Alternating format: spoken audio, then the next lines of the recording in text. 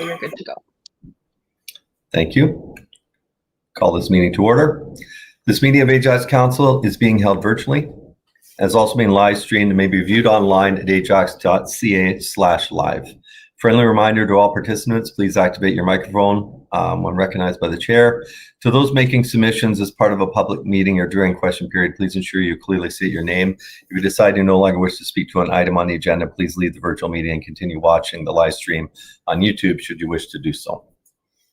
I'm going to start with the land acknowledgement. I'd like to begin this meeting by acknowledging the land on which we gather is situated within the traditional and treaty territory of the Mississaugas, more specifically, the Mississaugas of Scugog Island First Nation, signatories of the Gunshot Treaty of 1788 and the Williams Treaties of 1923.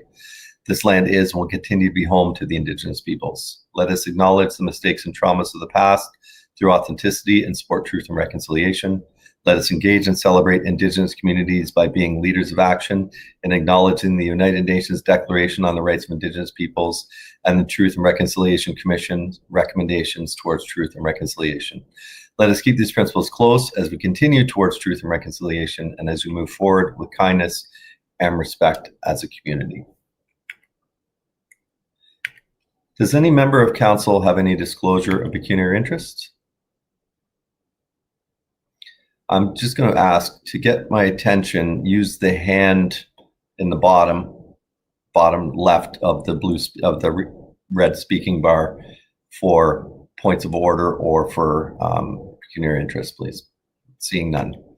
Moving on to the minutes, and I'll just go by ward again. If that's actually, I'll just ask you to hit your hand button for a mover and seconder of the minutes, please. Moved by Councillor Lee, second by Councillor Bauer, that the following minutes of previous council meetings be adopted: the regular meeting of May 19th, 2026, the special meeting of May 21st, 2026, and the closed meeting of May 21st, 2026. Any questions, comments, errors, and omissions on the minutes? Okay, hearing, seeing none, please open the vote.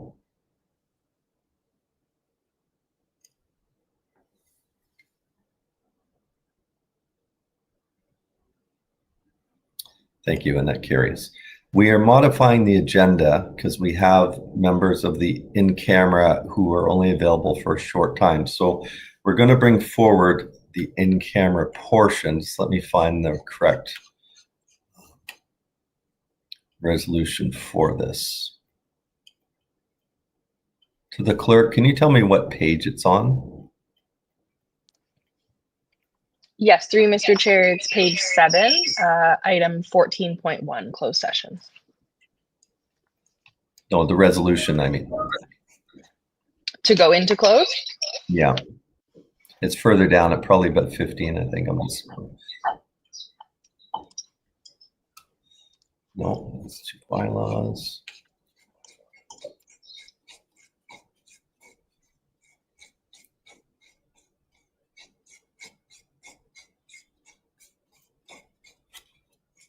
I might have to get you to put it on the screen if I can't find it in the resolutions.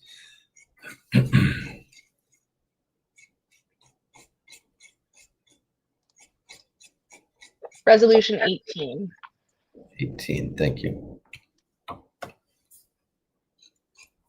There we go.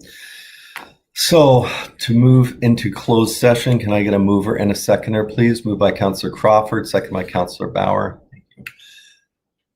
That council convene to a closed session pursuant to section 239, paragraph 2 of the Municipal Act 2001 as amended, to discuss a trade secret or scientific, technical, commercial, financial, or labor relation information supplied in confidence to the municipality or local board, which if disclosed could reasonably be expected to prejudice significantly the competitive position or interfere significantly with the contractual or other negotiations of a person, group of persons, or organization under section 239(2)(I) Municipal Act 2001 as amended, and to discuss a trade secret or scientific, technical, commercial, or financial information that belongs to the municipality or local board and has monetary value or potential monetary value under section 239(2)(J) of the Municipal Act 2001 as amended.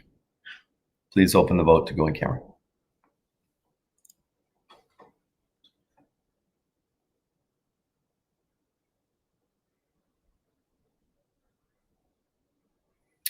Okay, that carries. To the clerk, please take us in camera.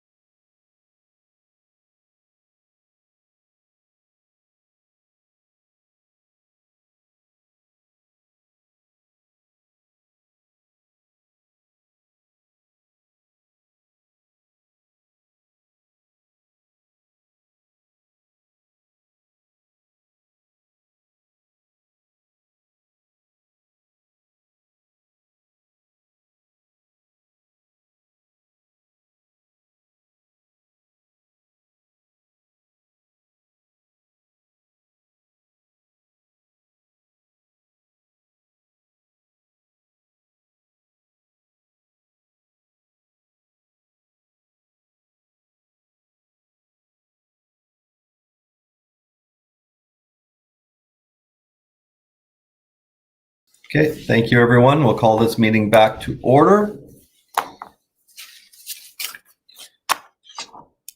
To the clerk, can you put the motion on the screen, please?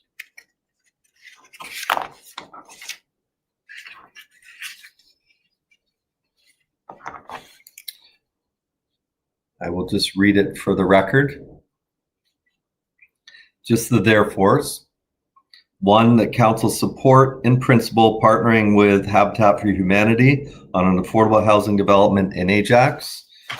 2, that council delegate authority to the CAO or designate to determine whether the town's conditional funding support should be allocated to one of the 2 properties under consideration based on proper due diligence and overall public interest.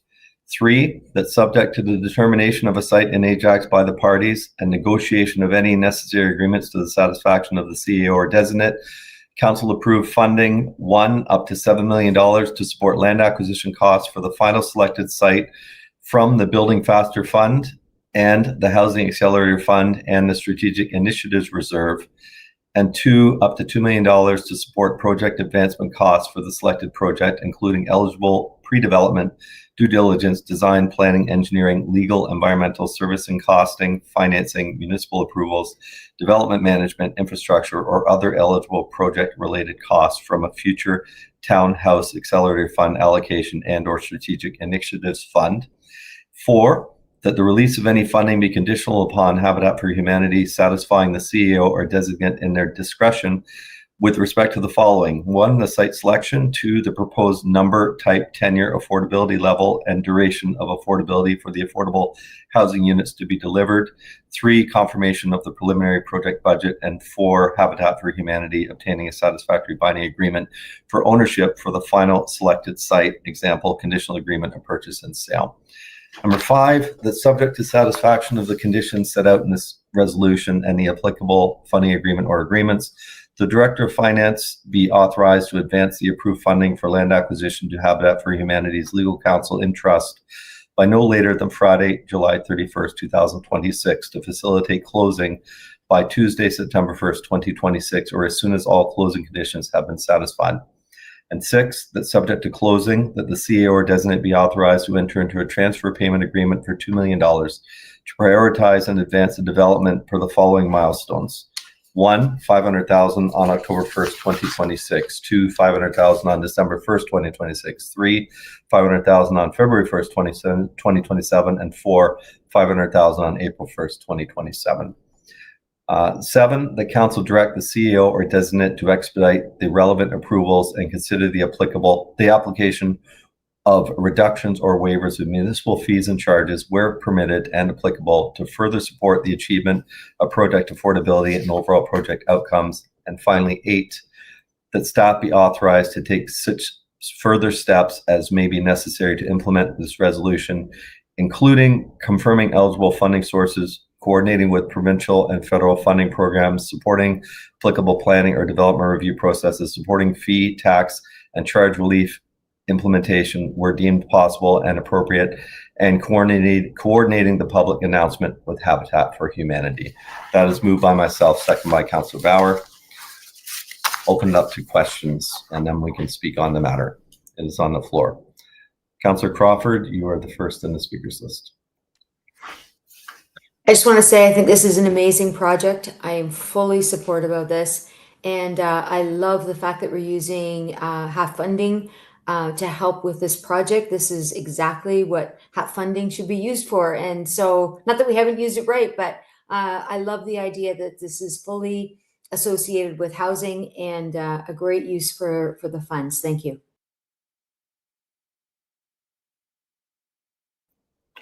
Thank you. Councillor Henry. Thank you. I know we list 2 sites, Mr. Mayor, but for the record, I'd like to say that I do support Councillor Henry, Councillor Henry, don't speak about the site. I'm stopping. I'm not. Thank you. I will not. I'm not. So what I wanted to say was that that Habitat for Humane has done a lot of good work all over the province, and that in particular, We have seen how it has helped families come out of the brig of financial struggle and go into some and better their lives and turn around. I've seen it personally in communities that I worked in former jobs. So we're very excited to see this come to Ajax and what this will look like. Thank you.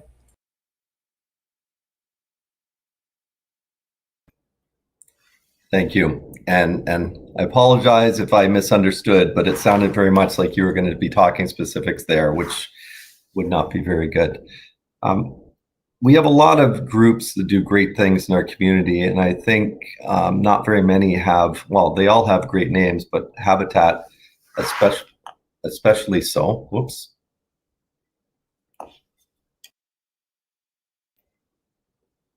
Am I back?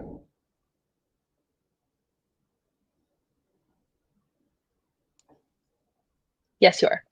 Oh, okay, good. I'll start over because I think I froze right away. I'm at town hall, which is odd. There's a lot of great groups in the community that we work with that do great work, and I think Habitat Humanity is one that everybody recognizes is really stellar in that department as far as assisting people gain access to housing that they normally may not be able to. It is, I think, an amazing opportunity for us to be able to partner with them on this project. I think it's, as Councillor Crawford said, a great use of our HAF funding and our BFF funding to help move a project like this forward that's going to be able to provide that much needed assistance to so many people.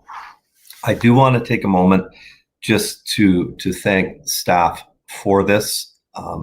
Staff started working on this, reached out to Habitat back in April, spent an incredible amount of time on this. I've had several meetings with them. A lot of work has gone into it to get us to this stage. And this is a project that hopefully can move very quickly and get those shovels in the ground in an area that is ready for this type of development. And again, as I said, much needed. It's been an incredibly tight time frame. Staff have worked very closely with Habitat to negotiate this arrangement, and I wish we could speak further about it, but again, this is in camera discussion. And just for anybody watching, council did have a very lengthy discussion, about an hour and a half, on all aspects of this. Just can't be shared at this time. This has gone through the full process. This has undergone thorough discussion with members of staff and Habitat to bring it to this stage. And again, staff driven, and you've done an incredible job. So thank you. I think from all of us, and I'll ask, and seeing nobody else on the speakers list, for the clerk to open the vote, please.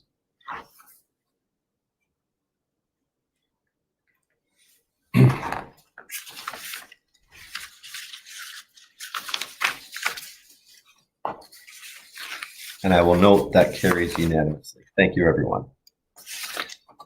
So now getting back to our regular agenda, and I go into question period. To the clerk, was there any questions posed by members of the public for question period? Through you, Mr. Chair, no questions today. Okay, thank you. Our first delegation presentation, the board's commitment to engage with the community from Durham Regional Police. I understand Vice Chair Fisher had another commitment and was unable to stay on the line, and board member John Fahey is going to be doing this presentation. Is that correct?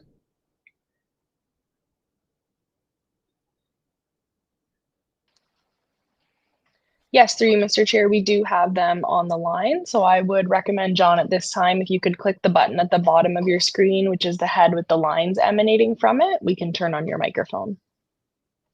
Okay, I'm going to turn on both John and Executive Director Bill Clancy. Gentlemen, thank you for being here representing the board. I do apologize for the delay, but we did have to go in camera first. My apologies. And you guys have been on the clock for quite a long time today, since all of us presented at Oshawa Council this morning at 9:30. So I'm not going to do this one. Over to board member Fahey to please do the presentation on behalf of Durham Regional Police.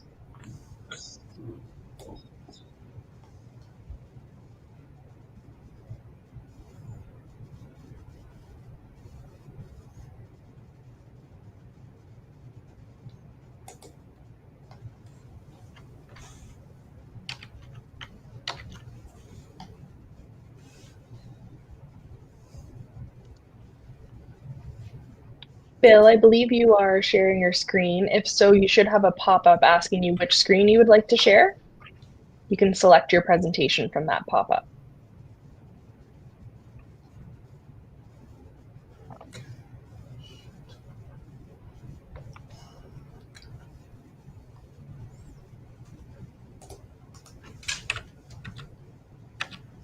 Just confirming that you can hear me, Bill. I can hear you, Jacqueline. I'm just picking it up here.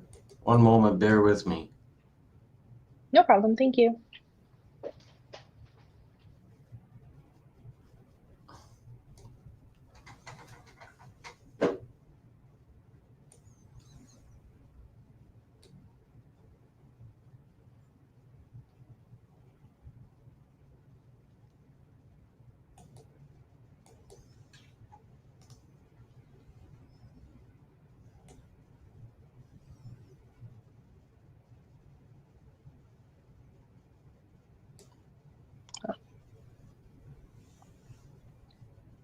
Bill, do you see your presentation as an option? No, I don't, but if it's in the PDF and it's not showing as one of the options, but here, if I can.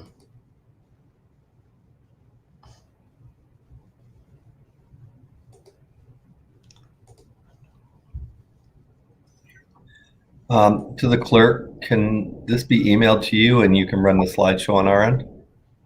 Yes, we don't need it. We have a copy of it already. We can run the slideshow. Why don't give we us a just moment. run it on our end and go ahead? Sure.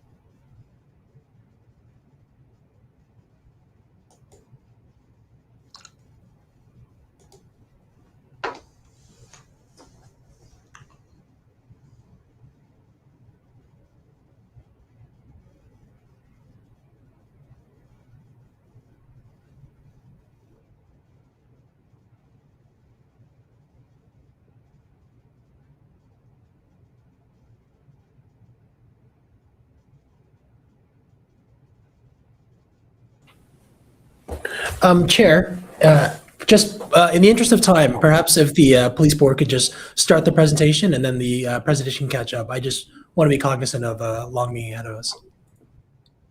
Well, it's only 6 slides, and having just given this morning, I believe all of the information is outlined in the slides. So, yeah, Mr. Fahey, if you want to go ahead, or would you rather wait for the slides?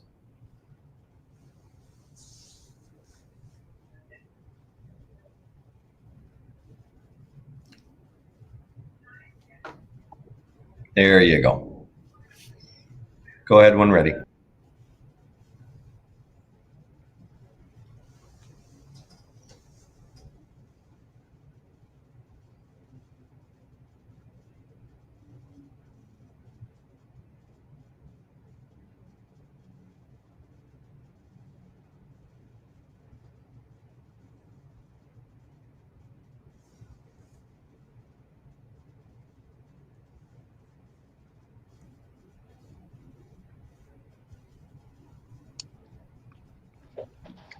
Bill and John, I just want to ensure that you can hear us. Your presentation is showing on screen, but we cannot hear you if you've started to present.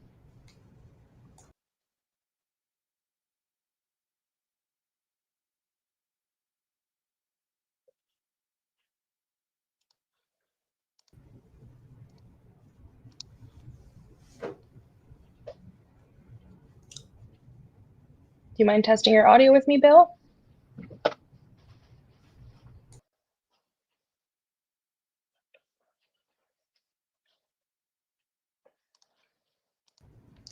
I'm here, Jacqueline. I don't see Mr. Fahey's camera on, but I can hear you just fine. Perfect. I can hear you as well. John, can you hear us?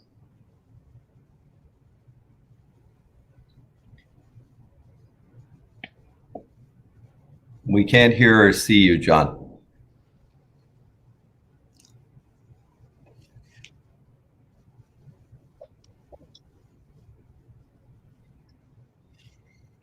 Geez, Bill, you might be giving the presentation or me. However you like to proceed, Mr. Chair. I don't know if have you emailed it to me? I can do that at the moment if you like. Why don't we do that? Because this is already gonna be a long day, and you guys have already waited quite a while. Get it to the top of my email. I've sent them, Mr. Chair. All right, hold on.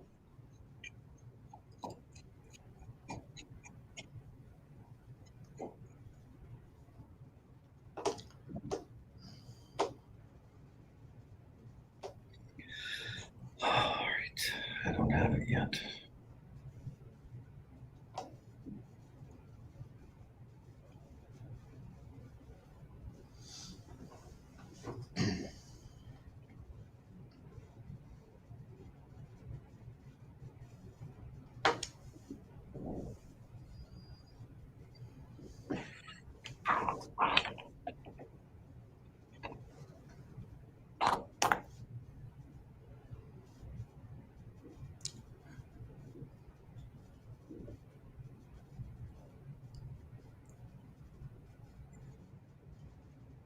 Okay, I just pulled up the ones you sent me on the 18th. We'll go from there.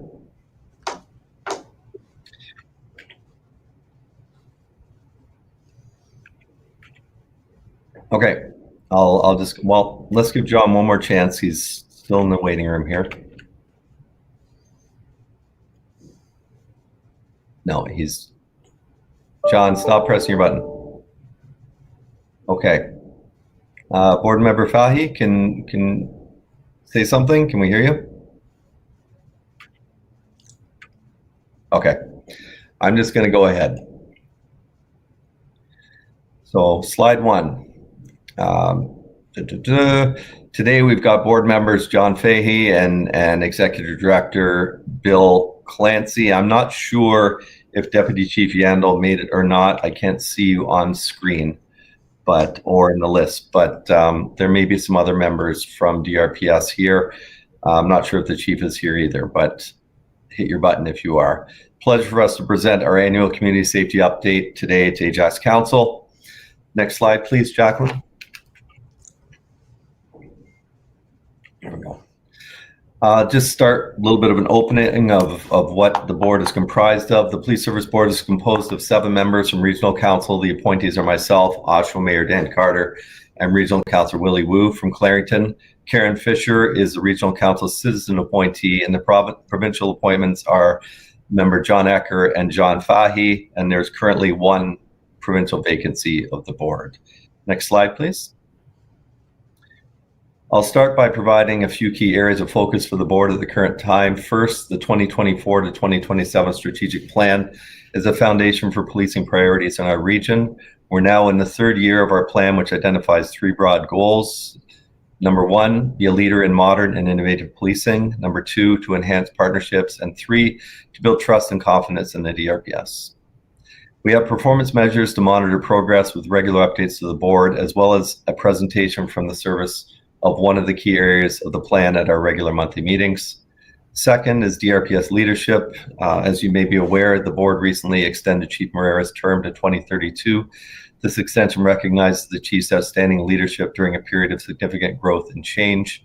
The board also announced last week the selection of 2 new deputy chiefs, Ryan Connolly, who's been acting DRPS deputy chief for about the last year, and Chirag Bhatt, who goes by Chi.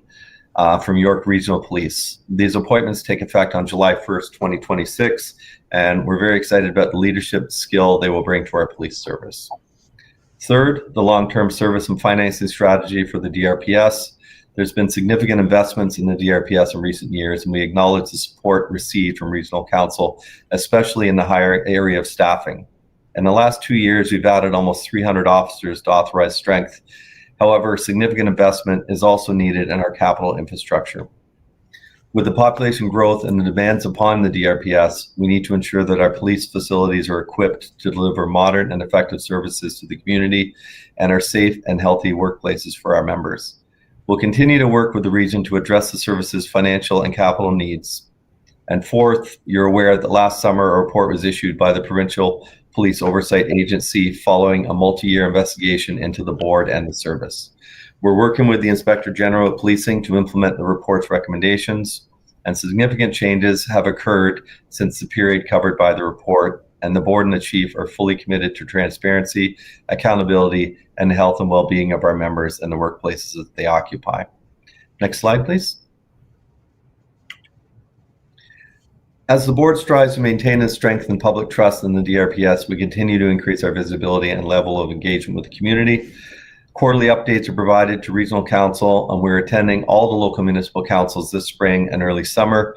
We've also had dialogue with the Chief and Council of the Mississaugas of Scugog Island First Nation, and are aiming to meet local MPPs to keep them informed about policing matters and to advocate for support in the area of community safety.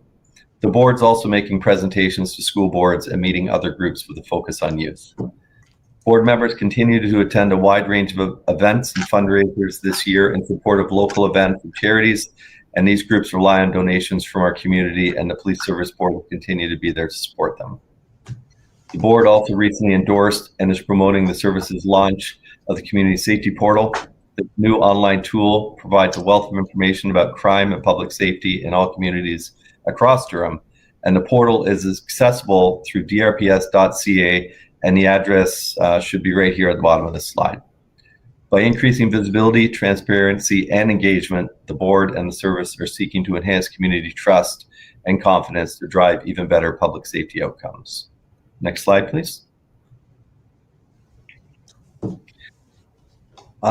Regional results for 2025. The annual report will be released next week, but we do have some preliminary data that I can share today. There was little change in overall crime and crime rates in Durham Region in 2025. The number of violent incidents went up by 1.5%, and the number of property crimes decreased by 1%.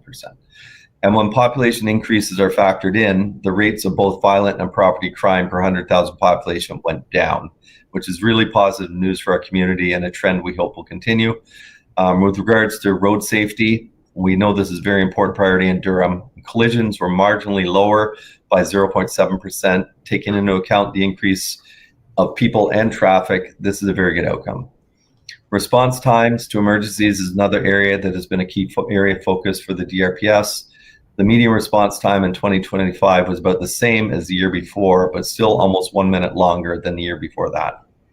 We expect to see more positive results in this area with the staffing investments that have been made in recent years.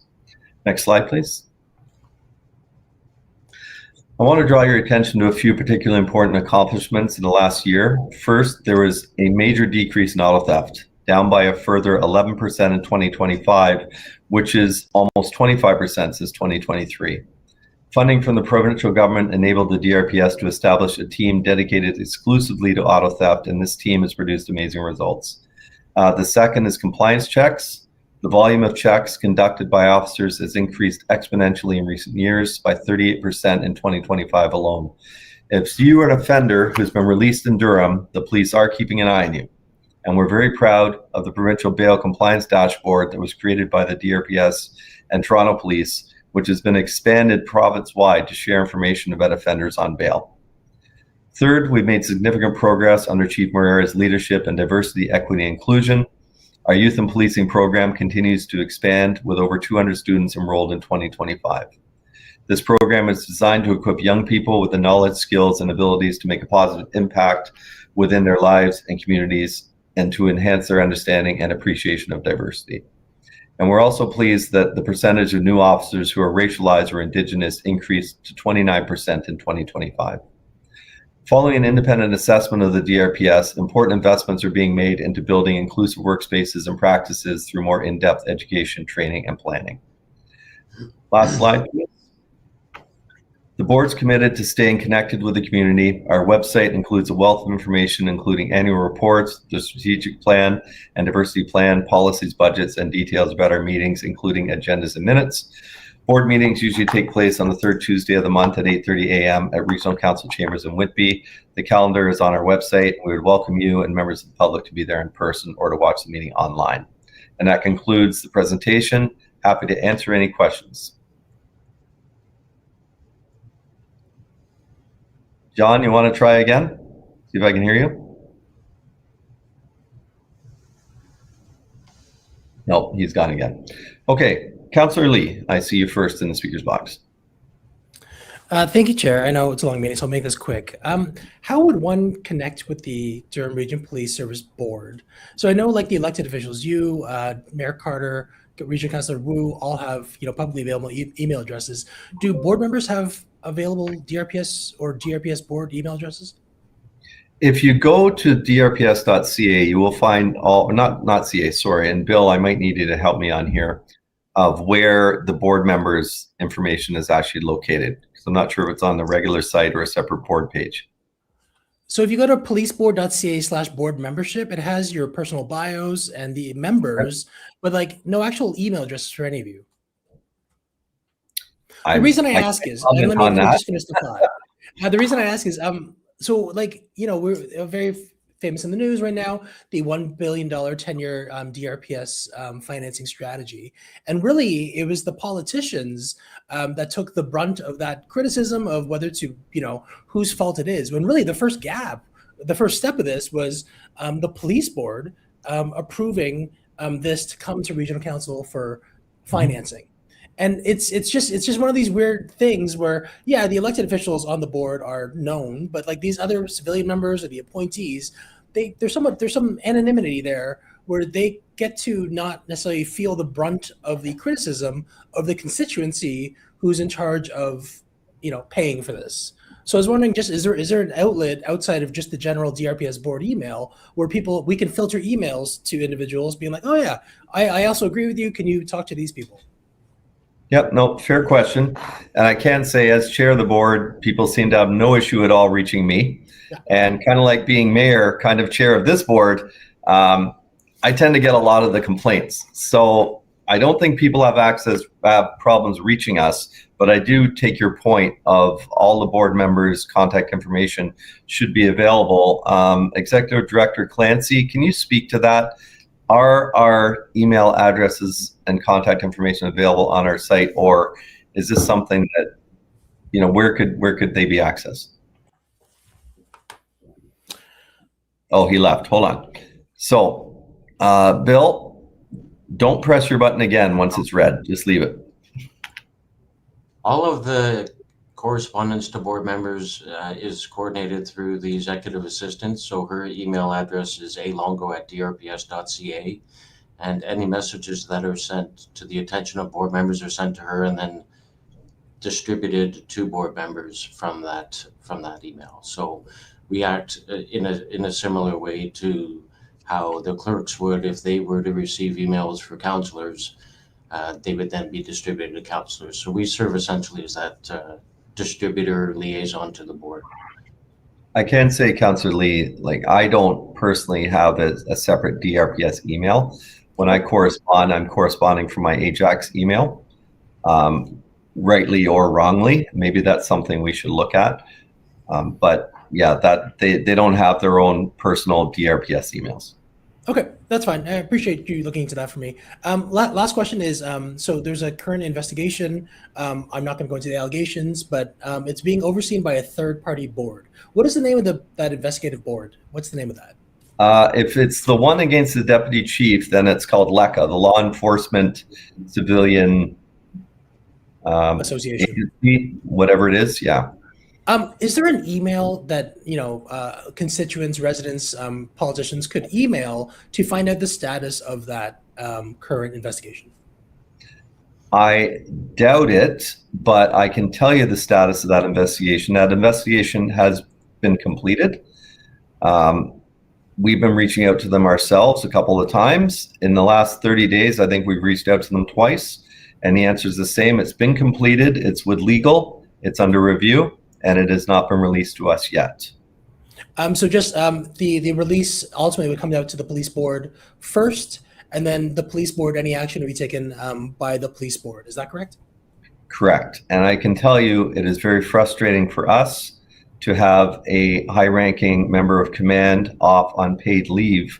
We still have to move forward while this investigation takes place. I don't know why an investigation like this takes, up to 6 months. It seems pretty simple, cut and dry to me, but it is the system and we have to follow the system. As soon as we get it, I will be convening a special board meeting and we will be having a discussion with the board, and any decisions that come out of that will be the public will be notified, absolutely, as well as appreciate that. Looking forward to those answers. Thank you, Chair. Yep. Councillor Henry, you are next. Thank you. I have a few questions here. Let me get to my notes here. Just 1 second, Councillor Henry. So the report mentions. Councillor Henry, 1 second. John, can you try speak again? Have you figured your mic out? Don't press the red button again. Just you press the red button again. Go ahead, Councillor Henry. I'm good? Yeah, go ahead. Okay, excellent. So the report speaks to violent crimes and property crimes, violent crimes at 1.5% plus, and property crimes at a minus percentage. Now, I'm just trying to understand this. Does the rates decrease when they're adjusted for population? No, that's why I said those were positive figures, because when you factor in population growth, the fact that those measurements stay fairly static means we're keeping up with the population growth. You would expect to see those statistics being higher given population growth. Okay, and the report speaks to emergency response time. I think it was 9.53 minutes, which seems unchanged from 2024, but almost 1 minute longer than 2023. Is that correct? Yes, those are the current statistics. And are those statistics region-wide or specific to municipalities? My understanding is those are region-wide, and I'll just explain that measure a little bit. And I would prefer the chief to be here because the board is sort of the 20,000-foot oversight of the organization as a whole. We set the strategic plan, we set the guardrails, where the chief is the one in charge of the operation and the allocation of resources, everything else. The response time is one measure, and I believe that is the measure of the highest classified calls that we would get, like the most urgent calls that we would get, I believe. That's not a measure of all calls. That is like the 911s, we got to get there in a hurry. That's the time. As you would expect, I'm going to bring Deputy Chief Yandel in. I see her now, and she can probably answer this much, much better. But my kind of layman's term is that has increased, but the fact that it is over the last year maintained, I think, is a direct correlation to the 300 new officers that have come on board, and the simple fact that given those extra bodies, we can now respond faster and keep up. And as long as we maintain that cop to pop type thing, hopefully we can stay up with it, keep up with it, or maybe even reduce it. Deputy Chief Yandel, are you there? Can you say something? Don't press your red button again. You already should be live.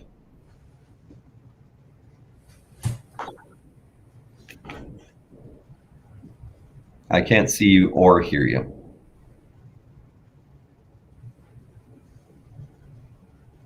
Okay, we'll try again if she comes back. Maybe the clerk, can you let her in?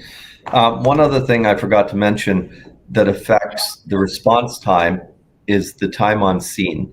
And clearance rates are taking longer. Sometimes these things are more and more in-depth, and officers are having to stay on site longer to deal with a lot of these things, and that's affecting the response times as well. Deputy Chief, are you here?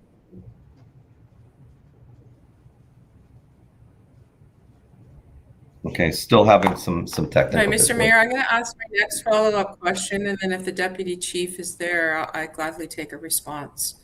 My next question mentions the presentation. Addressing provincial oversight recommendations is in there. But what it doesn't explain is three things: what the recommendations were, whether they were all been completed, and any remaining risk. Okay. And I've read that report, and obviously the IG, Inspector General, is our oversight body. So they are the ones reviewing the recommendations, both the redacted and the unredacted of the 33, and making the decision on whether these are complete or not. So that is the measure that we're going to go by. My understanding is they were satisfied with, and I don't have the wording in front of me. I can pull it up and read it to you actually, because it just came in not that long ago. There it is from the Inspector General. The Inspector General of Policing, Ryan Teschner, leads the IOP, sees merit in there it is. Well, the Inspector General is satisfied with the progress made by the service and board thus far. Details about the implementation status of the OCPC recommendations will be made publicly available on the IOP's website in the coming weeks. So that's what we've got, and that's sort of the script I have to stick to right now.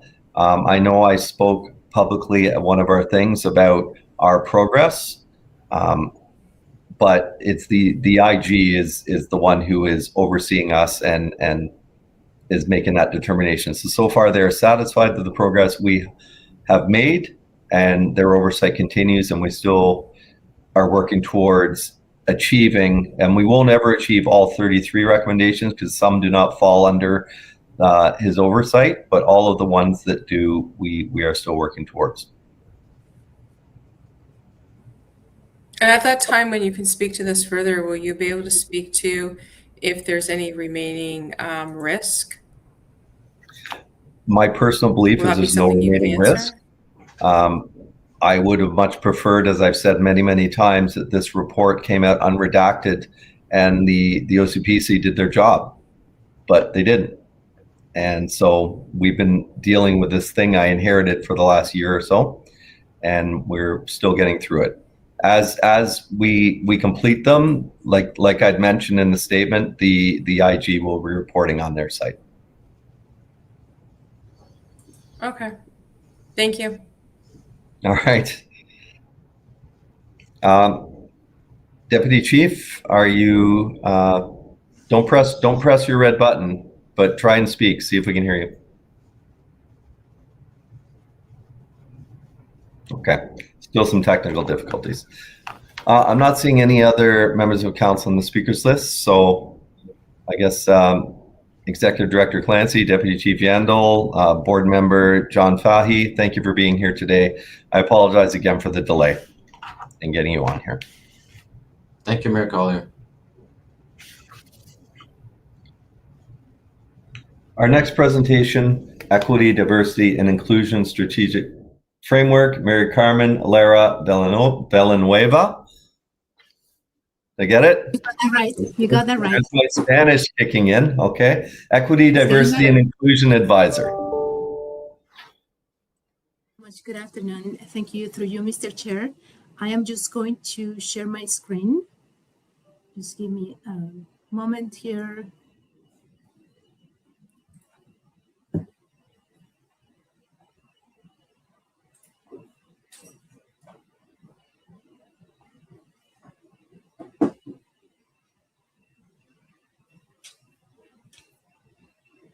Please let me know if you can see it. I think you can see it. So, so good afternoon, everyone. I'm really happy to be here, and I understand there are over 30 items in the agenda ahead of me, so I'm going to try and be brief. I'm very proud to present the draft EDI strategic framework this afternoon. I just want to say that this work began last fall as we reflected on the significant equity-related initiatives that were already taking place in the town. And while we recognized that there was important progress that was being made, it also became increasingly clear that we needed a framework to bring more coherence, consistency, and accountability to the work. So I will be presenting the draft in the next few slides. Before discussing this framework itself, I just want to acknowledge and want to thank members of council and the senior management team for the continued support of equity-related work over the many years. As you can see here, I am referring to the previous documents that have become the foundation of the framework that I am presenting today, from the Diversity and Community Engagement Plan that was published in 2010 to the Diversity and Community Engagement Plan, the second phase of it that was published later in 2017. And internally, we had the workforce census, and now the ED strategic framework. So in no way, we are claiming novelty. The town's commitment to equity, accessibility, anti-racism, and inclusion long predates my tenure here in the town. And this framework builds on years of work that has been undertaken by staff, by leadership, by advisory bodies, and by community members. So as I always say, equity is a collective effort, and this is a proof of that. But what is distinct about this framework is its timing and its development process.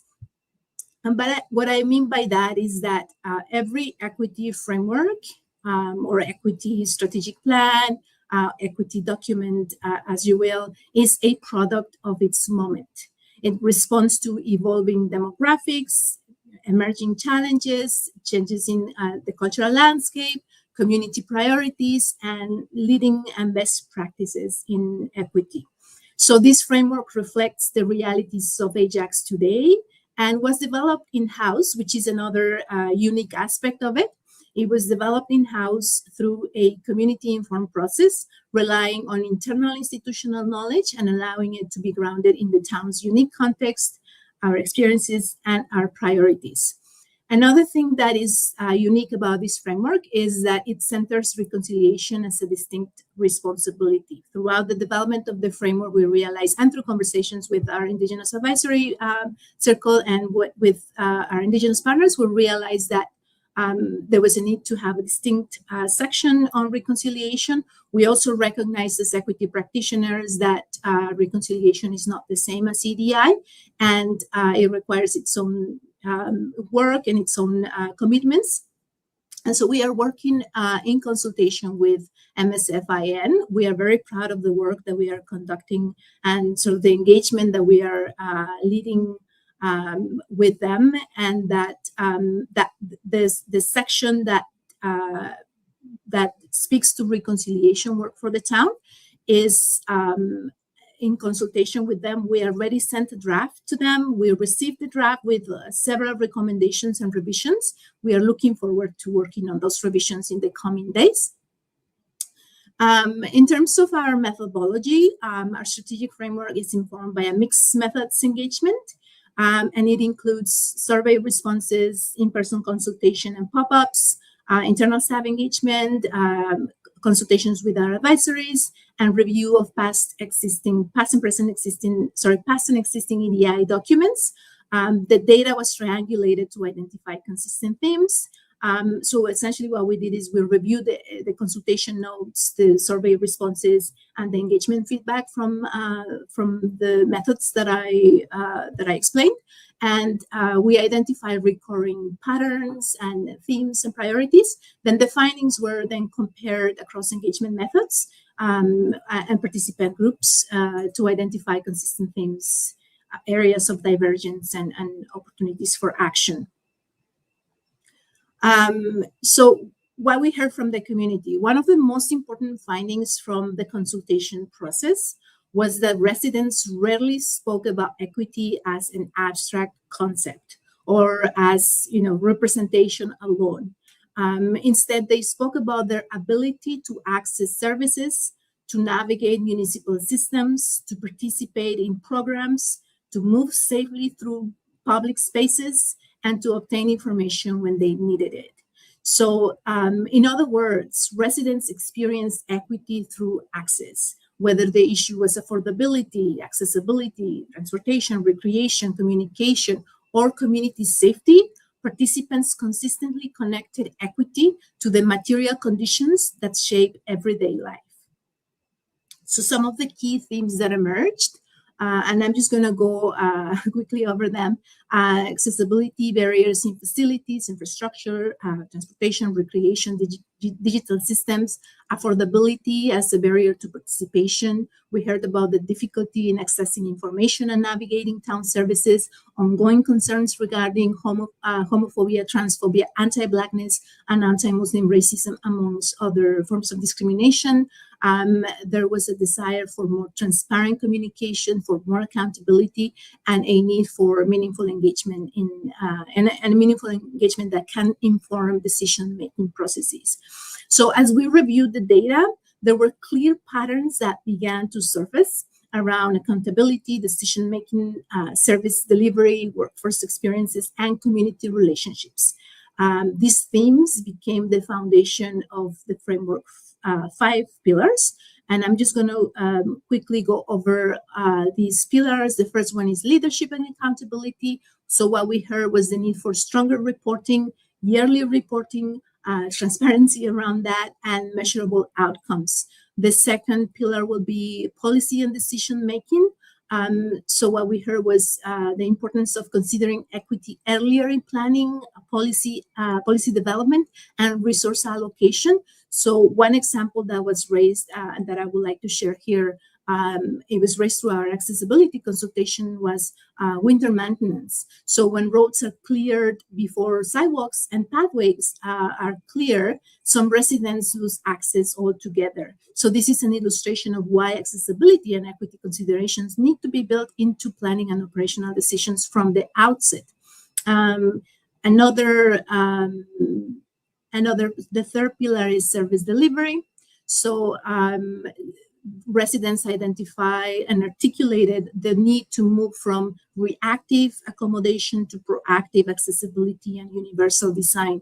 So here again, we see the call for a reactive approach, one that waits for, a reactive approach, the critique to a reactive approach, which is the one that waits for residents to tell us that, they couldn't participate.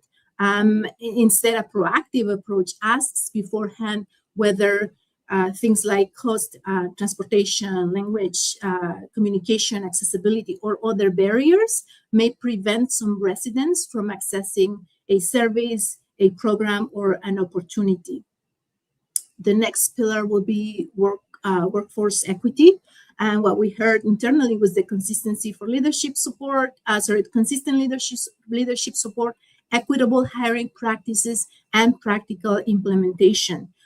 So staff consistently told us that they value equity, that they know that their teams value equity, but often aren't sure how to apply equity principles. So for instance, a manager may support equity in principle, but not know how to facilitate an accommodation or how to address recurring workplace concerns, or how to create development opportunities equitably across their team. So what we heard was that workforce equity is not just about hiring diverse talent, but it's also about ensuring that managers and supervisors have the tools to support and to support staff, and accountability is needed to create those equitable workplace experiences. The fifth pillar is community engagement. So what we heard is the need for ongoing relationships, meaningful participation, and community-informed decision making. So one of the questions throughout the consultations, one of the questions that we heard consistently was, how will we know that we're making progress? So we are proposing a combination of quantitative and qualitative measures because we know that numbers alone cannot tell the whole story. On the quantitative side, we will look at indicators such as workforce census. We're planning to do our next workforce census in the coming couple of years. So looking at those findings, participation trends, accessibility-related issues, service utilization patterns, and demographic data. We know that the census data will be available at some point next year. So looking forward to understanding how that data reflects the changes of the town, and these help us understand and identify patterns, gaps, and areas that require our attention. On the qualitative side, we will continue listening to our residents have to say, to what staff and our advisory bodies are telling us, their experiences navigating services, programs, facilities, and engagement processes, because we know that these often reveal the barriers that sometimes data alone cannot capture. Importantly, we are trying to move beyond measuring activity alone, which is, again, what I was alluding to at the beginning of my presentation.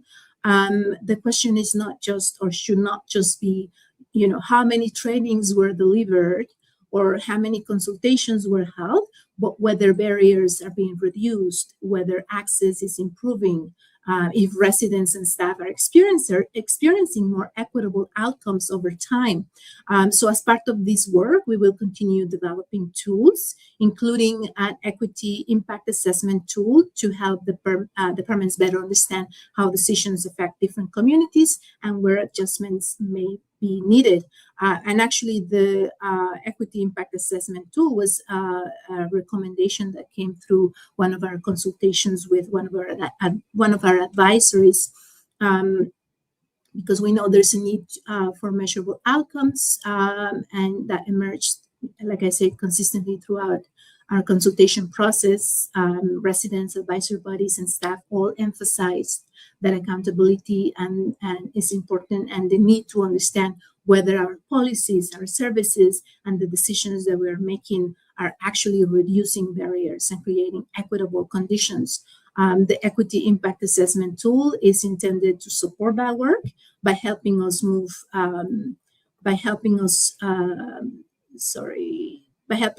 beyond activities completed and begin asking more substantive questions about impact, about access, and about outcomes.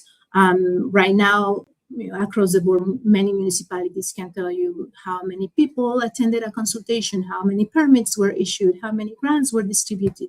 But but the questions that are much more harder to respond to are: who is benefiting from those programs? Who is being left out?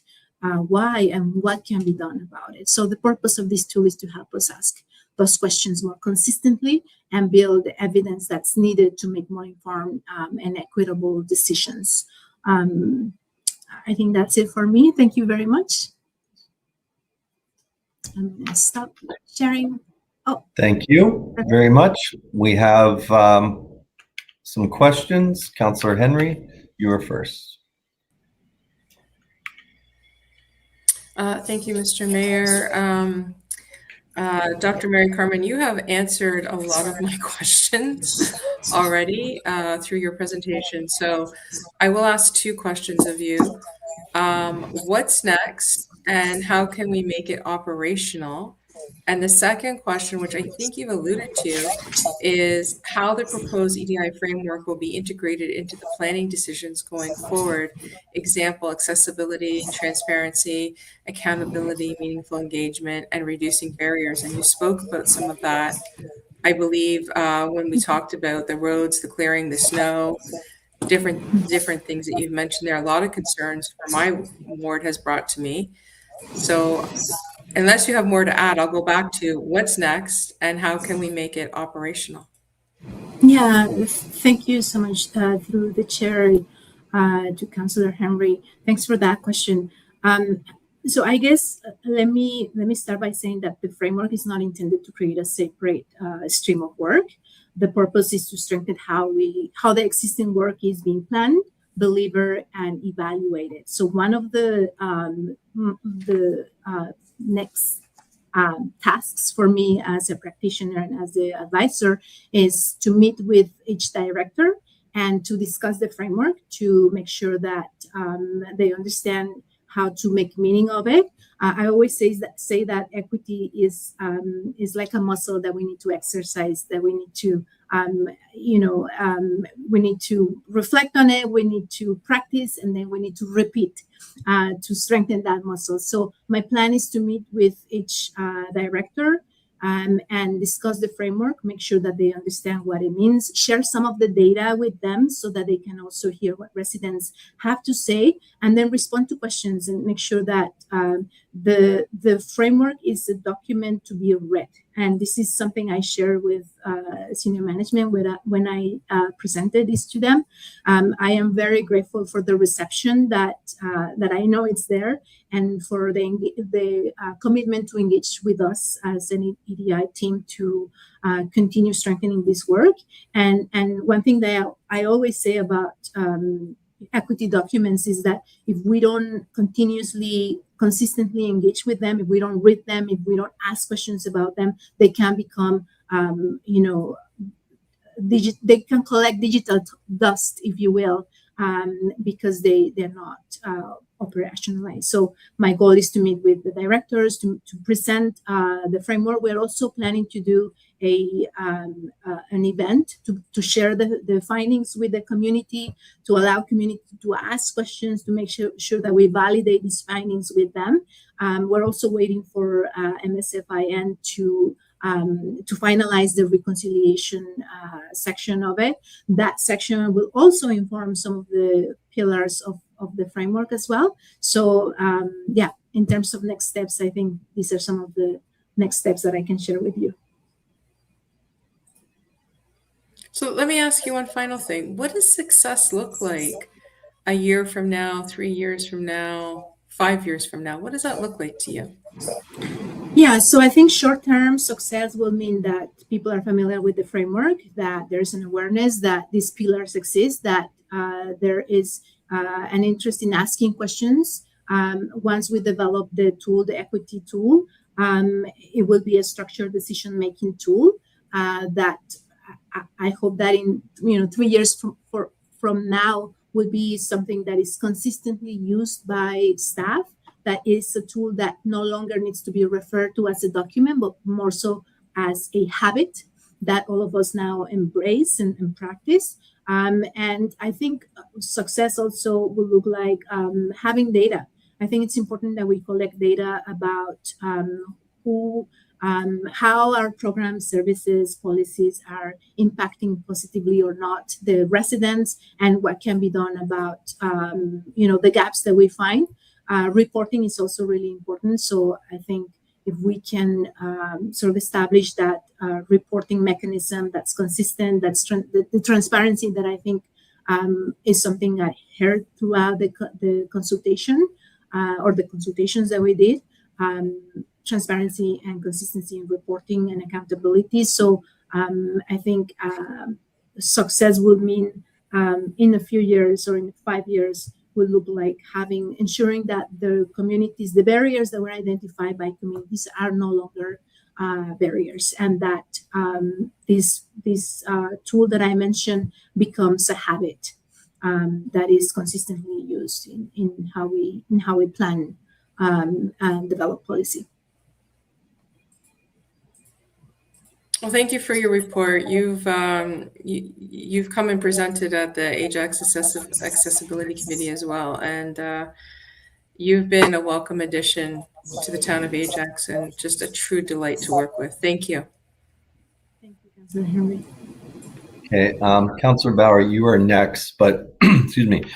I'm going to bring the the report forward for discussion. Item 8.1. Can I get a mover and a seconder, please? Get it on the floor. Moved by Councillor Lee, second by Councillor Bauer. Just in order of what you appeared, that item 8.1 be brought forward.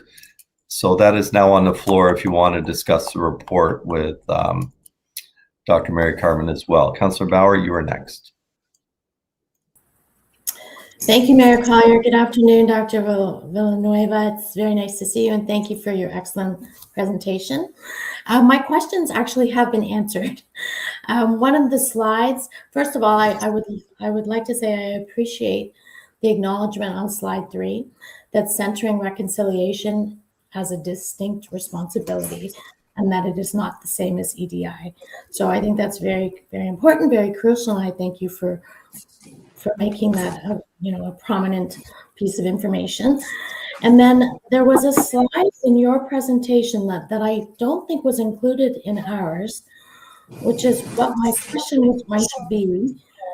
In the report on page 34 of the agenda, it talked about to support the implementation of the framework, there would be development of assessment tools, evaluation matrices, and review processes that can help departments consider the equity impacts of policies, programs, services, engagement activities, and the resource allocation decisions. So I was going to ask you to speak a little bit about that, but I believe that slide that you made, that you had, talks about that.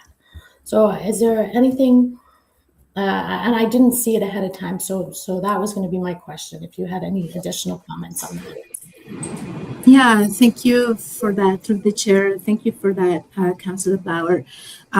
So one of the themes that emerged throughout the consultations with community, as well as with the internal consultation that we did with staff, was with community. The question is, how do we know that the programs and services and policies are responding to the needs of community and residents, and that barriers are being removed?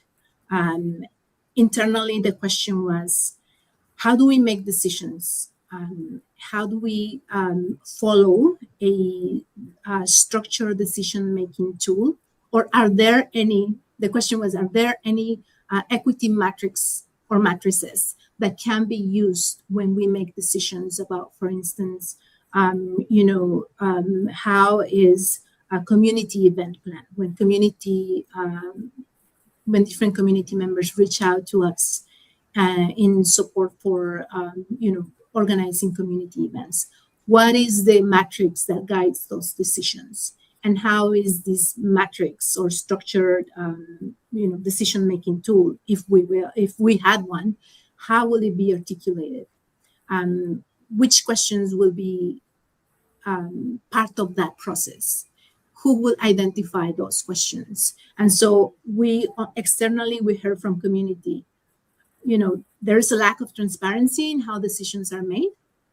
And internally, we heard from staff, we don't really have a structured decision-making tool, an equity grounded structured decision-making tool that can guide us as we make those decisions. And so it was through that process and that analysis of data internally and externally that we recognized, okay, we need to identify a way of solving this problem and kind of addressing this gap. And in one of the consultations with one of our advisories, it was actually the Anti-Racist Task Force, one of our members brought that up as an idea. And it just made sense. We heard that from community, we heard it from staff, and then we got a solution offered by one of our advisory committee members. And this is how we decided that it was a good idea to create this equity impact assessment tool. It's under development. And one of the reasons why it's not included in the framework is, as you can see from the trajectory of the story I'm telling you, it came later in the process.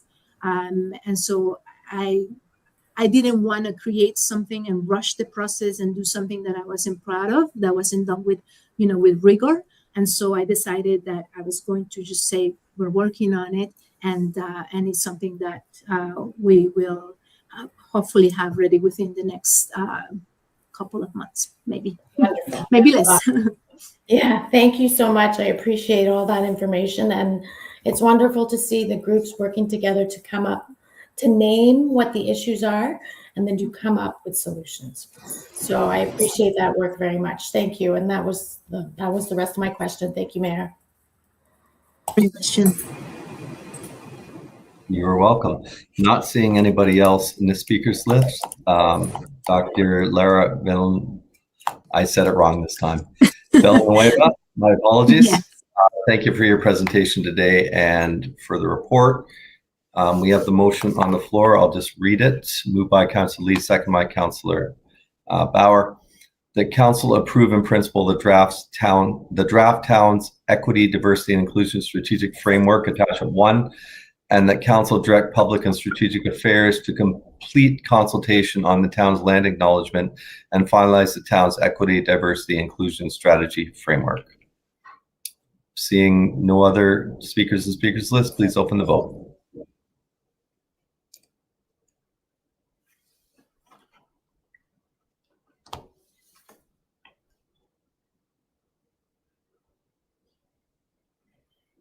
That carries. Okay, thank you. Moving on to our next item.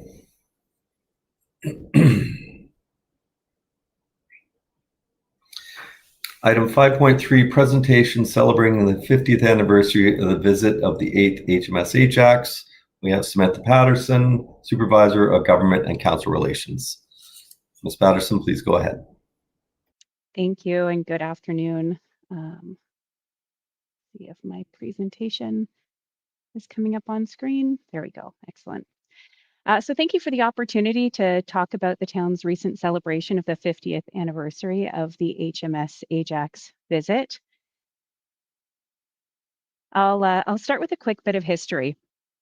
During the Second World War, the federal government established Defence Industries Limited on what was then farmland. Thousands of workers arrived to support Canada's wartime effort, and this fast-growing community needed a name that captured the spirit of the moment. The name Ajax was inspired by a defining early naval victory in World War II, the Battle of the River Plate, where the HMS Ajax, HMS Exeter, and HMS Achilles engaged the German pocket battleship, the Graf Spee, near Montevideo, Uruguay.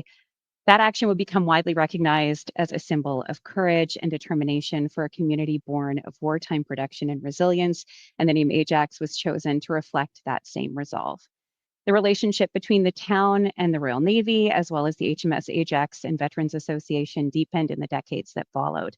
And in 1963, Ajax Mayor William Parrish attended the commissioning of the 8th Royal Navy vessel to carry the name Ajax and formally invited that ship to visit its Canadian namesake.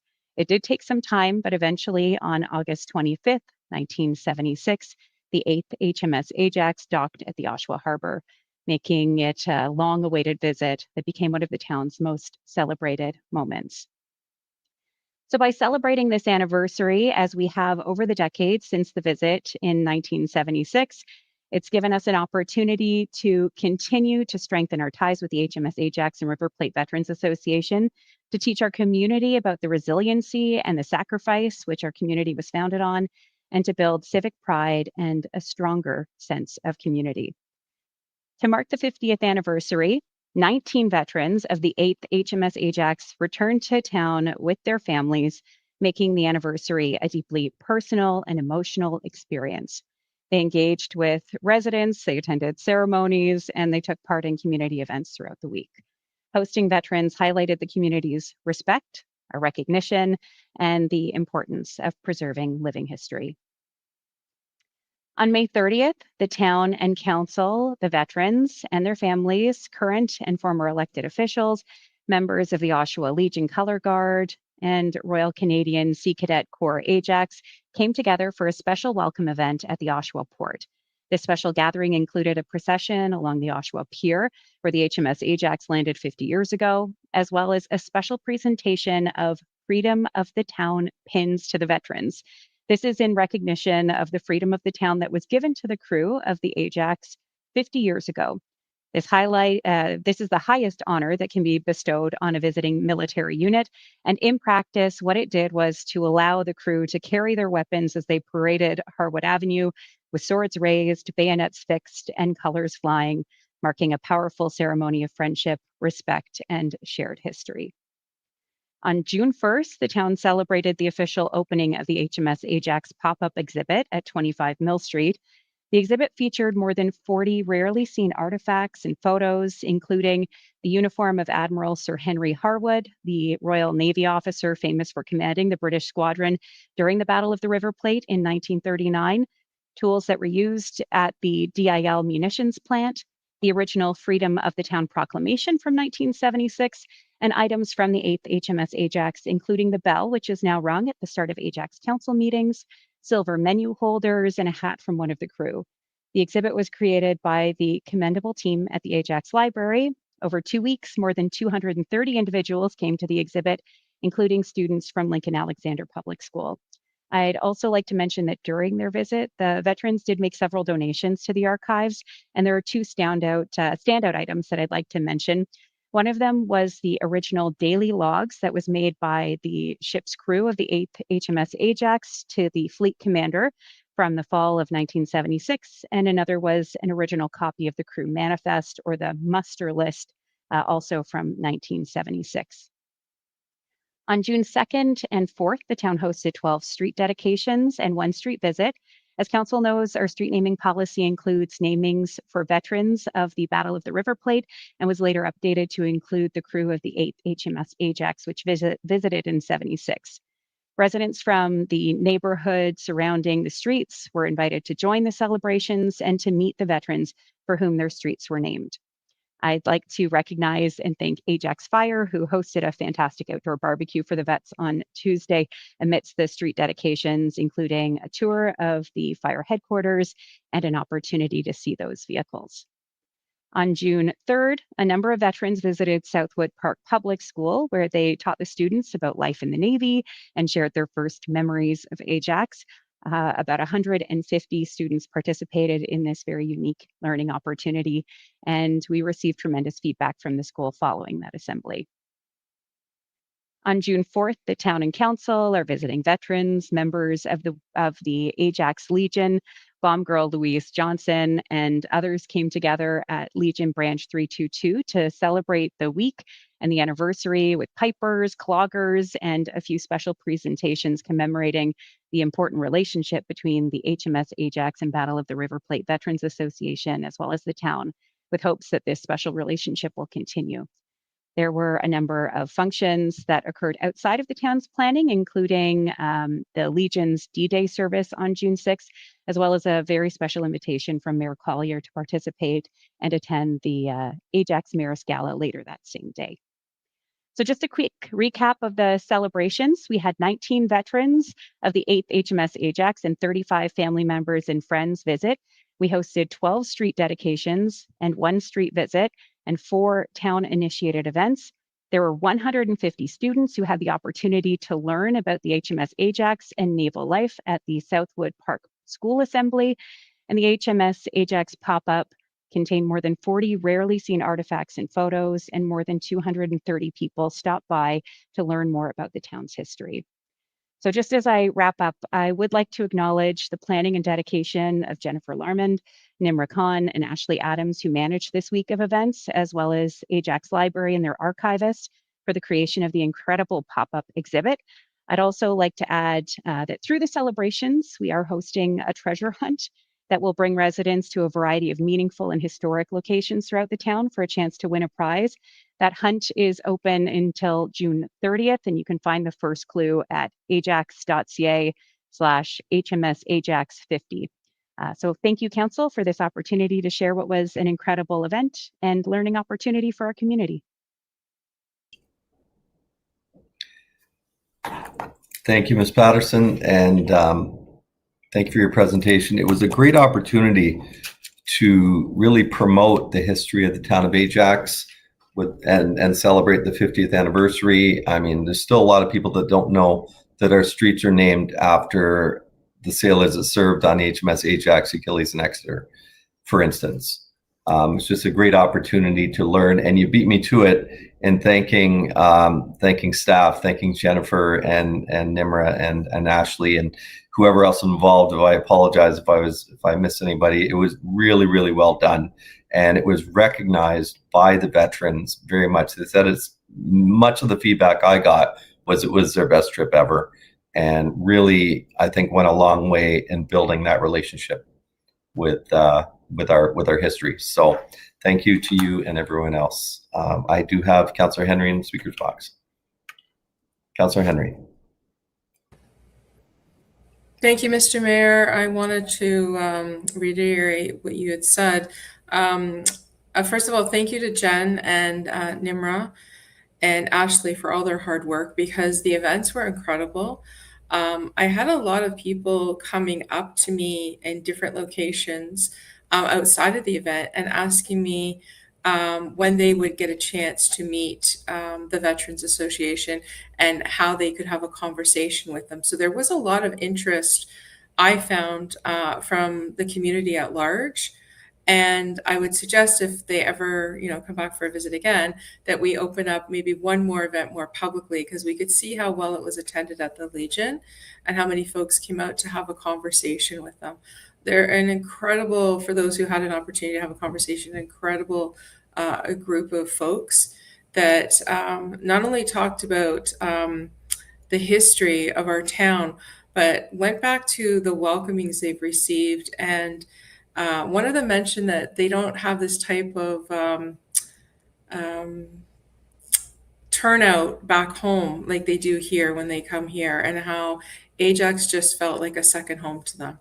So again, just want to thank everyone and ask that if we ever do this again, we make it a little bit more public so that folks have an opportunity to talk with them.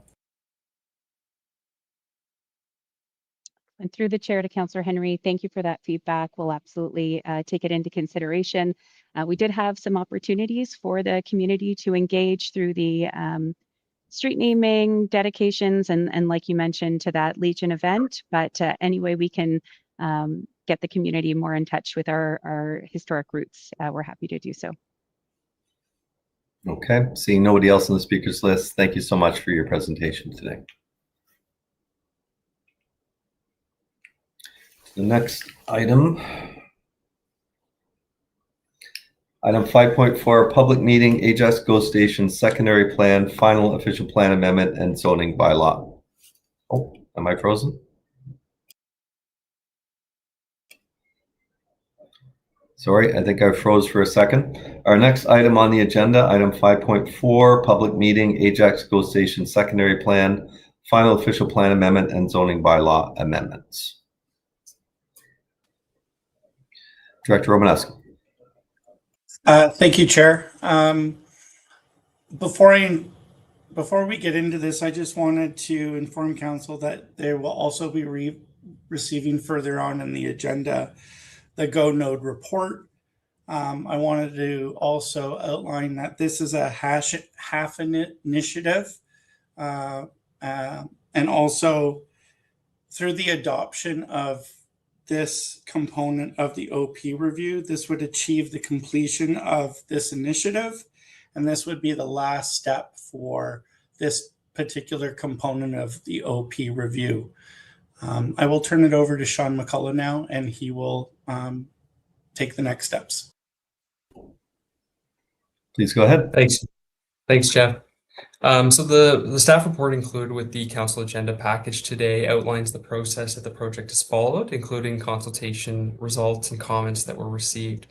Now, I just want to highlight today, what is unique today is that there's two sets of bylaws that have been included in the agenda package. So the bylaws that were circulated with the notice of statutory public meeting on June 2nd earlier this month were prepared in alignment with the mayoral direction 01 2026 and the transportation network presented on February 17th. The June 2nd bylaws are attached as items 11.12 and 11.13 on today's council agenda.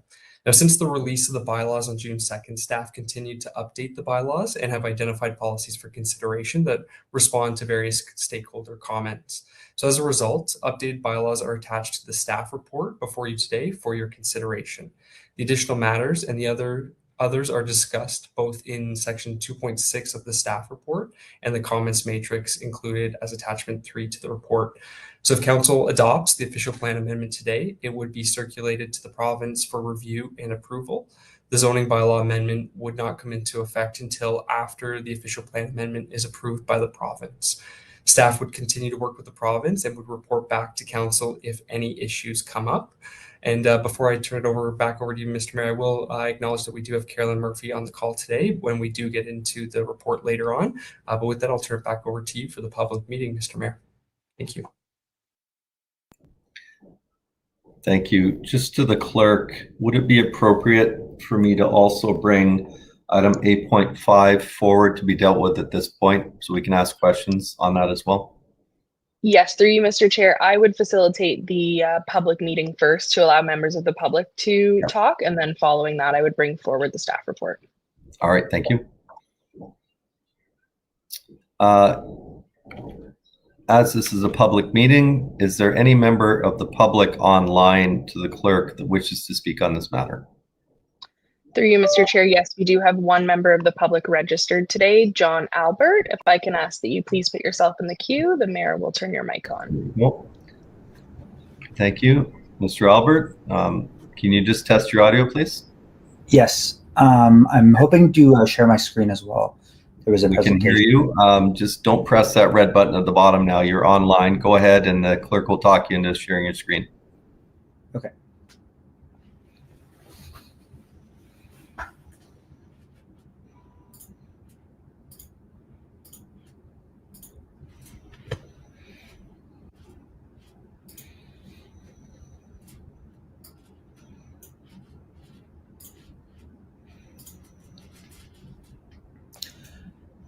Good afternoon. My name is John Albert, and I'm a registered professional planner at Innovative Planning Solutions.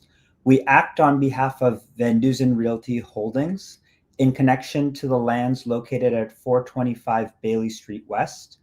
We are here today regarding the draft official plan amendment to the GO Station secondary plan, and specifically to request the future lane providing a secondary access to the subject lands to be confirmed on the secondary plan schedules. The subject lands are located on the southeast corner of Bailey Street West and Westmead Road South. The property is made up of two parcels with a combined area of approximately 2.5 hectares. The land is currently occupied by a car dealership and are within the Ajax GO major transit station area.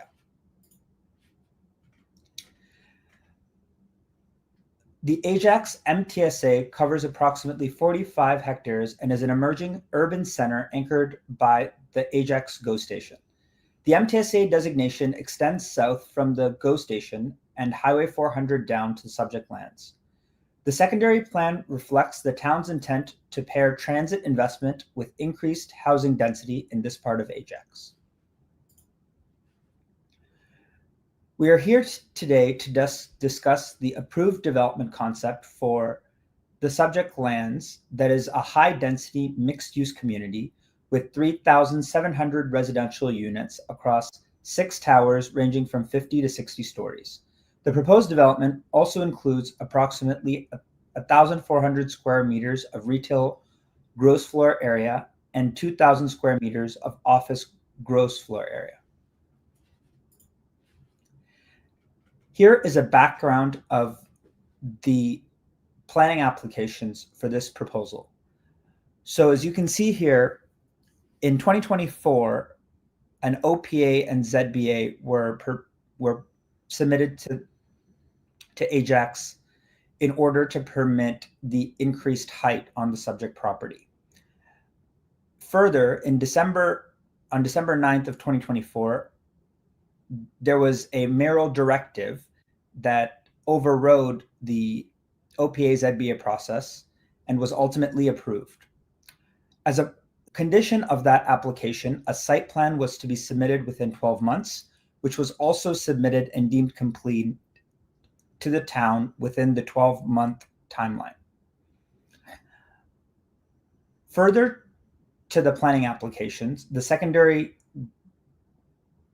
Ajax GO plan was provided, and IPS had provided 2 letters on outstanding matters to address within the secondary plan. As you can see here, this is the figure that illustrates what we are requesting. As you can see in the red, there is a future proposed lane that extends off the property directly to the west of the subject lands that is required in order to accommodate the second phase of the proposed development. This lane, as you can see here on the bottom, as shown in red, is essential to support the existing permissions established through the official plan amendment and zoning bylaw amendment, and serves as one of the 3 key accesses for the 6-tower high-density mixed-use community that has significant access and servicing demands. Furthermore, in order for the approved development to align with the secondary plan framework within the approved development, and connections are required for the full build-out of the development. We respectfully request that Council direct staff to confirm this proposed future lane and modify schedules C1 and H of the draft Ajax Go secondary plan to include the future lane, aligning the secondary plan with the approved development permissions for 425 Bailey Street West through the official plan amendment and zoning bylaw amendment. Thank you for your time, and we'd be happy to answer any questions. Mr. Albert, not seeing anybody else in the speakers list, I'll ask a couple. So on December 9, 2024, we approved the mayor's directive and allowed the official plan amendment and zoning bylaw amendment, giving you 12 months to submit your site plan. Have you submitted that site plan? Yes, we have, and it's been deemed complete as well. Okay, when did you submit that? It was submitted in, I believe, November of 2025. Okay. Over the last week, have you had discussions with town staff about your proposal and request for a second access to the site? No, we have not. So this was imagined as a part of the original proposal. I can go back to the... No. But so you've not had any discussion, or anybody from your office has not had any discussion with our staff about this? So we've submitted Prior 2 to letters. this meeting? That secondary access as a whole. Okay. I had a meeting today at 12 o'clock where I discussed this with staff, and I was told this was resolved and staff have been in communication with you or your department, and you have come to a resolution where this is going to be dealt with through site plan, and they're looking at you gaining access off of Fuller Road. Did that or did that not happen? That did not happen. So somebody's not telling me the truth. So we had actually, so it's in the staff response to the public meeting, but we have had no further discussions with staff. Okay, I've been advised that you have been advised that this matter will be dealt with through the site plan process, which you have to go through, and is not dealt with through this secondary plan, and that the matter was resolved by all parties. So that you're telling me that is not the case? That is not the case. Interesting. Mr. Romanowski, are you here? Where is this at? Your Worship. So I think Mr. Albert has indicated that he's aware of the comments about access out to Fuller through our comments on possibly their site plan. We do not consider this to be a laneway. It would be a secondary driveway to the development. And we have policies in place through our MTSA or through this secondary plan that would consider or allow for the consideration of this driveway access out to Fuller. Comments have been received by the town indicating that this secondary access out to Westney Road would not be a full movement access at all, as Westney Road would be medianed probably down to Fuller Avenue, as you're aware of kind of that configuration of the road through there. And that punching out to Westney would be too close to the current major intersection of Bailey and Westney. So we identify that there's definitely a need for secondary access because of the number of units, but that access would be better suited to go out to Fuller. And through discussions with the adjoining property owners to the south, those would be when those discussions happen. So those are our comments on this driveway component that Mr. Albert's raising at this point in time. Okay, but who did those comments go to? Like, would Mr. Albert have been aware of this prior to this meeting today? I believe so. I'll let Carolyn Murphy jump on. Understand the process. Yeah. Thank you. Through the chair, just to clarify, some of these comments were initially communicated through the review of the site plan application for 425 Bailey Street West. So I think there may be some confusion in terms of when that communication started versus kind of the tail end of it coming through by way of comments through the secondary plan exercise. However, I can confirm through speaking with my colleagues that communication has taken place, and these comments were originally identified by the Region of Durham through their review of the site plan application, where they indicated that there would not be a full movement access onto Westney Road. Staff, as communicated further, we recognize, and this echoes a lot of what Director Romanowski has already indicated, we recognize the benefit of a secondary access. However, the access as shown through the presentation and comments received would not be able to provide that full movement, and we would not consider that to be a laneway. And in terms of trying to address that further, through our staff report and the schedules to the official plan amendment, staff have identified a potential policy and future transportation connection symbol for council's consideration to help achieve a connection further down to Fuller Road. And this section of Westney Road is still a local road. Where is this at as far as this being conveyed to the region at some point, or do you not, is that not still part of the discussion? Because it's a regional road up to Bailey. It's a regional road from Harwood all the way up to the town limit. It's a regional road, period. It's not a local road versus whatever. This is part of the like the trade-off between Westney and Rosslyn Road, and probably Mr. Meredith can speak about that. But I know in order for that to happen, there's still some improvements that the region needs to do to Westney further south before the town would entertain that swap. But it is a regional road, and that's why the region's made that comment. Okay. And through the chair, to build off of that, as I mentioned, the secondary access that we feel would be appropriate would really be one that is coordinated amongst the landowners benefiting from this roadway. So I just wanted to share that that's helped inform the future transportation connection location that we've identified on the official plan amendment schedule. Okay, thank you for that clarification. Not seeing anybody else in the speakers list. Mr. Albert, thank you for your delegation today.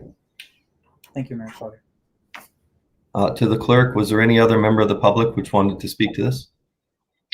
Through you, Mr. Chair, no, we had nobody else for this item today. Okay, thank you. I'm going to bring the item 8.5 forward at this point. Just let me find it on my resolutions here.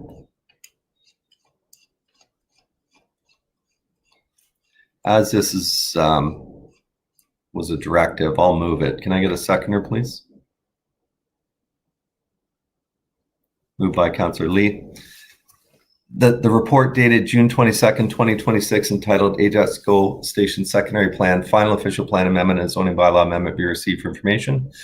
The council consider adoption of town-initiated official plan amendment number 99 OPA 26A6 included as attachment 1 to this report, which implements Mayor Direction number 01-2026 information presented to council on February 17, 2026 on the Ajax GO Station secondary plan, and includes additional amendments for consideration as outlined in section 2.6 of this report to reflect feedback received through public and stakeholder consultation. 3, that council, in accordance with section 26, paragraph 7 of the Planning Act, determine and if satisfied, declare through resolution that the official plan amendment is consistent with the provincial policy statement 2024, has regard to matters of provincial interest outlined in section 2 of the Planning Act, and does not conflict with any provincial plan. And 4, that council consider approval of town-initiated zoning bylaw amendment Z11/26, included as attachment 2 to this report, which implements mayoral direction number 01-2026 and information presented to council on February 17, 2026 on the Ajax GO Station secondary plan, and includes additional amendments for consideration as outlined in section 2.6 of this report to reflect feedback received through public and stakeholder consultation. Questions or comments on the motion, please? Hearing, seeing none, I'll just speak to this quickly, and thank you to staff for all of your hard work on this. This was, as Mr. McCullough mentioned, a half-funded Housing Accelerator Fund funded project. This area is, as far as I'm concerned, incredibly significant to the town of Ajax and our future growth, and we need to be able to develop this area properly. We need to protect, which is what this secondary plan does, this area from being developed based on, I guess, situation and markets today, and what would result in all likelihood as being significantly underdeveloped based on markets today, which we're seeing in other areas, where we're seeing townhomes in areas of our downtown where we should be seeing high density intensification, especially around this transit oriented area. So I appreciate this coming forward. I think it's been a huge amount of work, but I think it is incredibly significant. Happy to move it today and support it. Seeing nobody else in the speakers list, please open the vote.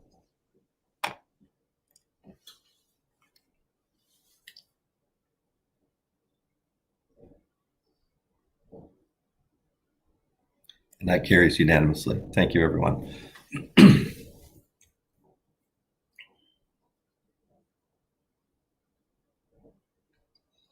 Our next item is item 5.5, public meeting, official plan amendment application, OPA 26-A7, and zoning bylaw amendment application Z1326 for 688 Taunton Road West. As this is a public meeting, is there anybody here to the clerk to speak on this matter? Through you, Mr. Chair, yes, we do have one member of the public present for this item. Would it be appropriate for me to make my introductory comments now, or after the member of the public has made their delegation? I would recommend that you start with your introductory comments and then call on Brian Vaughn. Okay, if you can queue him up, I'll go ahead. I just have some short comments on this, as this is the mayor's direction coming forward on the Strong Mayor's Tool. I just want to give some brief context to this, because I was approached by the owners of these lands who's been using the property for outdoor events, primarily weddings, and was seeking to bring the zoning into alignment with the current use. The facility on site consists of a temporary structure used for events and gatherings, washroom facilities, ancillary buildings, associated amenity spaces, and a parking area. Today's item is intended to formalize those uses and ensure the zoning reflects what is occurring on the property. The applicant has been working with the TRCA through this process. I know we've all received their comments. It's incumbent on the applicant to work with the TRCA and address their concerns, and this zoning is contingent on continuing to work with the Conservation Authority to satisfy these concerns. I believe the applicant is present. To the clerk, can you confirm?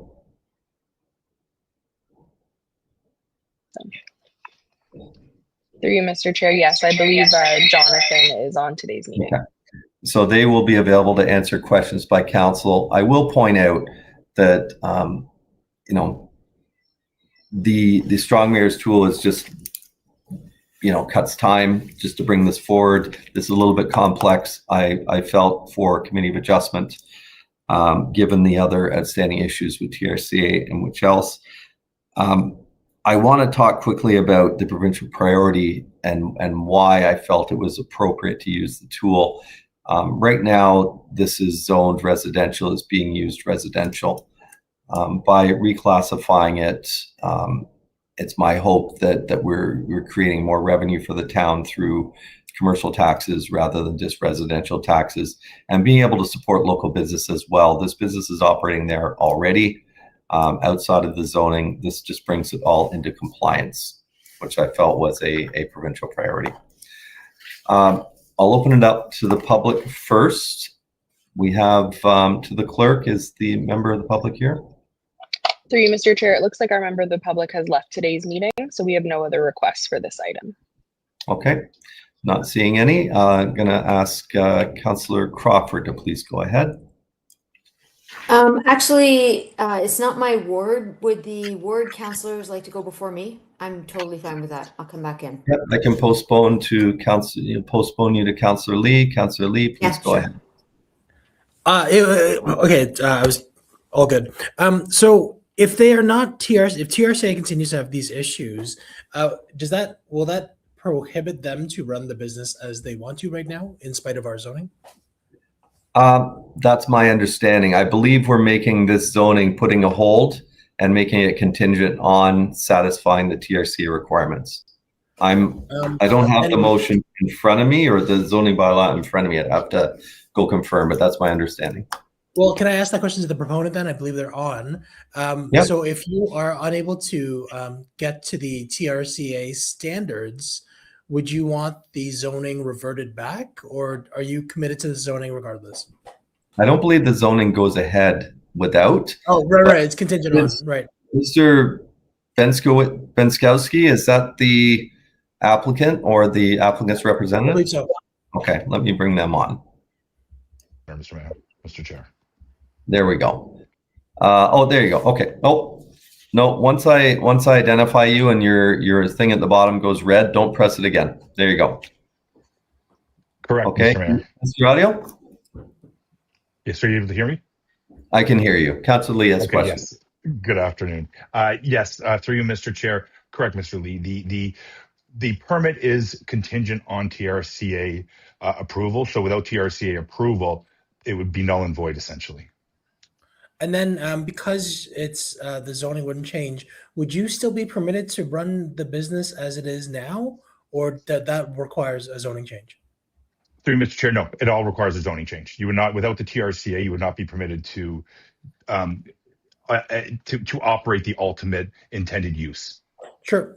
And then from a timeline point of view, then how quickly do you think you can become TRCA compliant? Through Mr. Chair, we just received the comments last week from the TRCA. We're working through them. I'm hoping, obviously, as soon as possible, we would like to get there. Okay. Best of luck to you then. I mean, I have no issues, especially since it is TRCA contingent. So yeah, best of luck to you to become compliant and get your business up and running. Thank you, Chair. Thank you, Mr. Chair. Thank you. Thank you. Jonathan, just stay on and let me go to the next, to Councillor Henry. Thank you.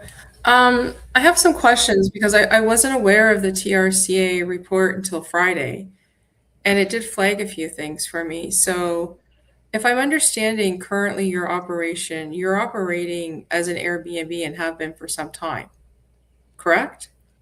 Through Mr. Chair, the front dwelling, correct, yes. So do you live on site? Through Madam Chair, no, I'm a planner. I'm a registered professional planner representing the owner. I'm not the owner. Oh, but you're no, the owner planner, does not sorry. Correct. Yes, that's okay, Madam. Yeah, through Mr. Chair, no, it is not the principal residence of the owner of the property. That's what I thought. So my concern is that the way that we've gone through the OP review and the countryside designation, we've looked at this and said we do not want Airbnbs in this zoning, but yet this has been operating as a zoning for quite some time. and the Enchanted Woods Cottage for large gatherings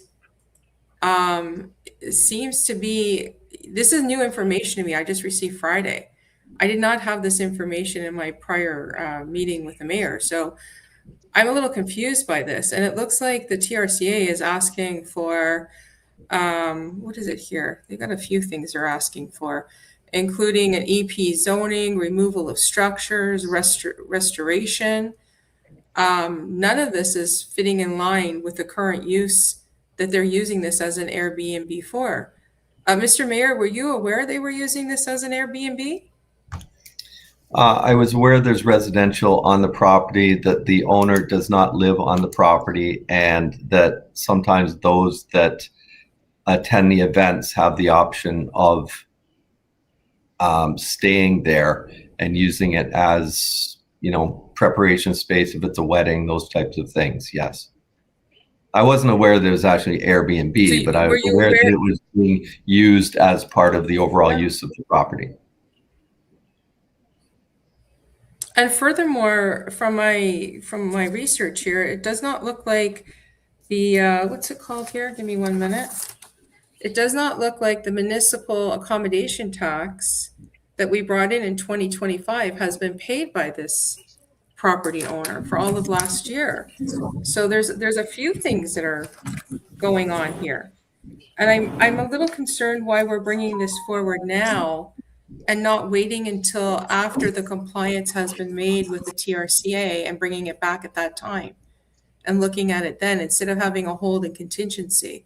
I kind of like to see how this rolls out with the TRCA comments at this point. Like, this is really new information that we just received on Friday, and I didn't see it till late Friday evening.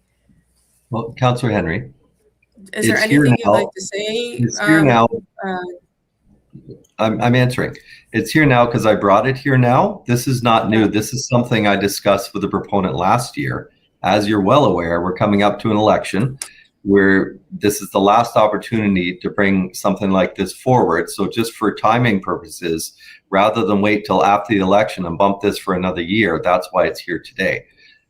Whether or not they've paid the MAT tax, that's something that I'm sure the consultant will take back to his client. And as part of this, if they're not aware, I'm sure they will be made aware. But it is here today to be dealt with today. Mr. Mayor, if you don't support it, then don't support it. Mr. Mayor, respectfully, we've never gone with the summer without a special meeting. I don't think this is the last opportunity. I'm sure there will be special meetings called throughout the summer. So I guess what I'm saying is I was looking at supporting it until I saw this on Friday and thought, hey, this is a lot of new information. I'd like the opportunity to have further discussion with the TRCA aside from the documentation that they've given.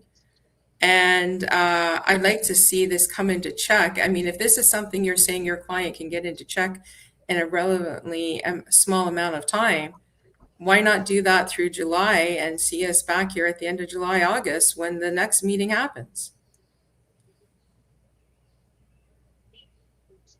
I've explained why it's here today, Councillor Henry.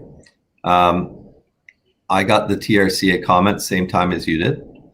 I'm comfortable that by having the holding provision on here, that those are going to be set aside before anything moves ahead. And I was not going to put council in a position to have to deal with this sometime in the summer at a special meeting, because we may or may not have one. I believe we also will have one because the financial sustainability plan was bumped from today's meeting. So there will be, but I don't think any of us want to have a big, long, drawn-out meeting in July or August if not absolutely necessary. So it's here today. Please ask your questions. I think we have 2 meetings coming up, one in July and one in August, special meetings. Like ample opportunity to address this is what I'm saying. Yeah, I might look at making an amendment, but I'd like to hear from Regional Councillor Crawford first. Thank you. Councillor Crawford. Thank you. I'm just curious. You mentioned something about residential. Is Airbnb considered to be residential? Oh, I don't know. Is Director Mepham still here? Yes, through the chair, Airbnbs are charged as residential as there are people living in a home. Is there a time frame to which they live there? Through the chair, from a tax perspective, I mean, through an Airbnb registration, there would be a time limited amount of time, but I'm not sure what that is at this point. Typically, short-term rentals are less than 28 days. I'm not sure what the rules are for Airbnbs exactly, but they are charged as residential properties.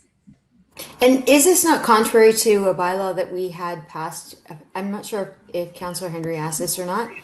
Did we not pass a bylaw that stipulated it, or is that only for neighborhoods?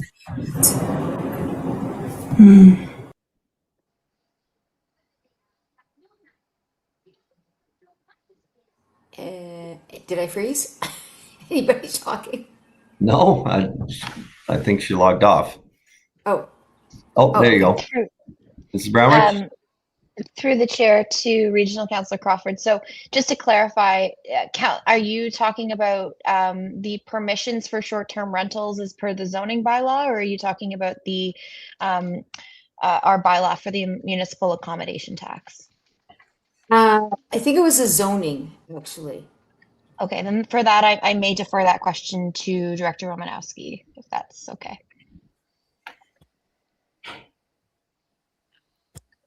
Director Romanowski? Yeah, sure. Through the chair, Councillor Crawford, can you just ask the question again, just so I make sure I got it right? It's quite all right. Been a long day. Yeah, we're just getting started. Do we have a zoning that would prohibit short-term rentals? I don't believe we do currently. However, if this is considered today and approved today through this process, then I guess this component would become legal non-conforming in light of that.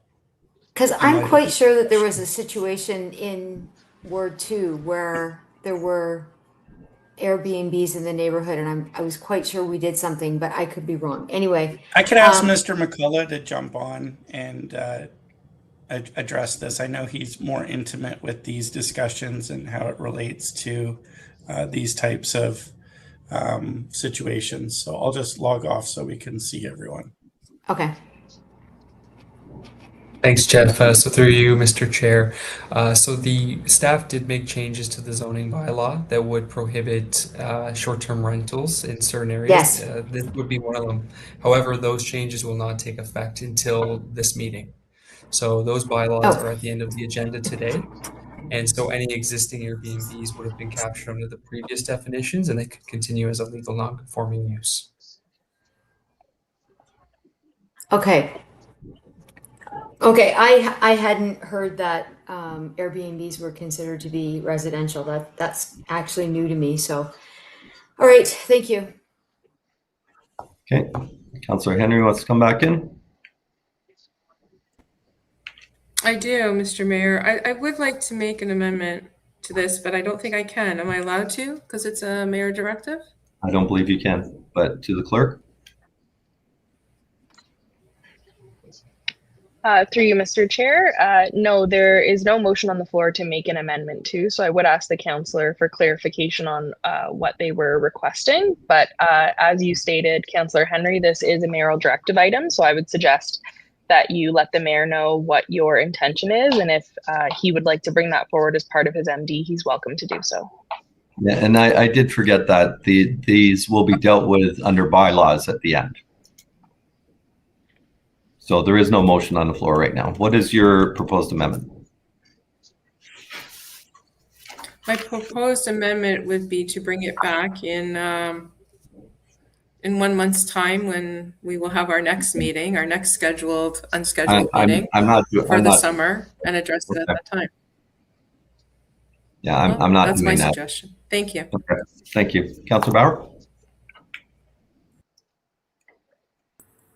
Thank you, Mayor Collier. I just would like to clarify from my own knowledge two parts here.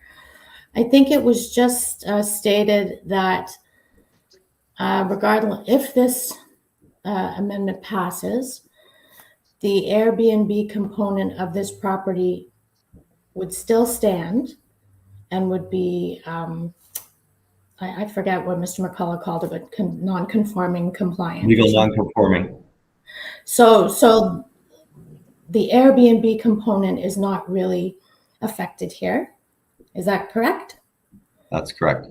Okay. And second, the proponent has said, and we have said, that anything that would happen is all contingent on the proponent meeting the requirements of the TRCA. Correct. And okay, that's correct. And if that is not completed, then it stays as is. Is that correct? Then the zoning, just any OPA, ZBA that we potentially would approve today would not exist. It would just remain as the current zoning. Right. Is my understanding. Yeah, until the TRCA is satisfied. This really is just a discussion we're having. Correct. Okay. And Mr. Benskowski, I hope I said that right. You have said that on behalf of your client, they believe that they will be able to meet the requirements of TRCA within short order. Is that correct? Through you, Mr. Chair, short order, I don't believe 1 or 2 months would be that short order, most likely. There has to be an additional site visit by consultants.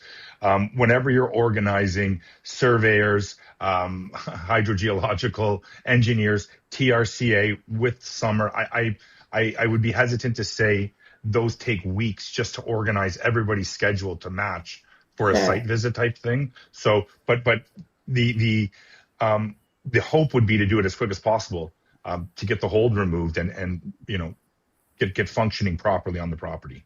Got it. So until all of that happens, whatever is currently happening on that property will remain as is. Is that correct? Through you, Mr. Chair, correct, essentially. Okay. Okay, thank you. Yeah, and I agree with you. It's very difficult to gather everyone, staff, surveyors, companies, whoever needs to be involved, including council.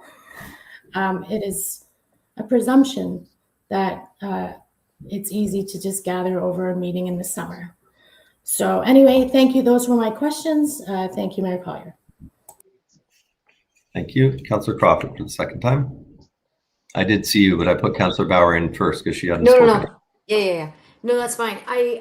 My question would be, how do we know if the TRCA is happy at some point? Like, when do we get notification that everything has been done to the satisfaction of TRCA? I see Mr. Romanowski coming back. Go ahead.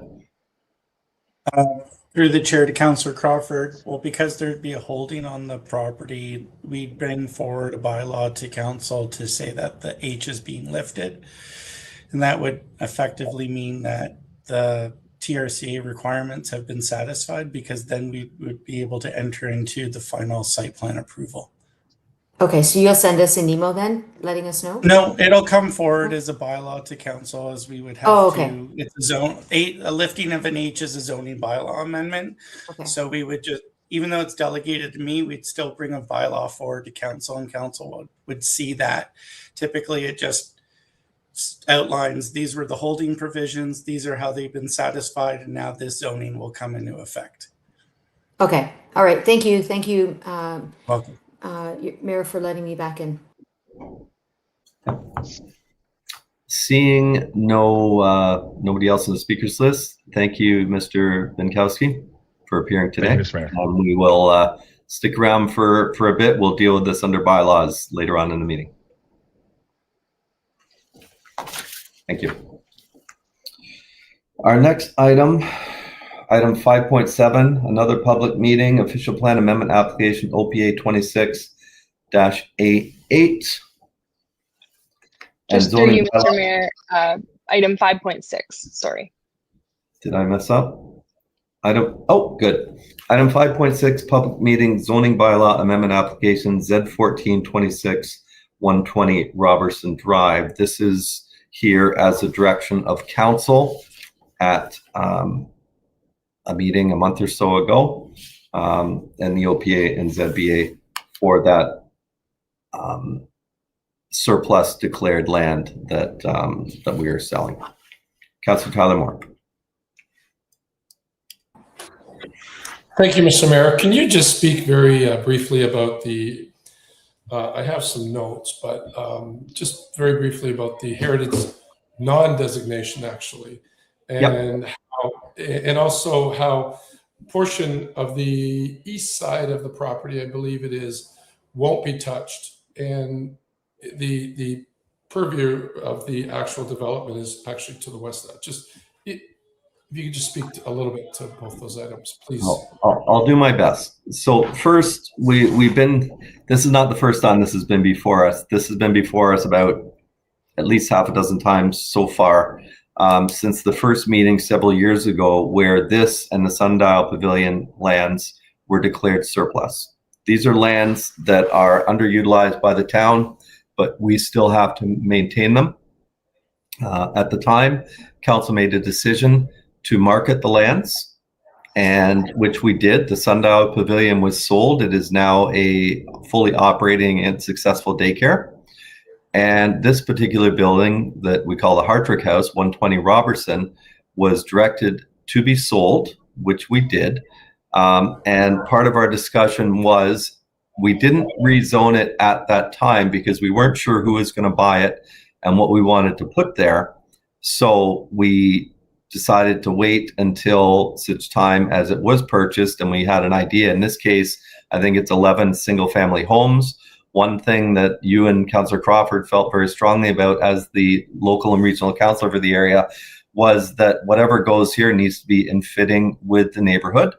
We don't want to be putting, you know, high density 10-story building in front of single family homes, for instance. I believe single family detached dwellings is fitting. And we also discussed the heritage, or in this case, non-heritage designation of the facility. Obviously, if this was designated, we would have to deal with this very differently, but it's not. There is no designation whatsoever. It does not appear on any registry. The only place this appears is in a list that the town keeps, that because it was suggested by the Heritage Advisory Committee. I understand the Heritage Advisory Committee has been consulted throughout this process. And yeah, there is no heritage designation on this property. It is this council's direction, I believe, as of our last meeting, that this building be demolished. We don't want to see this falling into disrepair. We don't want to see this become a you know, any type of squatters in there or anything like that. And the only way we can ensure that is to sort of get rid of the building. And my understanding is we gave a 9-month closing date on this, so it will close in the fall. And I'm hoping goes to market in the spring, as well as site plan, and gets developed moving forward. So that's just a quick recap of how we got to here. And as I said, this was council direction to bring this forward as a town initiated, rather than waiting another 9 months for the property to close and then start the process, which is going to take longer and is going to fall during the election period. And that would bump until next year as well. So in essence of time, it's here today. I appreciate that. And if I may, I hope it's appropriate. I did receive from staff a few weeks ago something I think I would like to read, if I may. The northern portion of the lands will be located outside of the development limits and will remain in public ownership for a long-term protection and preservation. Any existing trees located within that area will be preserved. And because there's a lot to talk about. And if I may just really quickly, I know it's late. Within the designated development limits, existing trees will be preserved when feasible. However, it's reasonable to expect some tree removal but there's an expectation that those trees will be also preserved as well as they can within the development. So I just wanted to read those for the record. That is accurate. And when I was on site with the consultants and the arborist, I was told that these are not native trees. These are trees that were planted at some point. These aren't, trees that have been here for 100 years. These are trees that were planted somewhere along the way, but not native. And just to put a bow on this, I think I can speak for, well, I'll let Councillor Crawford do her own thing, but I can say that I'm very happy that it did come in at low density. It was something that we asked for, and I'm very happy that planning and our council colleagues accommodated that, and happy to take this deal, and I want it to come back. Anyways, I'll leave it there. Thank you very much, Mayor, for the explanation.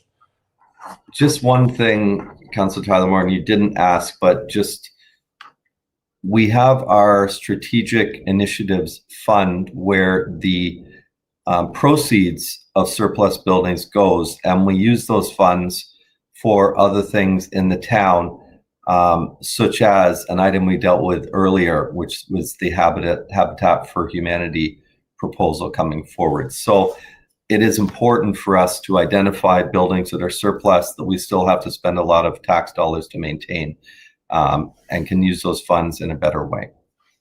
Councillor Crawford, you're next. Thank you. I do want to say that Councillor Rob Tyler Moore and myself felt that this could be an issue in the community, and so we did, instead of mailing out the notice, we did door knock on every single door on Roberson and I can't remember the street that it abuts. Yeah, and also on McKay, like that little tiny street there. And there wasn't a single objection to the building coming down.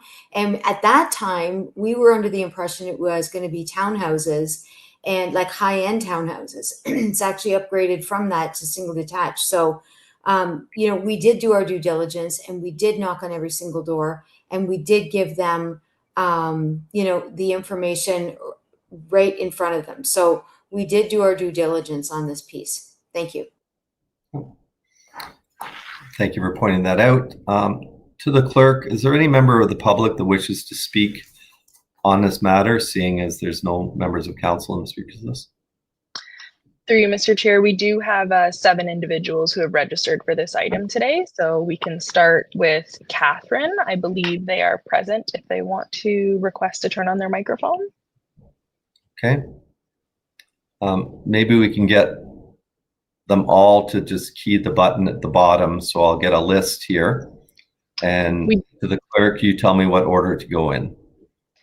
Yes, so you can turn on Zainul's microphone. I believe that Catherine is present with Zainul today, but she will have her own 5 minutes to provide comments.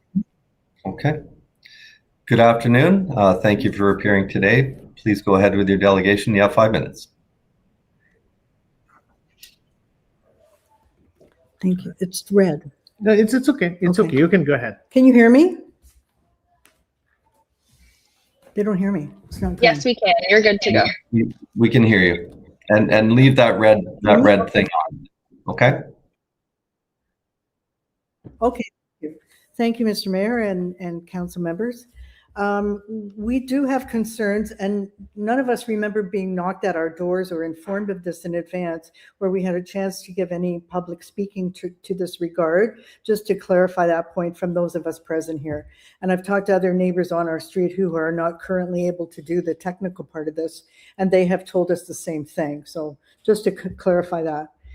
Our concerns are really related to in particular, the environment and ecological impacts of this, the green space, the animal and bird habitats, the stream that's just down the hill from that tree line.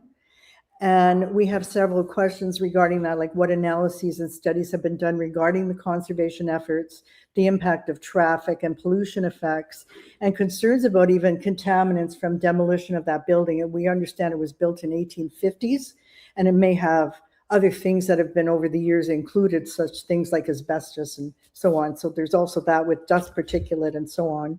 on our health impacts. We have a number of people here with heart and respiratory conditions on the street that will be speaking to that as well. I in particular have had open heart surgery, and it's very deleterious from that regard. We also wondered about drainage, sewer, storm system impact, given the extra housing and the impact on our property values as existing residents. Plan for preservation of trees. I know one of the members has just spoken to that, addressed that a bit. We'd just like to know what the magnitude of that is, because the recent history of Roslyn Road redevelopment in the past few years also had almost 100 trees, from what we understand, that were removed during that process. So we've lost other ecological impacts, and we've noticed a big impact on the street just from that alone, in terms of snow piling up on our porches, against doorways. Like one time last winter, I couldn't even open my front door because of it. We didn't have that problem before the tree cover was protective and had not been removed yet. And the other question we had, I know these are a lot of little points, I'm just trying to get in my 5 minutes here. We were wondering why there was no public town hall meeting for this, for the community, because a lot of people we've spoken to on the street in preparation for this discussion have a lot of concerns.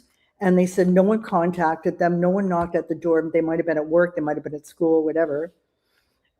We appreciate this avenue at least, but this method seems not very conducive to incorporate concerns and collective speaking opportunities in a more collaborative manner. And it seems to be dividing us in that respect. Many people were already frustrated by the long wait today, and they've already left the channel. They were here to speak and they didn't. And it just makes it appear that nobody cares, nobody's interested, and nobody objected to this process. That is not the case. And we just didn't want that to be misconstrued and interpreted in that manner. So I don't know if someone could address some of those concerns, address some of the analyses that have been done. And we have other members here who also want to speak at Zane's residence. So I appreciate the time, and I yield the floor, and thank you for your time. Okay. Can I get your name, please, ma'am? May I get your name, Catherine please? Perusa. Catherine Perusa. Thank you. I just saw Abaddon at the bottom. Perusa. Okay, Ms. Perusa, I will. It's down the list because I don't mind. I'll do my best to try and answer some of your questions, because this is a mayor's directive that's brought forward. So ultimately, it's on me to do most of the talking here. So I've made some notes. Just part of what you talked about. So the Toronto Regional Conservation Authority, the proponent, the purchaser of these lands, well, first of all, I'll start with, this has gone through quite a few processes. As I open with, you may have heard me discussing with Councillor Tyler Moore, and we've discussed this as a council several times, and some of these have been, this is a public meeting today, but this has been on our agenda several times, and it's been discussed quite a bit online and a few other areas. So it's unfortunate if you hadn't heard of it and missed the councillors knocking on the door, but I think they probably might have left some literature. But anyway, we've done our best to try and get the word out, but in absence of a local newspaper, it makes it difficult sometimes. But we do try. It's unfortunate that maybe we didn't reach you at this time. I want to talk about the TRCA though, because for the last year or so, this has been in consultation with the Conservation Authority. And I can assure you that the setback from the top of Bank is significant. The current building is built right up almost to top of Bank and is well within that setback area. Once that building is removed, and that will go through the full site plan process. So the developer will have to provide studies for all of the things that you mentioned, like the trees, asbestos, traffic, noise, rats, like all the things that you mentioned. All those things are addressed through the site plan process. Fencing, maintenance of the property, make sure, dirt doesn't get tracked onto the road during the construction process. All these things will be dealt with through the site plan process, and will be monitored through any construction process. I want to talk about the trees quickly though, because I know how long you've lived in that house, because I used to be your neighbor there on Freeston, and I remember when that area was a field, and so there were trees taken down to build your house. Mm-hmm. and the other houses in that neighborhood. So, I mean, it's just, it happens. But what we do here at the town is when trees are removed, we have and again, this happens through site plan, make sure the developer, there's compensation paid or more trees planted to make sure that loss is preserved, that either trees are planted in other places or that they are replaced with plantings on site. So that is something that is done. Same with parkland. You know, sometimes subdivisions have room for parks, sometimes they don't. If there isn't, we collect funding called cash in lieu of parkland to be able to build a park somewhere else to accommodate, hopefully close by. So a lot of those things do happen through the next process. Right now, we're just discussing the official plan amendment and zoning bylaw amendment, because that particular piece of land is zoned right now. I believe it's country residential. Oh, sorry, I believe it's agricultural right now, which it certainly isn't agricultural. But I think that's the current zoning.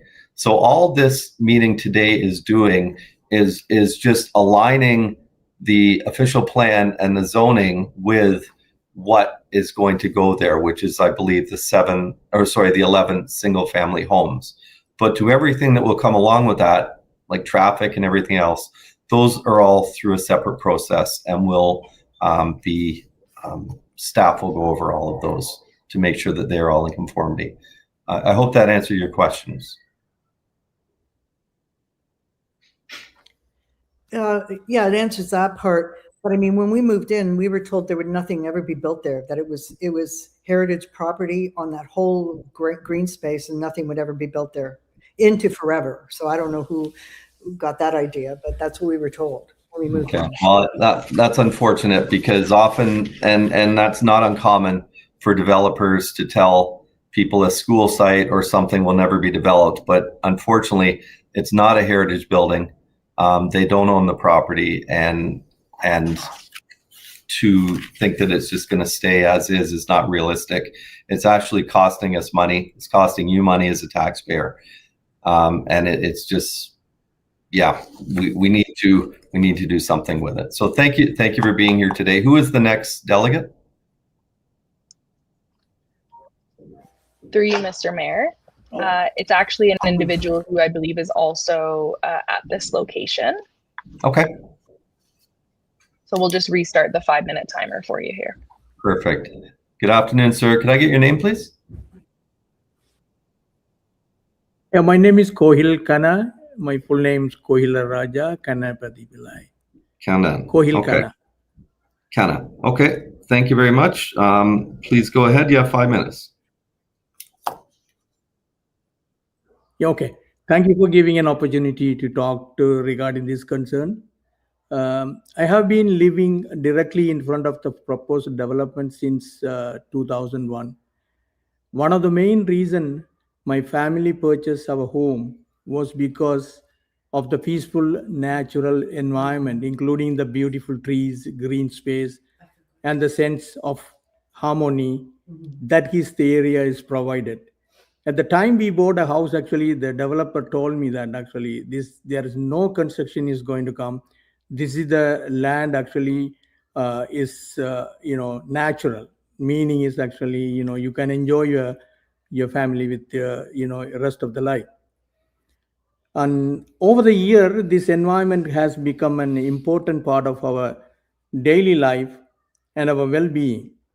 I have a heart condition, heart patient, and the quiet natural surrounding have been extremely beneficial for my health, helping to reduce the stress and provide a peaceful relaxation and recovery.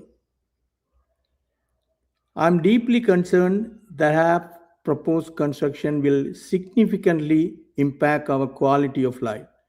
The development may result in increased noise, level of construction activities, and the future traffic, dust and air pollution affecting our residents' health, heavy construction vehicle creating a safety concern or pedestrian children and the seniors, increased traffic congestion in our neighborhood, reduce availability of parking space, loss of mature trees, green space, and the wild habit, negative impact of local bird and the other wild animals that currently inhabit in this area.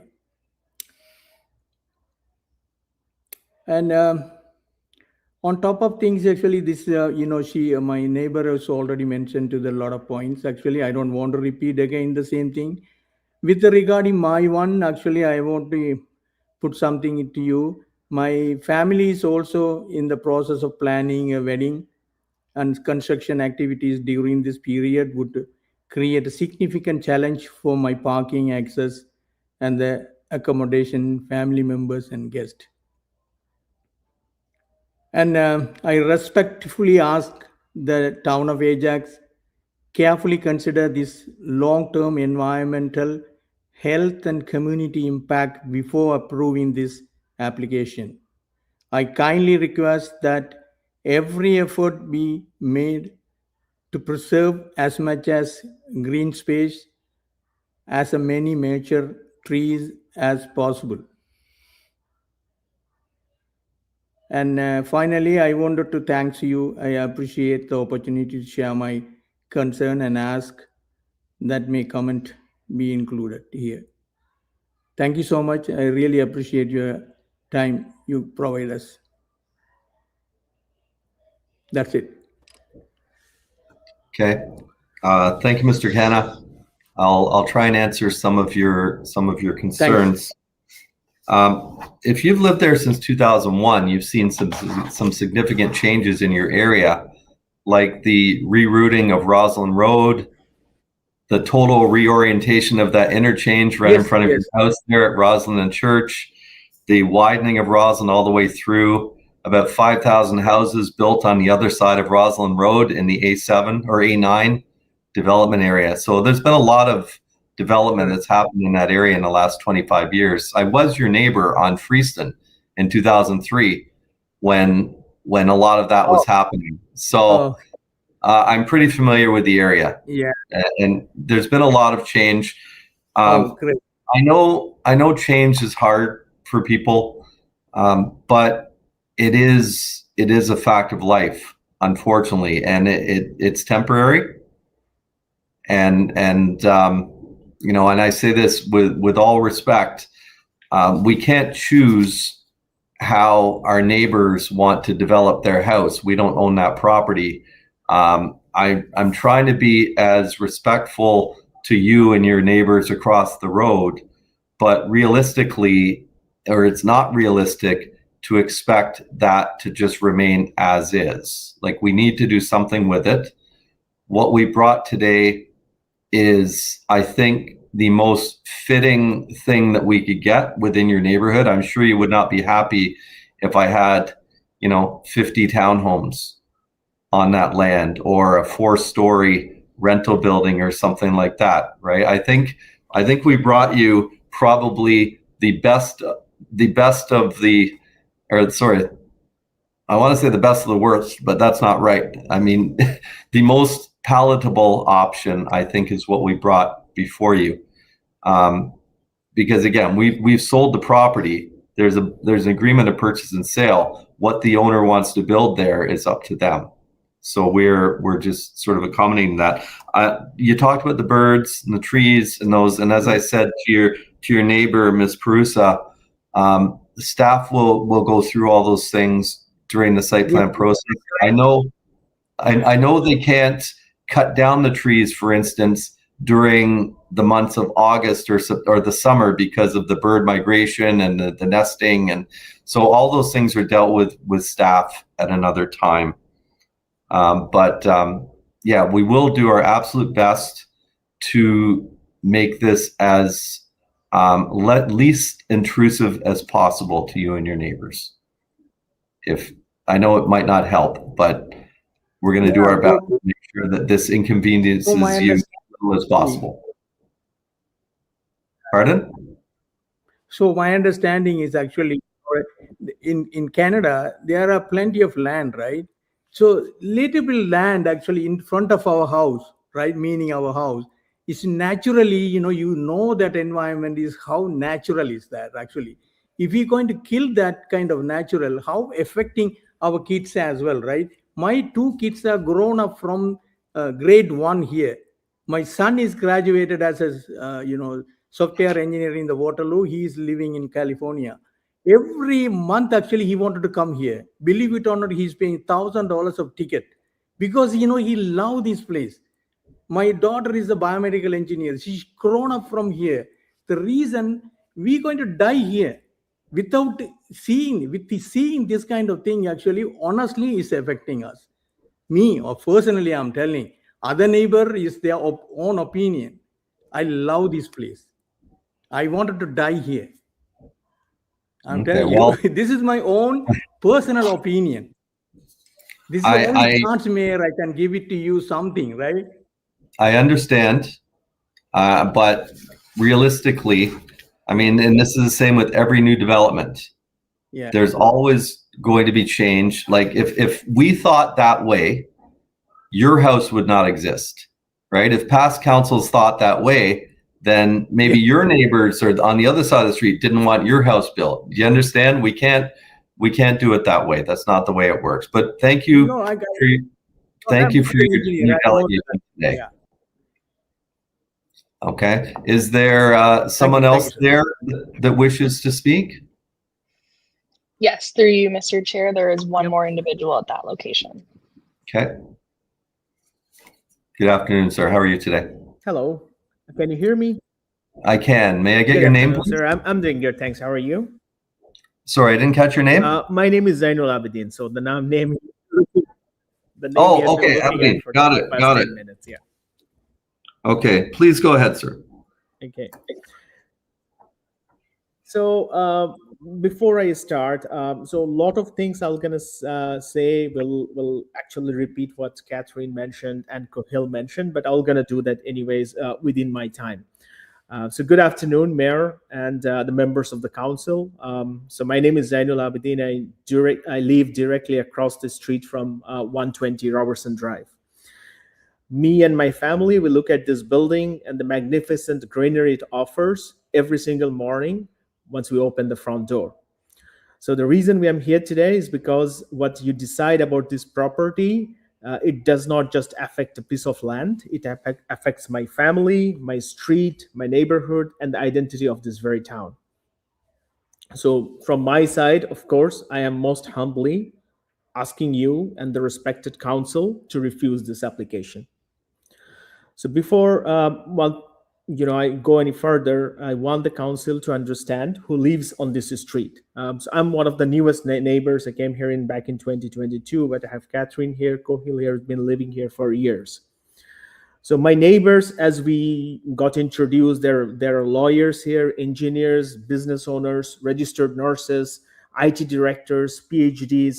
There are people from all backgrounds, all professions, and the reason I'm bringing this up is because these are the people who do not object to things just for, protesting. They don't take these things lightly. These are professionals who, to their best of knowledge, regardless of their background, to best of their abilities, they try to understand what's going on. And when something doesn't look right, they come up with the opposition. Kohil here, his son has, he grew up in this street. He spent 20 years here, went to Pickering High, went to software engineering in Waterloo, one of the most competitive programs in the country. And, he works for Google today in California. So this street, as he mentioned to me, as I talked with that boy, built this young man. This community, these trees, this neighborhood, this sense of belonging that we all are mentioning, this was the foundation beneath his feet while he became who he is. So I want to ask the council that what kind of a street, what kind of community do you want to be building for the next young person who grew up here?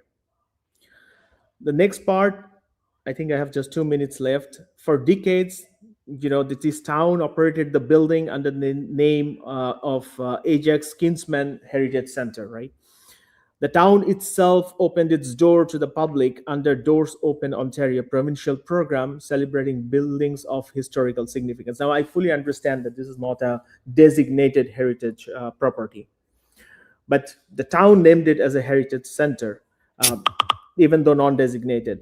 The town celebrated it as a heritage center, and the town invited all of us to take pride in it as a heritage center. I understand, Mayor, my honorable Mayor, when you say that, if we look at it that way, nothing can be built. But there is a reason this was protected for the past 30 years. Otherwise, when my house was built, why wasn't this piece of land taken away at the same time? Or when Catherine came here, or when Cohill came here? There was always this chance. I mean, no one, would have said anything, but there was a reason you protected this for so long. My point is, right now the town has sold it to a developer who wants to tear it down. But I want the town to remember this, that they protected this once. 43 seconds left. So I came here 4 years ago. I had to pay a premium price because of what was across the street, the trees, the open land, the historic building, the quiet character of this property. This was a deliberate choice. I had options to go somewhere else, but I made this choice, made in reasonable reliance on what the town itself has always presented that land to be. I'll also have 2 members of my family with asthma. When this building comes down and the new construction kicks in, it will trigger months of demolition, excavation, and construction, followed directly outside my front door. And this is not just an inconvenience, this is a medical emergency waiting to happen. I think my time is up, so I'll stop here. Okay. Thank you for your delegation. I have made some notes, as I did with your neighbors. My comments are going to be similar. I've been doing this a long time. It's my 23rd year here on council. We brought forward literally probably 100 developments over that time, and I've never once had anybody who is in the vicinity of a development come out in support of that development. That's just the way it is, and I understand, and I'm trying to say this with the utmost respect.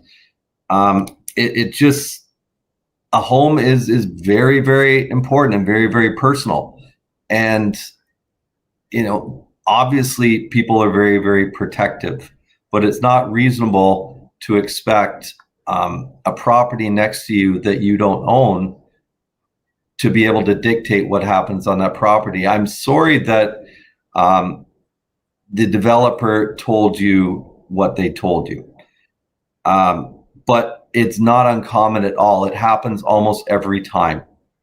In a development, they'll show a map, and they'll show a school site, and they'll show, something else, and they'll charge a premium, and the developer gets that premium. We don't get that premium. We don't get anything from that. The developer gets that premium, but they don't actually know what's going to go there, because the way it works in a school site, for instance, and I know this isn't a school site, but the way it works in a school site is people think they're going to always have this open space. But if the school board decides they're not going to build a school, there's not enough kids in that neighborhood to build a school, they turn around and sell that site back to the developer, and the developer builds houses. And guess who the people call? They call me and complain. But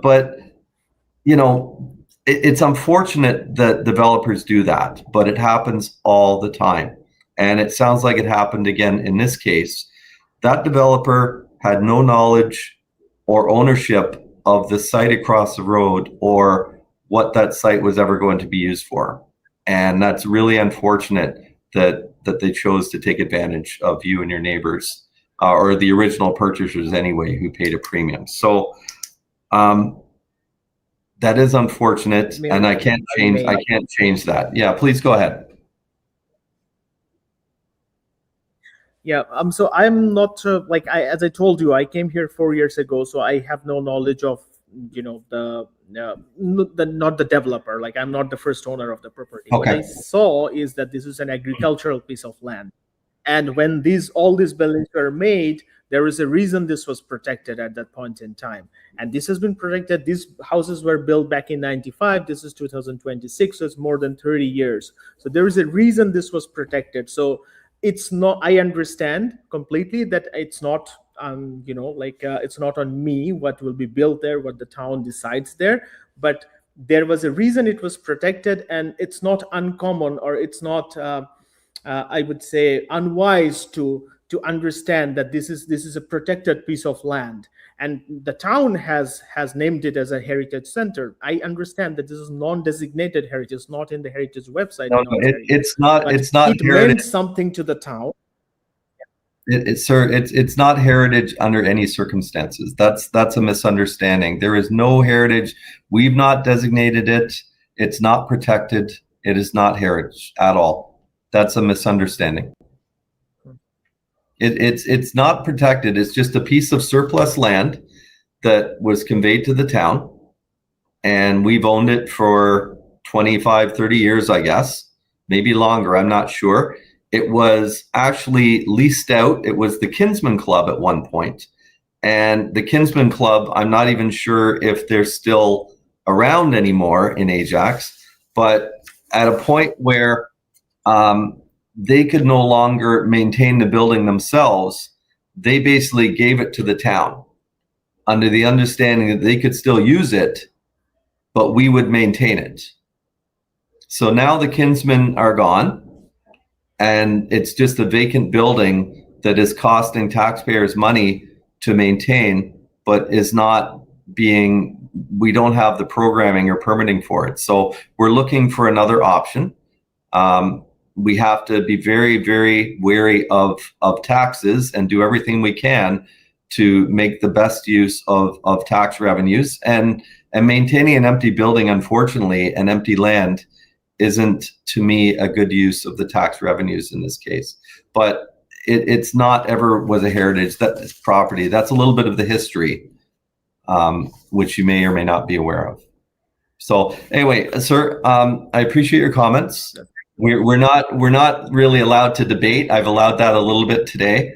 I will say the same to you that I said to Mr. Canna. This council is going to do everything that we can to make sure this developer is as respectful as possible to you and your neighbors and causes as little disruption of your lives as possible. I'm certainly hoping, and I know this developer, I'm certainly hoping that the product is as nice as your houses on the other side of the street. And this gets done fairly quickly, assuming this council supports it today. And we'll go from there. Is there anyone else at your address that was making a delegation today? No, just the three of us. Thank you. Okay. Thank you, sir. I appreciate you getting involved and bringing your comments into your neighbors as well. Thank you for being here today. Thank you. Thank you. To the clerk. Through you, Mr. Mayor, our next speaker today is Andy. Andy, if you want to click the large button at the bottom of your screen that is a head with lines emanating from it, it will put you in the request to speak. There you go, Mr. Mayor. Okay, let's take these ones out. Hello, sir. How are you doing? Oops. There you go. I can't see you. I can hear you. Oh, I don't know. The camera is not working too well. Okay. Oh, there That's we go. fine. There you go. Mr. Nauth? How do you say it? Nauth. N-A-U-T-H. Nauth. Okay. Thank you for being here. Please go ahead. You have 5 minutes. I got a question, and I was listening to your previous talk with my neighbors. I just wanted to know, you said it wasn't a heritage center, but they still have the plaque that says it's a heritage center on the property, and it says it's been there since 1852.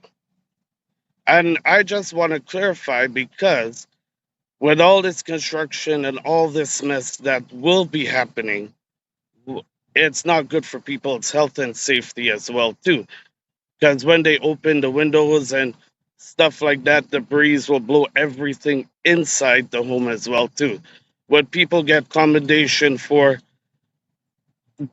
dust in their home and destroying their home as well? That's all I would like to discuss with you today. Because I find it very unfair that we got to see this development happening at our neighborhood too. Okay. Are you finished, sir? Yep, I'm finished. Okay. I'm going to have, I guess, Director Romanowski come on for a minute to try and answer your heritage question, why there would be a plaque on this site. Or is Mr. Sawchuk here or anybody? Mr. Romanowski? Yeah, thank you, Chair. I believe there's a plaque on the site because the council of the time, I think it was back in '96, identified they wanted a plaque put out on the property. I don't think it wasn't through a designation or anything like that. It was a direction of council at the time to put that plaque out there. Okay, but just can you speak, Mr. Romanowski, to the, you know, there's a plaque, but is there any provincial designation, heritage or otherwise on that site or on that building? It's not a designated property under the Ontario Heritage Act. No.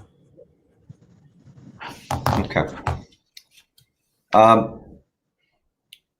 Councillor Henry, you had a point of order.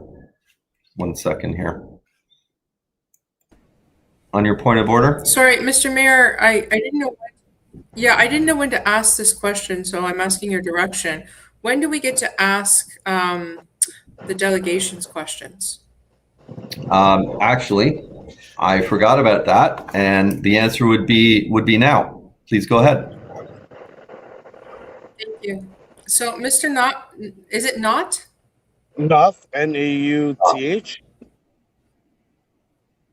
Mr. Knott, Yep. the plaque that you're referring to, what does it say?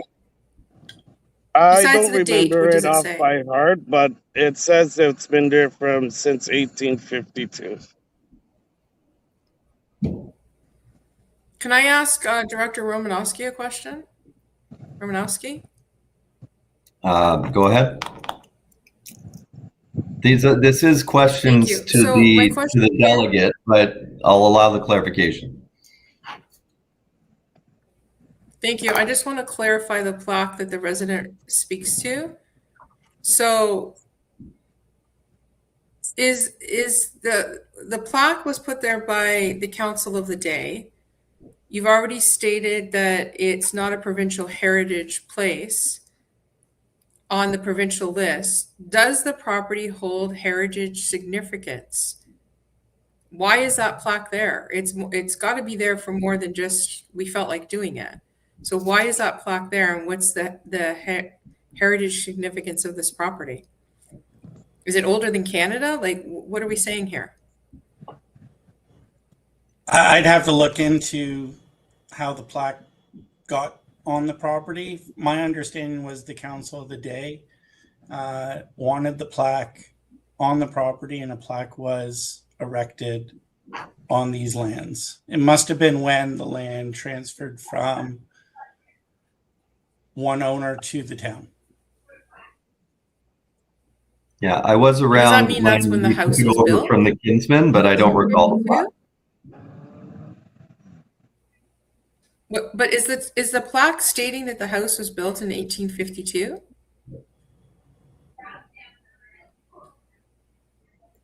I don't know. To be honest, Councillor Henry, I've noticed there was a plaque there in the one time that I attended the property, probably about 4 years ago or 5 years ago, when there was a meeting held there, but I didn't pay too much attention to the plaque, but I did see one was there.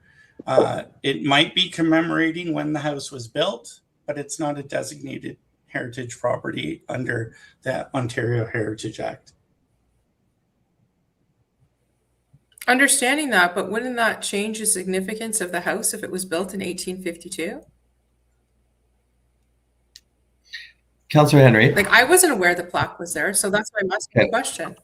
I'm going to bump this down until when we get to the motion, the bylaw on the floor, okay? Because this isn't questions to the delegate. So do you have any questions to the delegate? And if you don't, save this one until we bring the matter forward for a decision.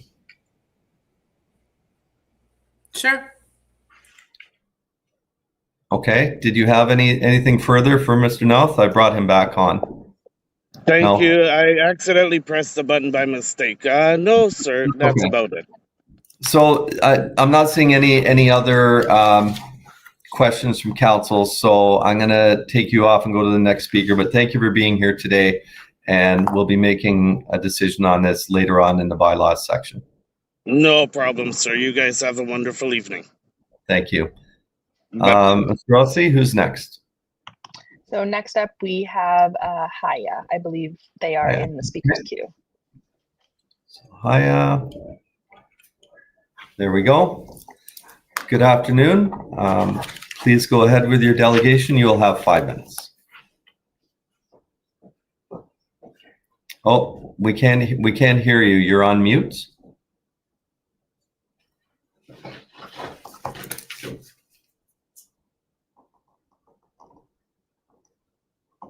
I can't hear you. Your microphone is muted. Through you, Mr. Chair, we do have one more public comment in the speaker's queue. So if we want to do that, Haya, if you want to go to audio settings on the left-hand side, please ensure that your appropriate microphone is selected.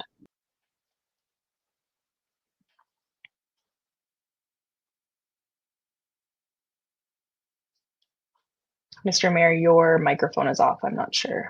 No, I was just, do you want to just take 5 minutes and see if you can sort out this resident's microphone? Not a problem. Yep. Okay, let's take 8 minutes. We'll be back here at 5:30. And hopefully we can hear you at that point. Thank you.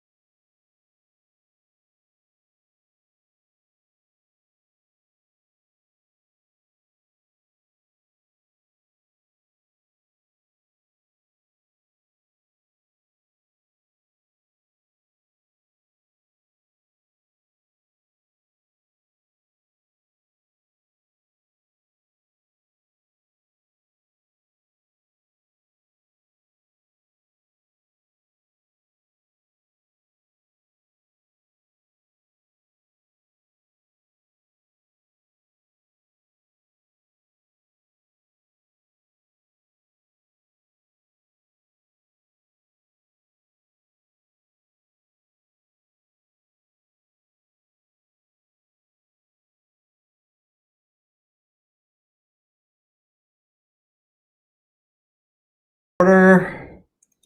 Ms. Chalabi, I hope I got that right. Yes.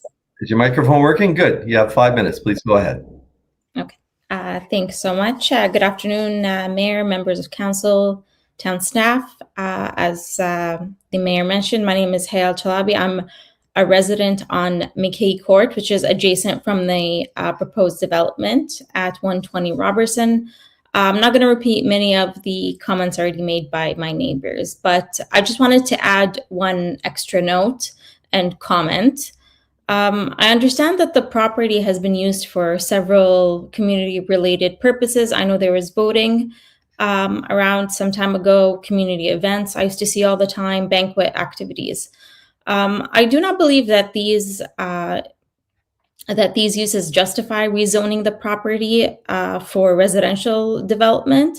The fact that the property may not have been used actively and used to its full potential should not automatically mean that the appropriate solution is to convert it into residential subdivisions.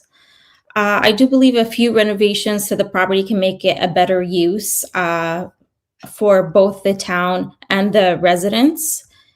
And it could be a solution instead of just converting it over. And that's my comment. Okay. Well, I appreciate your suggestion. The land was declared surplus going on almost 2 years ago, and we've gone through a pretty extensive process, and the land has been purchased.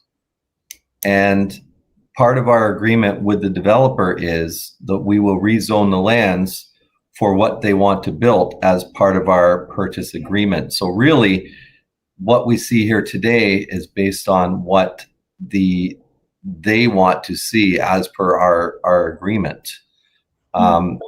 I would not be appropriate for us to go back and try and suggest that they modify their application to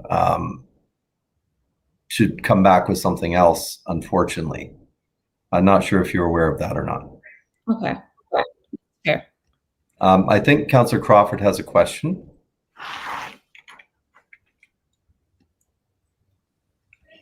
No, I just I wanted to clarify when I spoke earlier about us door knocking. It would have been a year ago prior to the sale when this came up originally, like about a year ago now, when we were even just thinking about it. Rob and I definitely did Robertson and McKay. I'm not sure if you were there or not. I know that if we didn't get an answer, we left the flyer in the door. We to the first speaker, we absolutely did not knock on doors on Freeston. So I just wanted to clarify how long ago it was. It wasn't like it was recent. It was like likely a year ago prior to the sale of the property. So I just wanted to clarify that. That's all. I think Councillor Crawford also, it was before this council actually even made a decision on whether we were going to declare the property surplus or not. So thank you for, and I know that was part of your decision-making process. So thank you for mentioning that. Ms. Chalabi, thank you for being here today. Thank you. Is it Mr. Sullivan next? Yes, that's our last member of the public registered for this item. Okay. There we go. Mr. Sullivan, thank you for being here today. Please go ahead. You have 5 minutes. Okay, so sorry, I'm just getting over a cold here. My first point is I spoke with the Provincial Heritage Register, and they have the Hartrick House as a heritage site. I think the address they have might be wrong, but they have the Hartrick House. Many residents here believe it to be a heritage site as well. I've recently moved into the neighborhood and bought, and my realtor looked into it and even said it was a heritage site. So at some point, something changed. You guys were talking about plaque earlier. And then my other point is, before this, 5.5 on the agenda for 688. We're talking about changing that to an event center when this was an event center. So why are we wasting taxpayer money changing that to an event center when we have one not 5 kilometers away? Kind of seems weird. The tree canopy on the street, we have pretty mature trees, and yes, you're talking about replanting them elsewhere, but they're not going to grow back instantly. The trees are 30 years old. So how many mature trees are going to be lost? What efforts are we going to make to preserve as many as possible? The wording that I got in response on emails was pretty vague on how they're going to protect the trees. And then density compatibility on the street. The plan has 11 lots selected. And if you look across the street, it's in the space of about 6 lots. So yeah, it's low density, but will it preserve the pattern on the other side of the street? What are the lot sizes going to be? What else do I have here? Yeah, so basically, why wasn't retaining the building ever considered? Yeah, my request isn't that council makes a decision right now. I request that councils ensure residents have access to the heritage, environmental, arborist, and planning information, so that we can understand why demolishing and putting 11 lots in that space is the best outcome for the city and for the members of this street. I wrote down some points while everybody was talking. So I'm just kind of reading through them here.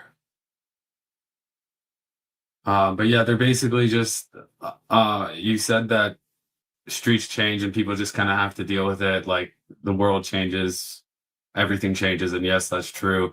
I think what we have a big issue with, as well as the fact that a heritage site is being taken down, which you're saying isn't a heritage site, but why did the city put a plaque up saying it was a heritage site if it wasn't?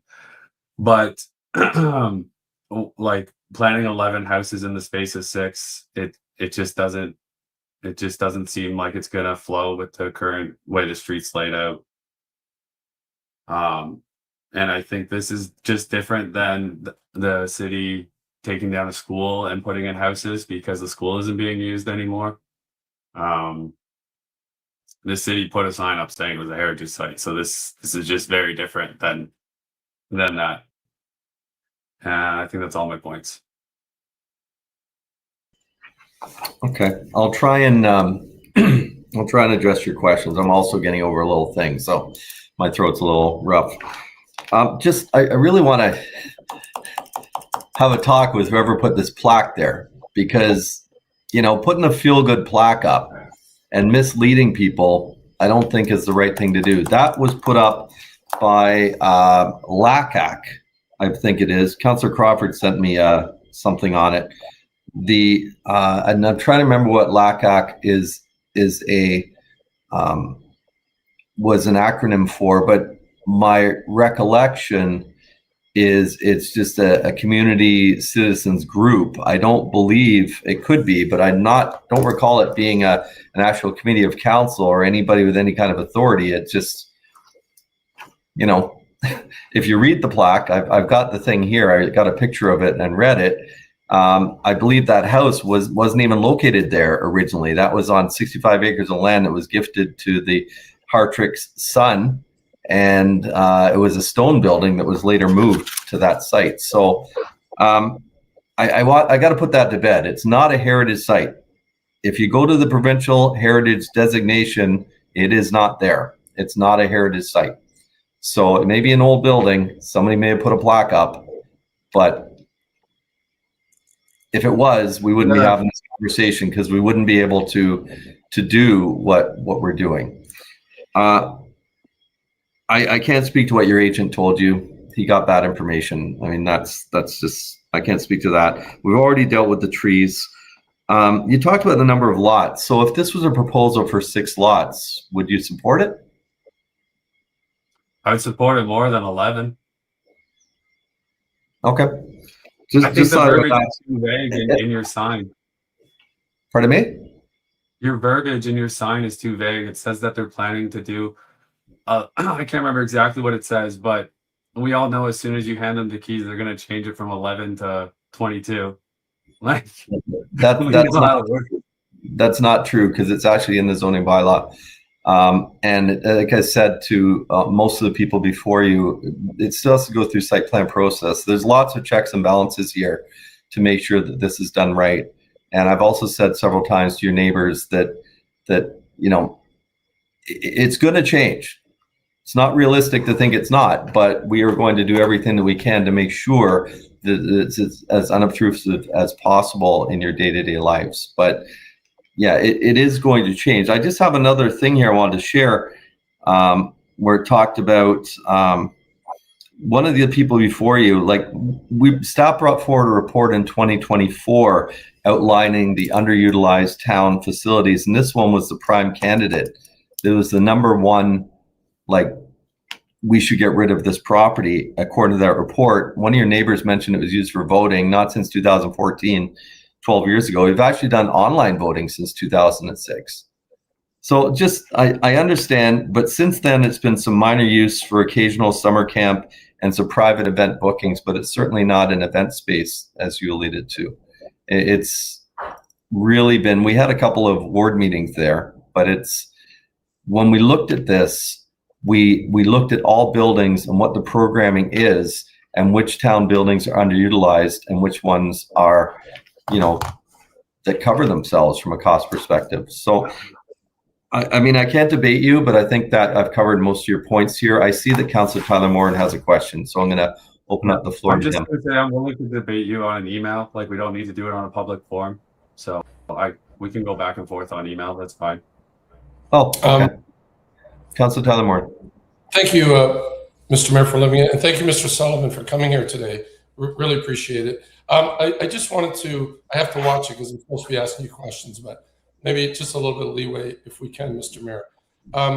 Regional Councilor Marilyn Crawford and I went out on March 20th, 2025. That was the actual day that we delivered the flyers. We delivered flyers on Roberson, McKee, Morden Crescent, and Horn Avenue is the area. So I don't know if you live in any of those houses, but, and No, if the, okay, so we did door knock, and if somebody wasn't home, we left the paper there, but I'm not trying to do a gotcha. I want to tell you that there's a justifiable confusion, because we have to go back to Mr. Sawchuk, who works in planning, and get really clear designation on the heritage designation confusion. I'm going to read to you. It's very simple. The Hartrick House that shows up in the search results, okay, the William Hartrick House, is at 22 Linton Avenue, which is designated under both Part 4 and Part 5 of the Ontario Heritage Act. But we generally refer to the property at 120 Roberson Drive as the Hartrick Farm to avoid confusion. The property at 120 Roberson Drive is not designated under the Heritage Act. So to confuse matters even worse, the Google AI results refer to both properties as one. So justifiably, your real estate agent might have got that information confused, but I did get that as a clarity, because we were getting the same thing from other residents. So I just want to put those in there, Mr. Mayor. Okay. Councillor Henry, you had a question? Thank you. Oddly enough, I was about to say the same thing that Councillor Tyler Moore did, looking at the properties and the significance of it. So it's saying that while some records indicate it was built in 1843, a significant mortgage was taken out on the property in 1852. And it alludes to the property being the actual house, one of the farmhouse versus the house, the movement of property. There's a few things in there that it's alluding to. So I wanted to ask Mr. Sullivan, you said you contacted a provincial body and that was recorded as heritage. What provincial body, and was it the farmhouse or the house? I forwarded the emails along actually to the mayor, the clerk's office, a lot of people, but it was the Provincial Heritage Register, and they said there was confusion about it between 22 Delaney and the building called the Heritage House at 120 Robertson. Oh, so they even stated there was confusion. they weren't sure what was going on, if they had the wrong address in the registry or not, or what was kind of, they were looking for clarification too, I think. Sorry, Mr. Sullivan, I've got your email here from you can understand our confusion. Councillor Henry. 1 second. I've got your email here from June 15th from Courtney Kovacic at Ontario Heritage Trust. It very clearly says in here, we've looked, I've reviewed our records in relation to 120 Robertson Drive in Ajax, and we do not have a record of this property being designated or a notice of intention to designate. And you sent me this. Yeah, so keep reading. Farther down it says, but there's a, near the end of the email, I don't have it open right now, but she says, yeah, it says there's one designated property in Ajax at 22 Lincoln Avenue. And what does it say? It says under the name, the Hartrick House. That's where the confusion is. Okay. Well, anyway. Well, okay. You can't bring it up. So have we cleared that up now? Does that make sense? I'm only going to read half There's of your two email and properties? say that you're wrong. Point of order, You're Chair. not going to read the full email. Yeah. Sorry. What's your point of order, Councillor Lee? We are grossly off topic. Realize we're debating. Back and forth. So I don't, again, like, I understand we've given some latitude, but like, we shouldn't be pulling up all the email just as I get it. I get it. I've been giving a lot of latitude here to the residents. Over email. Okay. Councillor Henry, did you have any further questions? Well, I thank tried to you. got the moment, but thank you. No, I want to thank you, Mr. Sullivan, because I think you actually helped clear something up without meaning to. And I want to thank you for that, because you kind of scared me there for a minute. So I think I'm good. Thank you. Okay. Mr. Sullivan, thank you for being here today and for your delegation. Thank you. Thanks. To the clerk, were there any other residents wanted to speak at the public meeting? Through you, Mr. Chair, no, we have no other registered comments for this.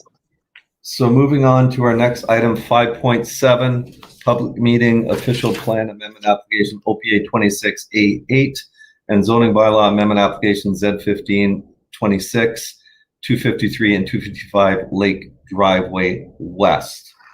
This is a mayor's directive just to do a minor, what I'll call a housekeeping item. Council will recall that back in November of 2021, we dealt with this. Council approved zoning for this project, which included an 8-story apartment building and a 3-story stacked townhouse block. As the applicant advanced through the site plan process, I identified that an additional floor on the apartment building would significantly improve the financial feasibility of the project. Added height will also help support ongoing housing demand in Ajax. I probably, you feel the same as me, I hope.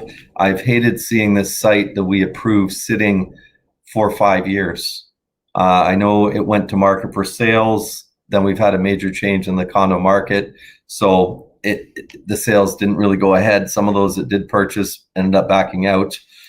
I absolutely understand the challenges that are being felt by our development industry.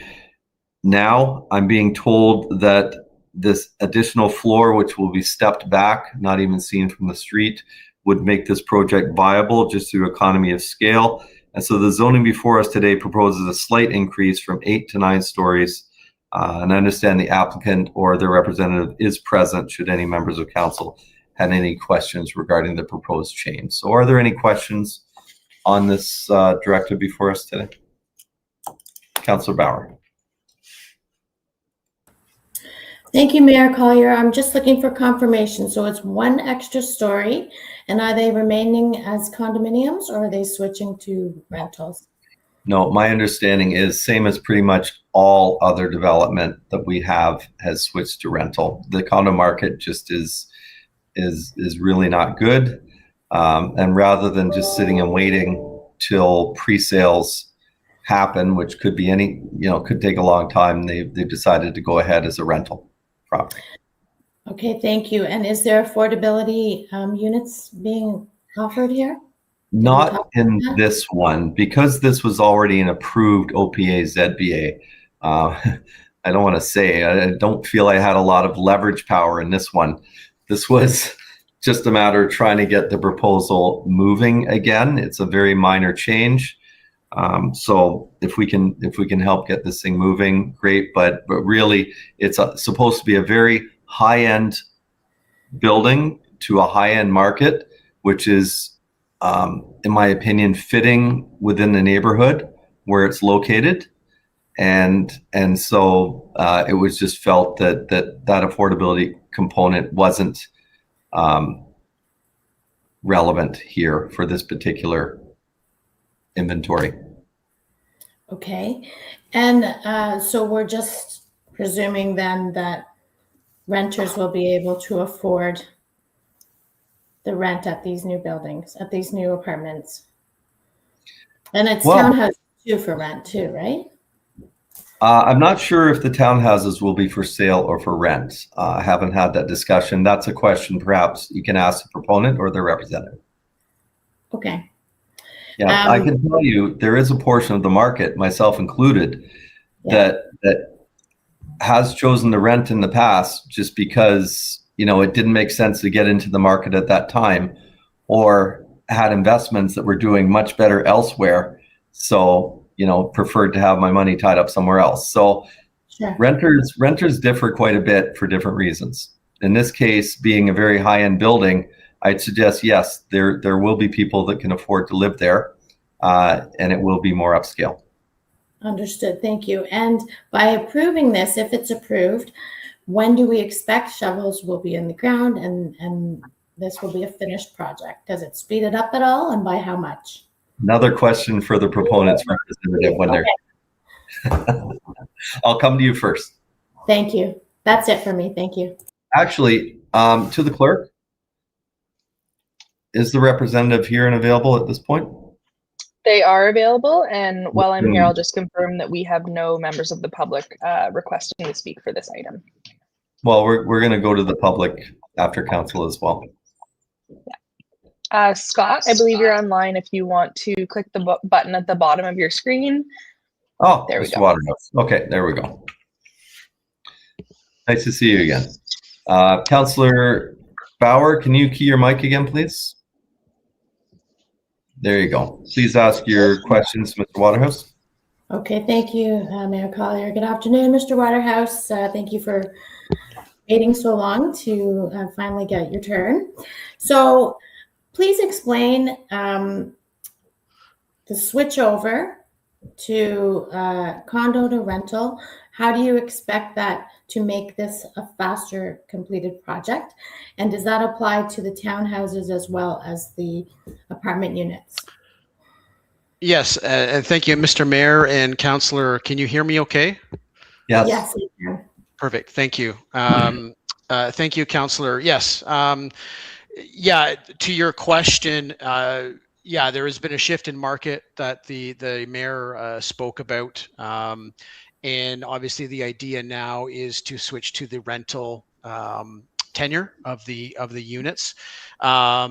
It's likely it would cover both the apartment and townhouses, but the information I've got from Your Home Developments is it not quite yet determined, but it's leaning that way. And I think your second question was about timing. And yes. Certainly, if council is of mind to approve this application to add that additional story, they would have to go back and just tidy up the site plan with staff. But the idea is, if those approvals are granted, to finish up that site plan process and then get shovels in the ground within the next 6 months, ideally. So that's certainly the idea on behalf of the applicant and the developer to try and bring, as Mayor said, housing to the market and bring that housing to the market in a difficult housing market that we see today. Sure, absolutely. And can you please, thank you for that answer.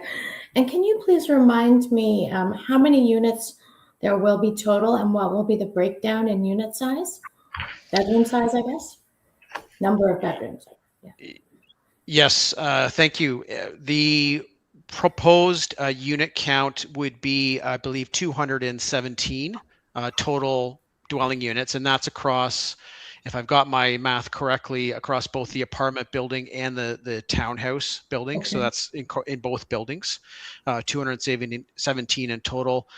Previously, I believe the unit count was 187. So there's obviously a slight increase in total yield in that context. Okay, and do you know the breakdown? 1 bedroom, 2 bedroom, 3 bedroom? I don't in front of me. I know I don't suspect it's changed from what was previously before. I can find it in 1 second here because they have gone through a specific site plan process with staff, which is beyond a sort of zoning matter. But I believe previously it was a mix of, your 1 bedroom and your 1 bedroom plus dens, and then 2 bedroom and 2 bedroom plus dens, and then a few 3 bedrooms. So it was weighted more to that 1 bedroom, 2 bedroom mix with about a 6%, I believe, at the 3 bedroom. So it certainly crossed that whole spectrum of bedroom configurations. Okay, so adding 1 floor, so if it increased from 187 units to 217, so adding 1 floor added 30 units? I believe that's the information, if I have got my numbers correctly. I might be off there, but I believe that is the math in front of me. I find that hard to believe. 30 extra units by 1 floor, like by adding 1 floor? Or there, I guess 187 may not be the correct number. Yeah, it is. I mean, it probably comes back to that mix of units. I know previously, I know there was. I'm just looking at it here on my screen, but I think it was, or maybe I had the number. It might have been 172, but I know that per level, there's about 20 units previously on certain levels, but it came back to that mix of bedrooms that were proposed, which differed from floor to floor, I believe. Okay. Okay. All right. So by adding this extra floor, is that going to make a difference in the amount of parking that will be created? They would, yes, and a good question. Certainly, what's before council isn't a change to the proposed parking ratios that you would have to provide per unit in that sense. Mm-hmm. Certainly, they have to look at, I said, some slight updates or to the site plan to accommodate this, but no changes to the previously proposed parking ratios in terms of number of parking spaces per unit, both from a resident perspective and a visitor perspective. Got it. All right. Okay, thank you for this information. Those are my questions right now, Mayor Collier. Thank you. Okay, thank you. To the clerk, does any member of the public wish to speak to this item or ask questions to the representative of the proponent? Through you, Mr. Chair, no members of the public for this item. Okay, so that will conclude our public meeting on this. Thank you, Mr. Waterhouse, for being here. We'll be dealing with this item under bylaws later on in the agenda. Thank you. We have, the item 5.8, the GGC financial statements and audit report has been, I believe, has that been withdrawn? Yes, correct, Mr. Chair. Okay, so that concludes the meetings and presentations. Moving on to, there's no items of correspondence. Moving on to standing committee reports. Community Affairs and Planning Committee report. Just let me pull up my resolution sheet.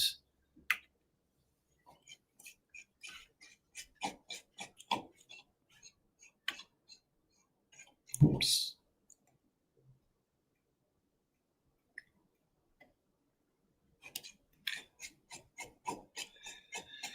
Okay, can I get a mover and a seconder, please, for these? Oh, Councillor Crawford?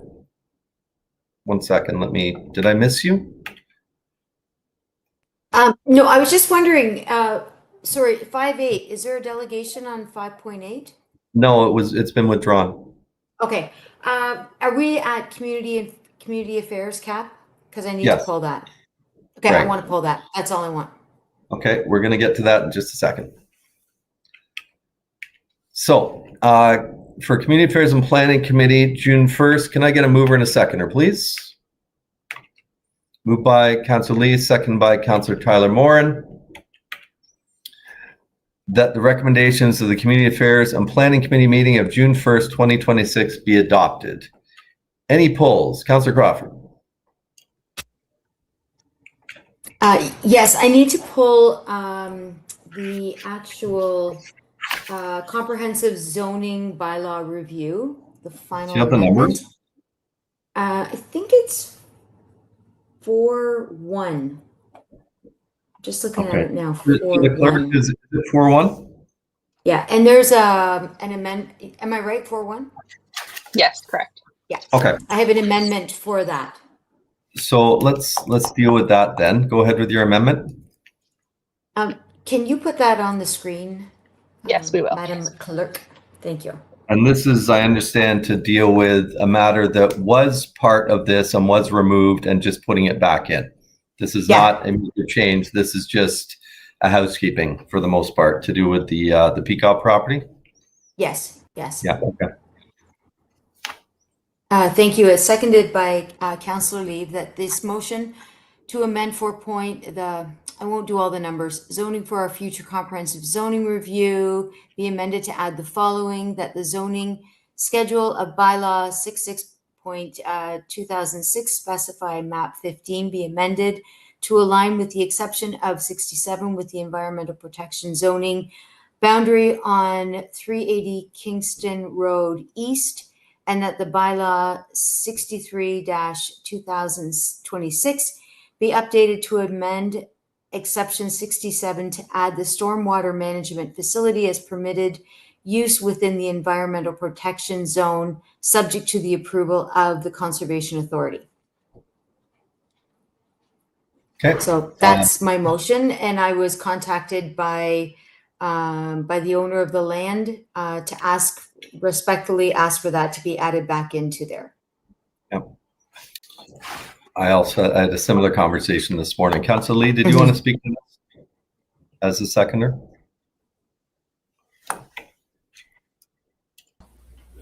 Sorry, no. There's no way to say no to you outside of this, so I'm all good. Well, you could just turn your mic off. Okay. Any further comments on this?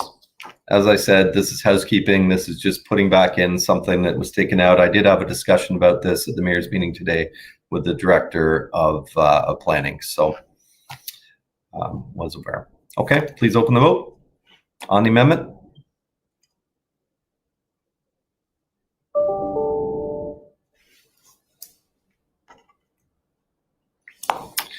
Okay, that is carried. And on the Community Affairs and Planning Committee report 7.1 as amended. Comments?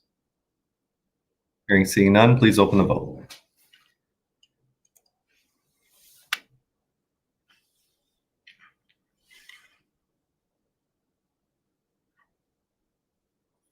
And that carries. Moving on to our next item. 7.2 General Government Committee report of June 15th. Can I get a mover and a seconder, please? Moved by Councillor Bauer, second by Councillor Lee. That the recommendations from the GGC committee meeting of June 15th be adopted. Any polls?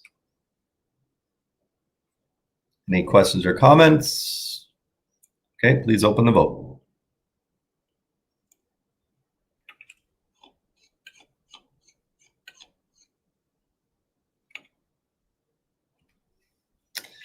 Okay, and that carries. We have already dealt with item 8.1, the draft equity, diversity, and inclusion strategic framework. Next is item 8.2, commemorative naming of Rotary Park Bridge. Director McClarty, is there any presentation from this or just the report? Just forward for council's consideration. Okay, I understand this report. Well, I know this report is a result of a motion that was moved by Councillor Lee and seconded by Councillor Bauer, I believe. Is that correct, Councillor Lee? I think it was flipped. And I believe Councillor Bauer moved this, if I'm not mistaken. So I'm assuming that Councillor Bauer wants to move this and you want to second it. Councillor Bauer? Oh, thank you, Mayor Collier. Yes, I would be pleased to move this.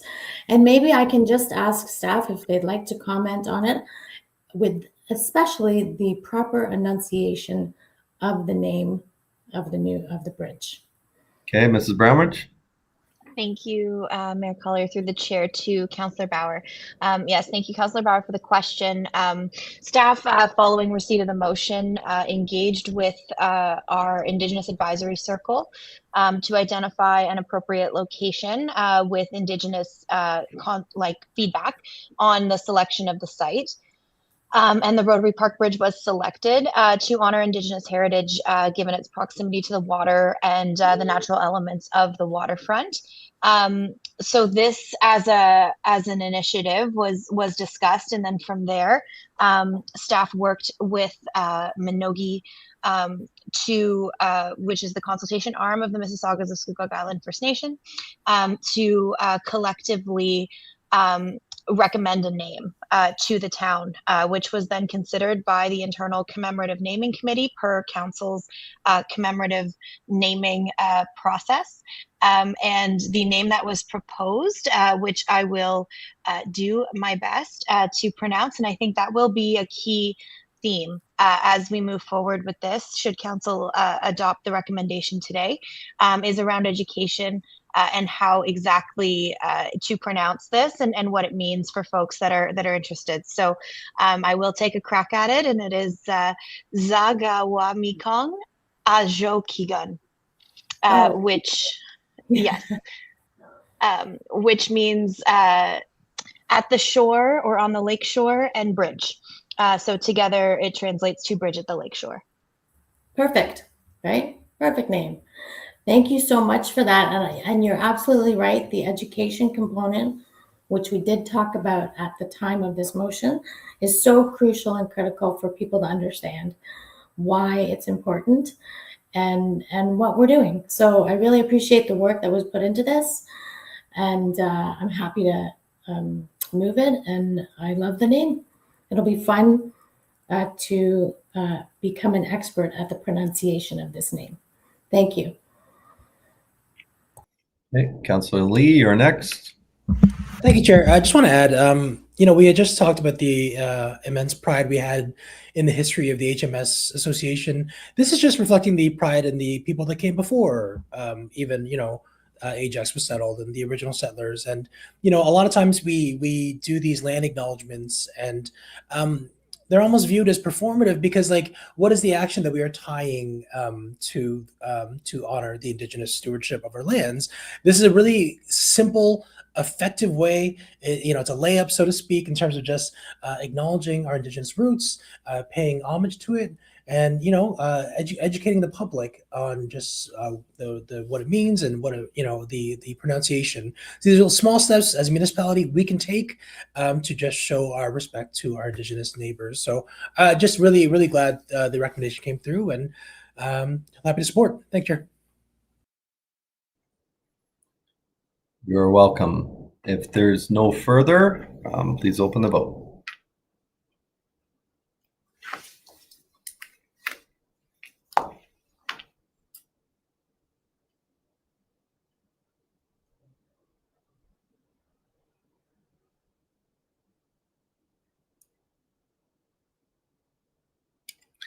And that carries. Our next item is item 8.3, Ajax Public Library 2026-01, the Library Services 2026 Spring Update. Sarah Vaisler, Chief Librarian and Executive Officer. Through you, Mr. Chair, Ms. Vaisler had to leave today's meeting due to a family commitment, but she's happy to take any questions by email following the meeting as necessary. Okay. Did any member of council want to make public comment or statement on this? Or just let me pull up the resolution actually, just to see exactly what it is.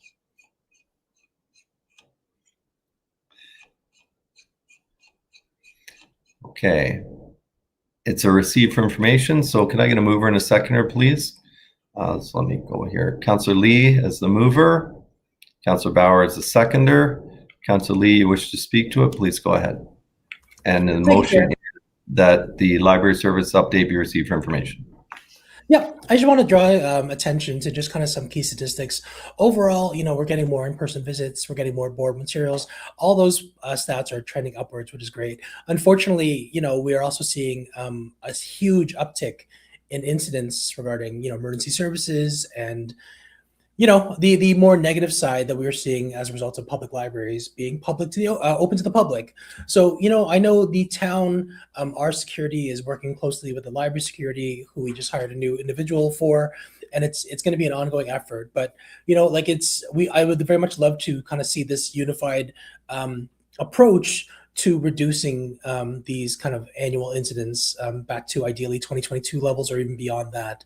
Because, almost 300 issues in 1 year, that's almost trending towards an issue a day. And that's not what our public expects from the safe haven that is our libraries. So I know we have, a public consultation on our unsheltered community tomorrow. I hope that, these stats start trending downwards. Thank you, Chair.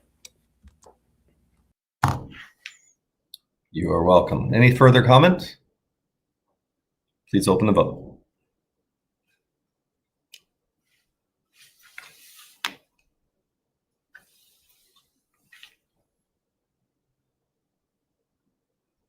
That is carried. The FSP update has been withdrawn.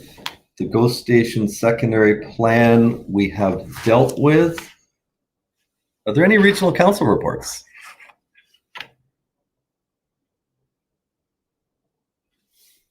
Not seeing any. Okay. To the clerk, do I still need to do the resolution in absence of any regional council reports? No, you're good to skip that one. Okay, so we're not going to do the resolution to receive for information. Moving on to business arising from notice of motion. Reduce speed limits on all interior roads to 40 kilometers an hour. Councillor Henry, Councillor Tyler Morin. Councillor Henry, please go ahead.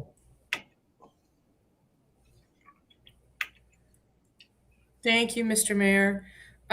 So this came through the Road Watch Committee, and it was discussed that Pickering had adopted something similar back in 2003, and it's been working well. There was discussions prior to the June 4th meeting about road speeds being reduced to 40 kilometers and what that would look like on interior roads. Furthermore, the complaints that I've had up in the Castlefield, Sundial, and other areas of Ward 2, where residents have been asking for reduced speed limits and traffic warrant studies, thinking that the speed limit there was already 40 and folks were going too fast. So once discovered that that's actually the speed limit is 50, everyone that has been sending emails has been saying, well, why isn't it 40?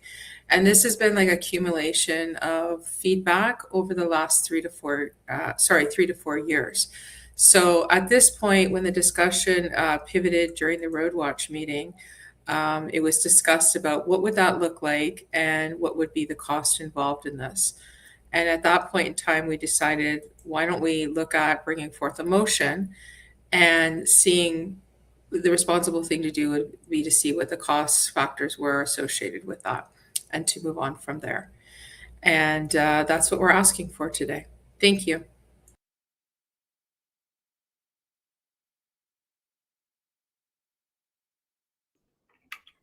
I should just leave my mic on. Councillor Tyler Morin. We knew you were there. This is just a threshold. I hope that staff can look at this quickly. If there's nothing posted, we know right now it's 50 kilometers of residential streets.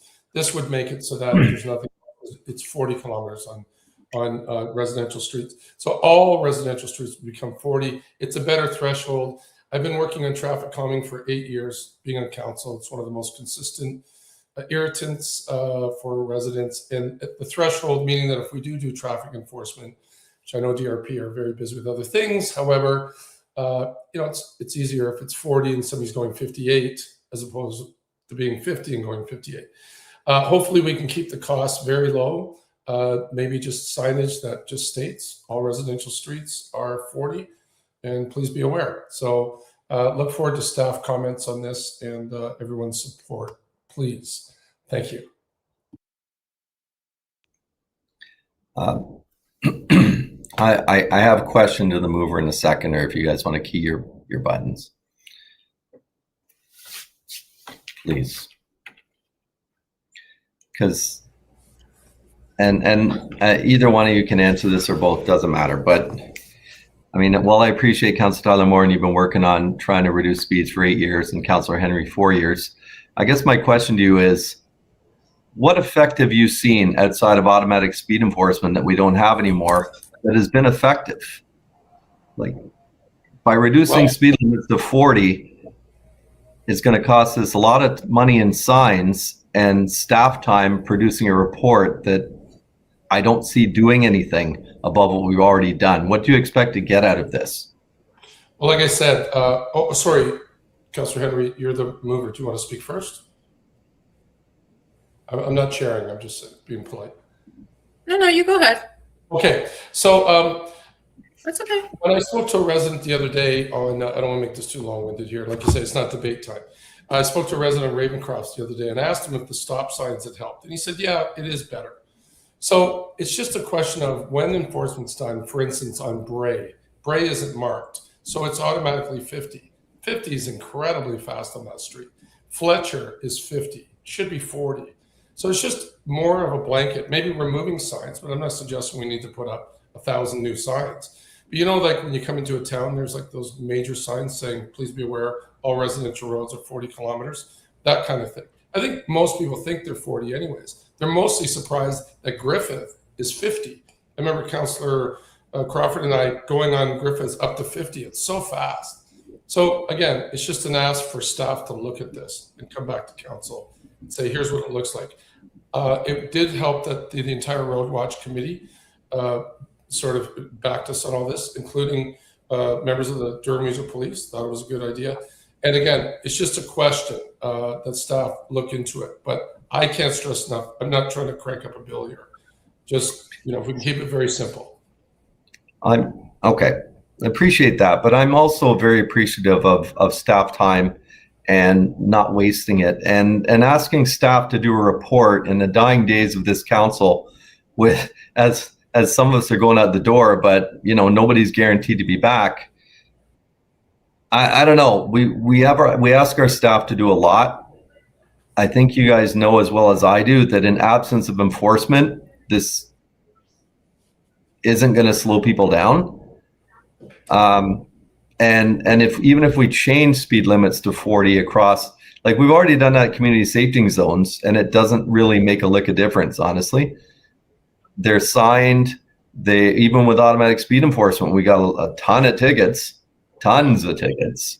And that's by putting up signs and posting them 40 and automatic speed, 40 kilometer zones and community safety zones, and fines doubled. Didn't work. So I guess not a question. I'm not going to support it because I don't think it's going to do anything, and I just think that staff. So, Mr. Mayor, if I can have. Okay, you can take it as a question. Go ahead, Councillor Henry. Sorry, Mr. Mayor, I've got a leg. No, I just wanted Councillor Tyler Moore had a chance to respond to you at the beginning, and I didn't. I was waiting my turn. So if you don't mind, and I have a lag in the system. I don't know what's going on. But you asked about what we were hoping to accomplish. So right now, you know, we have a lot of residential areas where it's 50 and folks think it's 40. And to the point of a lot of residents that I'm hearing from Sundial and Castlefield, you know, if the speed is 50, folks are doing 60. If the speed is 40, folks are doing 50. That extra 10-kilometer change could save a life. God forbid somebody's hit. It could be the difference of being able to stop in time versus not being able to stop in time. When we're looking at the ASE cameras, you know, you're right. They did make a difference. They work. And they did. as soon as they were taken away, URPS contacted me and said, Counselor, can I have a list of all the streets where the cameras were? Can I have a list of all this? And then DRPS went out and started doing that enforcement in those areas in lieu of and in absence of the ASE machines. Councillor So Henry, while I know the for a machines fact aren't that there did not happen. clocking it, You know my other job, right? I know for a fact that I did can not. prove it in an email. Okay.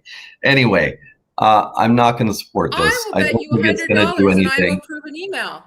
Okay. Are you willing to put that on there?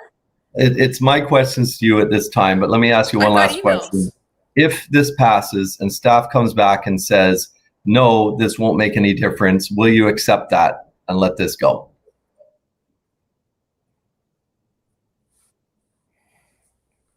I think we have to see what staff have to say about the cost. Right. If staff do the report and they come back and say, But I mean, no, sir, this is a wouldn't you bad agree that idea. this is I'm looking forward to reading the report. Okay. I'm asking Well, you then we have a publicly, if staff come back and say, I'm no, looking this is forward not to a good reading the idea, report. you go, And okay. we've given staff time. Mr. Mayor, we've given staff time to our, what do we call that? Our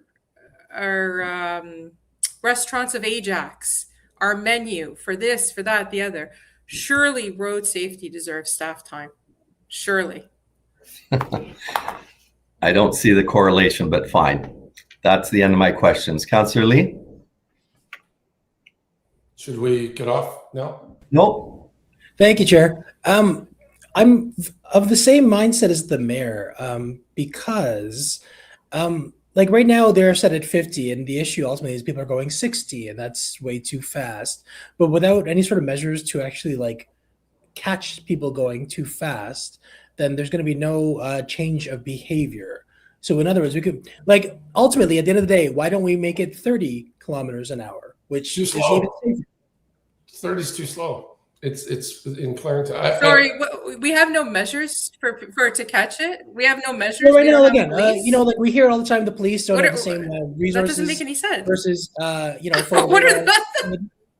So yeah, I mean, realistically, I don't see police on residential streets nearly as often as they used to be because they're busy doing other, you know, crime prevention measures, right? So I guess ultimately, if there's no punishment to speeding on residential streets, or it's not as frequently tagged, then the concern is ultimately like who's watching people speed, who's punishing people from speeding, and then So ultimately, and the question is, if we're that serious about road safety and we're getting a collective agreement from the town, let's drop it to 30 then, and 30 kilometers an hour.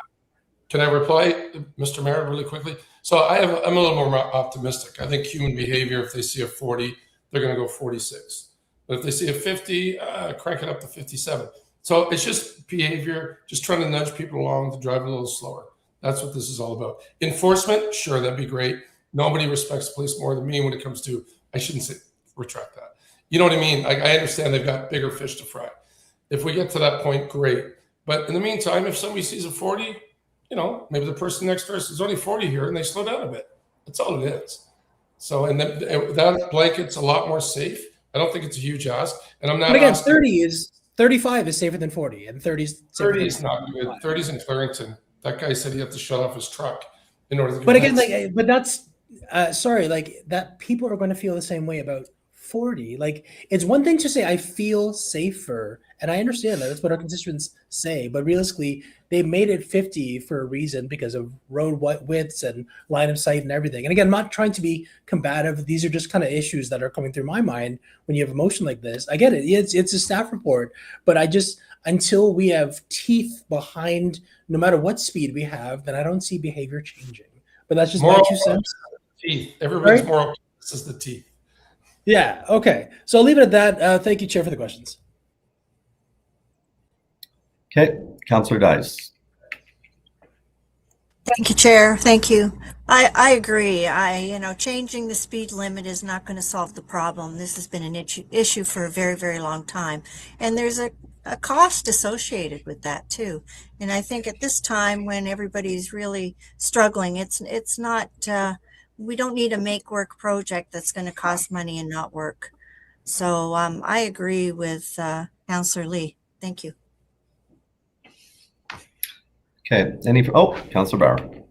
Councillor Dyes, we're not asking it to be changed. We're asking for the report. Okay. Correct. Well, Just a report. Councillor Bauer, do you have questions to the mover and seconder, or just want to speak to it? I have questions. Okay, go ahead. Thank you, Mayor Collier. Thank you, Councillors Henry and Tyler Morin, for bringing this forward. I do remember a conversation where at the Road Watch meeting, it was discussed with that group and specifically with actions that they've taken in Pickering regarding the speed limits. And there was some benefits that I think the two of you said Pickering reported. So maybe can you talk to us about that? Because I don't see that anywhere in the motion. Councillor Henry, do you have a better memory of the details than I do? Other than the fact they did it and it worked. I also spoke to somebody in Lindsay So where they did it and it worked, meaning that apparently people slowed down. Sorry, go ahead. I didn't mean to. Yes, my understanding was that it did make an improvement on the internal streets, and that's why it was brought forward. And it's been done for 2003. It's been done over 20 years in Pickering. And of course you're always going to have people speeding. We're never going to change that. What we're going to change is by how much they're speeding and at what rate. That's more what will change. But it's more about the report and what comes back to us, what the cost of this would be, what this would look like.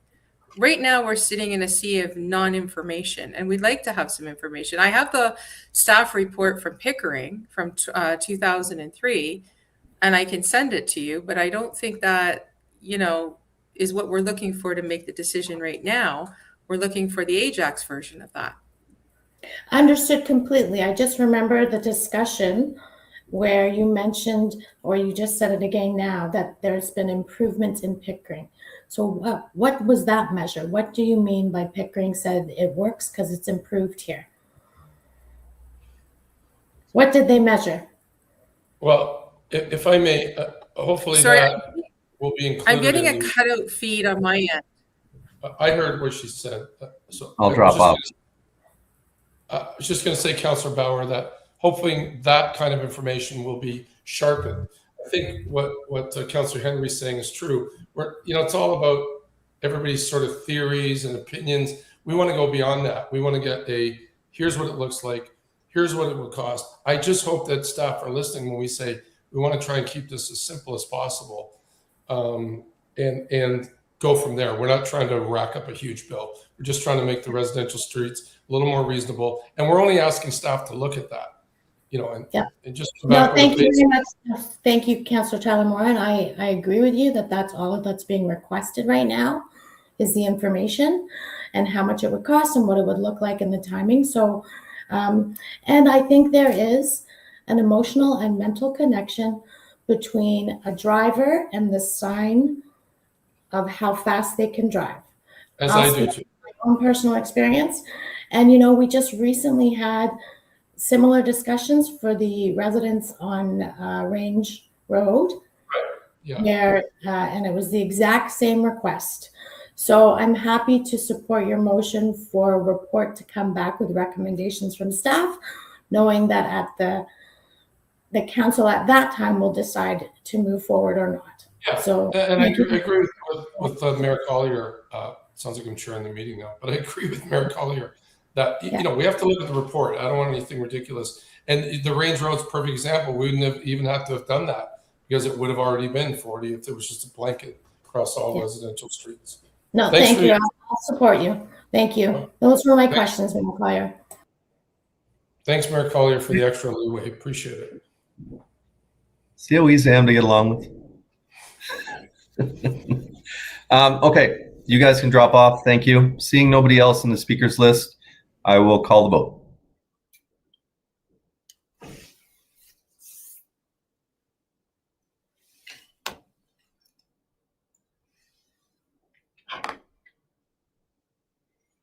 And that carries. Moving on to the next item. Sale of town-owned lands adjacent to 14 Ontario Boulevard. This is myself and Councillor Crawford. I'll just speak to it very quickly. This is a kind of a legacy piece. This has been before this council in one way or another. Councilor Dyes, you'll remember this going back as far as 2003, I think, with this landowner. It's a what I'll call surplus piece of property. And speaking with our director of operations, I mean, the word ditch came up. It's something that we at the town have to maintain, but it's directly next door to this resident's property. I'd rather have them maintain it and pay for it than us. And that, you know, we still will have access to the ditch and be able to, if we ever need to clean it out, bring in an excavator, clean it out. But, you know, this to me is a bit of a reasonable request. This person already maintains the property. It's surplus as far as I'm concerned. I did have pretty in-depth conversations with staff about this and said, I want to put this to bed once and for all. It's been 23 years. And I didn't hear anything that made me change that opinion. So that's why this is here before you. Councillor Crawford as a seconder, please go ahead. Thank you. I just wanted to, as long as this motion basically says that we would still have access, you would figure out with staff and the owner that if we ever needed to access the culvert, I think it's a culvert. And from my understanding from the owner, the town has never accessed the culvert, never needed to access the culvert to clean it out. But as long as we have be able to have access to that, and there's no change in the use of the land at all by the owner, which I don't think he has any intention of doing, then we just need to figure this out. I think we've been talking about this since I came on to council, and I know it goes even before that, and I'm 16 years here. So thank you for bringing this forward.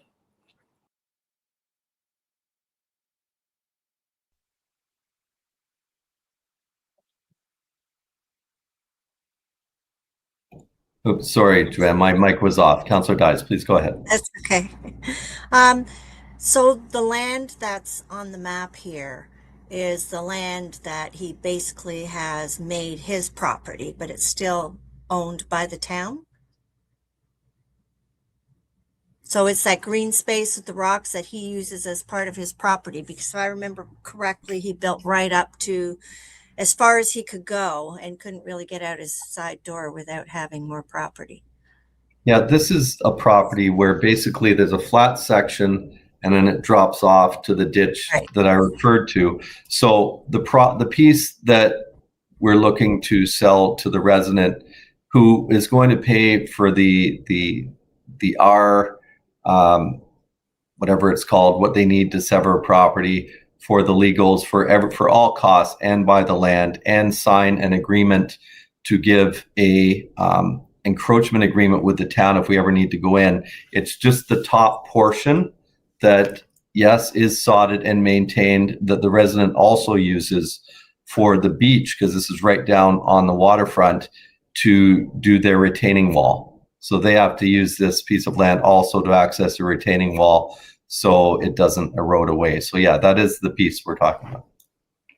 So we will have access still, just in case we need to get down there. I think it was for flooding too, if I remember correctly, in intense storms, but I'm not sure.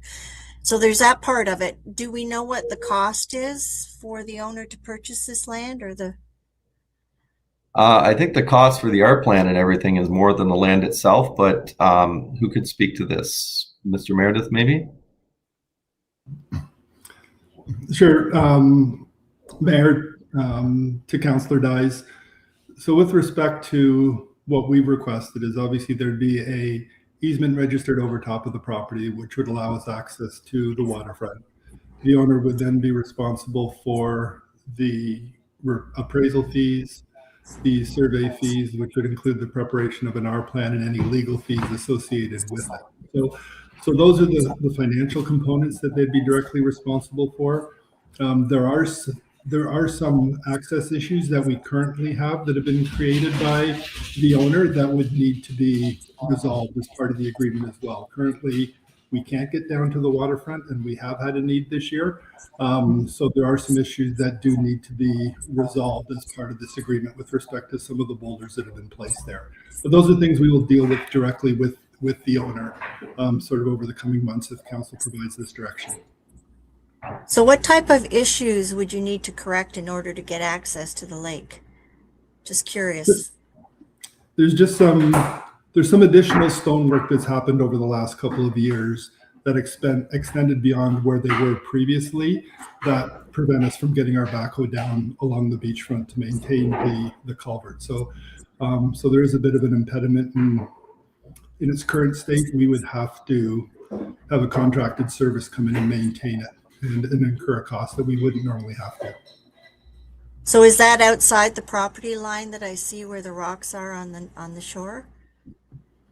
Yeah, you'll see photos of where it extends along the southerly boundary of the town's property that is currently preventing us access to that area. Okay, well, thank you very much for the information. I appreciate it. Okay. Seeing no one else in the speakers list, please go ahead and open the vote, Madam Chair, or Clerk. Sorry.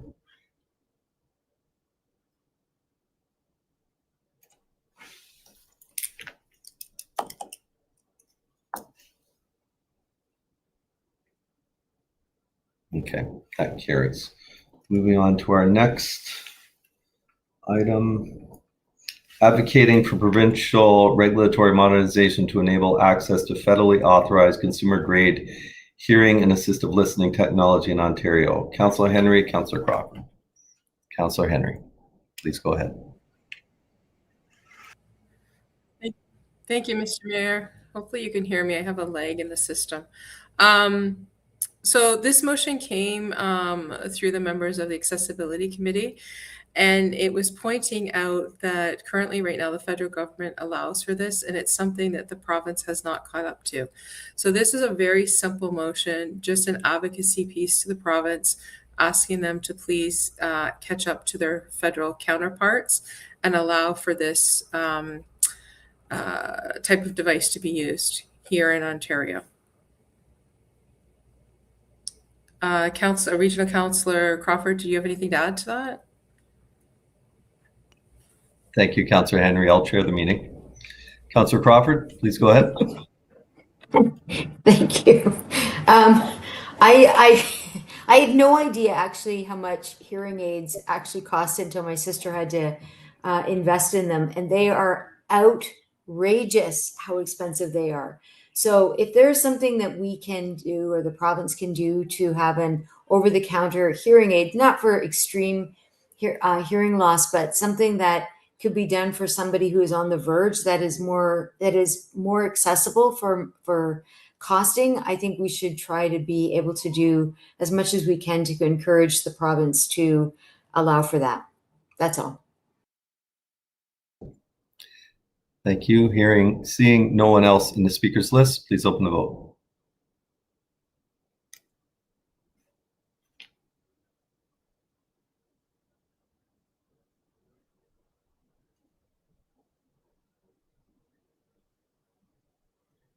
And that carries unanimously. Okay, that concludes the notices of motion. Moving on to bylaws. Just let me find my sheet on this.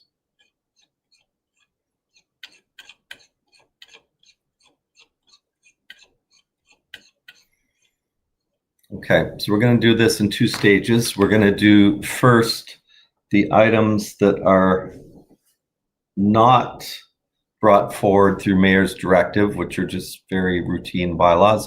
Can I get a mover and a seconder for bylaws 57-2026 to 70-2026 and 73 and 76 to 81 be approved? Moved by Councillor Lee, second by Councillor Crawford, that bylaws 57 to 70, 73, 76 to 81 be approved. Questions on any of the bylaws? Councillor Bauer.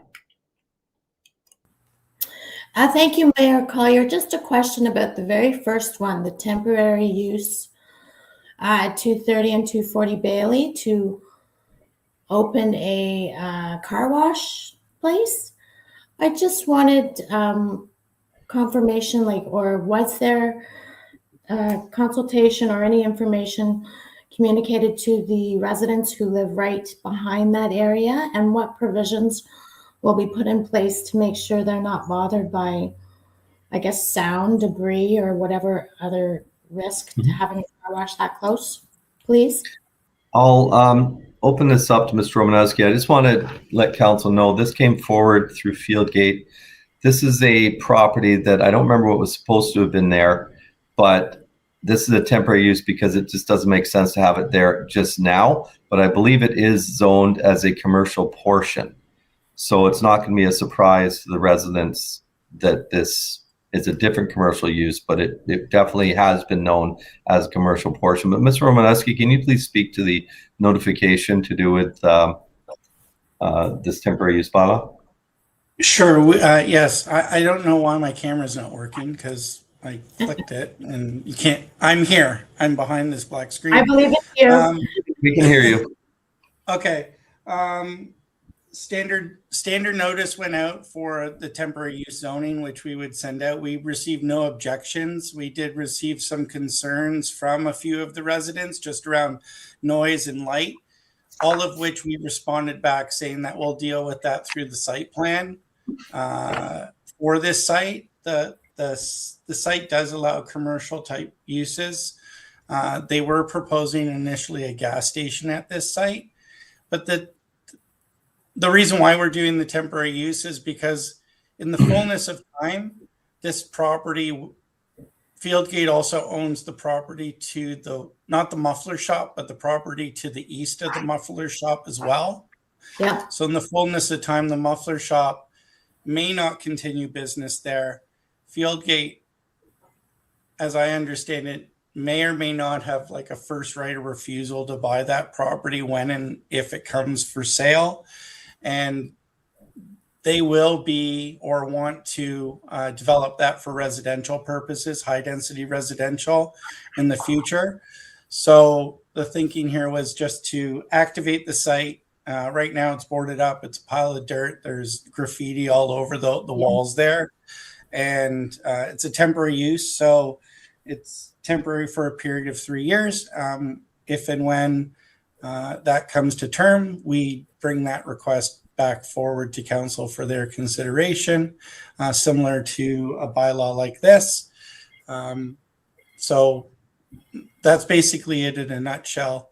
Okay. We did get some comments and we can deal with the comments through the site plan review process. Perfect. Thank you, Director. So do you know when that will be operational? Like how soon will that be there? I don't know. They've gone through pre-con through the chair to Councillor Bauer. They've gone through pre-con. So I imagine it'll probably be something that'll be built probably next year. I would imagine, unless they're going to build it like right away. But we haven't got any permits or anything like that in to date to initiate that development. Okay. Okay. Thank you very much. That's it, Mayor. Councillor Lee. Very quickly, Chair, didn't we pass a motion prohibiting car washes and storage lockers to be permitted in Ajax? I believe it was gas stations and self-storage facilities we removed as permitted uses. But again, Mr. Romanowski, or maybe Mr. McCullough. Yes, it was gas stations, and through the chair to Councillor Lee, it was gas stations and storage facilities. That's hilarious. That's correct. I would have included car washes if I'd known, but what's done is done. Okay, thank you, Jared. Well, Councillor Lee, you and I both drive electric cars, so they don't require gas, but they do require washing. So I can see that as a permitted use. Councillor Crawford? My question is about another bylaw, sorry. Okay. Well, I don't see anybody else on this one, so go ahead and speak to the other one. Turn your mic back on and I'll let you in. There you go. Sorry, my question is around bylaw 76, 2026, removing campfire permits. So we're just saying now You're not allowed to have them. Is that right? Under the bylaw? I don't believe we're ever allowed to have them. Well, I didn't think so either. That's why I'm asking. Deputy CEO Cooper? Hi, you're correct, Regional Councillor Crawford. We haven't permitted them in a very long time, but the bylaw still had an outdated reference to allowing them at Greenwood, I believe. So this is just a cleanup that we're doing at the request of Environmental Services. Perfect. Thank you. That's all I need to know. Thank you. Okay, anything further on the, I'll just call them the regular bylaws? Hearing, seeing none, please open the vote to the clerk.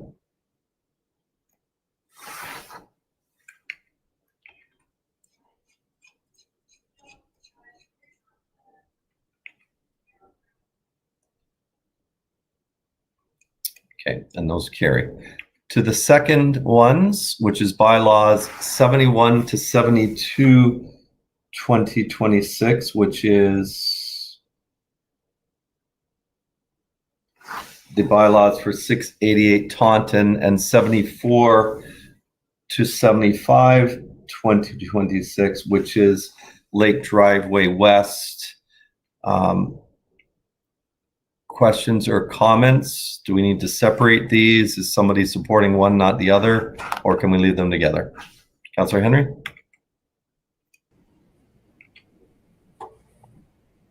I just want to ask about 688, right? 688 Taunton. Just a quick question. So if this goes through today and they don't meet the requirements of TRCA, the H hold never gets released. Is that correct? That is correct. Sorry, I can't. Yeah, sorry. Oh, I did, yes, that's correct. Okay, so it doesn't get released. Right. Okay. Can they come back to TRCA with a council approved motion here today? Can they go to TRCA and use that as leverage to get out of doing the work that's been asked of them? No, not at all. My understanding after reviewing the TRCA comments is this is a matter of encroachment. Just like 120 Robertson, the Hartrick House, the TRCA requires a 6-meter setback. Sorry, the MNRF requires a 6-meter setback from stable top of bank, where TRCA uses 10. So they require a larger setback. I mean, it's like what they did at 120 Robertson. I guess that's subject to negotiation, and they ended up finding somewhere in the middle. I imagine what's going to have to happen here is they either find some compromise with TRCA, or they have to move the building that is too close to stable top of bank to qualify or to address the TRCA's concern. And in absence of that, the TRCA is not going to give their approval, and we're not going to remove the holding provision. So, but no, they can't use this as leverage.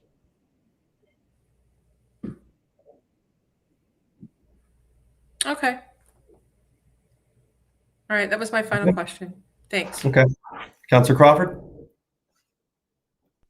Thank you. I really don't mean to belay this meeting longer than it is But you're gonna. But I'm gonna. The comment that was brought up about the MAT tax, could we have Ms. Brownridge come in and just talk about that process, especially specifically to Airbnbs? Yeah, please go ahead. Thank you. Through the chair to Regional Councillor Crawford. When council approved the municipal accommodation tax, it was discussed that the enforcement of this would be phased. We focused initially on hotels and motels, but the bylaw did include short-term rentals as well. And the intention at that time was that staff would put together an enforcement strategy, as Airbnb and Vrbo do not release a list of active Airbnbs and Vrbos in town. So if you operate an Airbnb, you have to click an acknowledgement that the town does collect a MAT and that you are obligated to do so. However, at this point in time, staff have not been proactively enforcing that. And so the uptake in payments have been extremely low.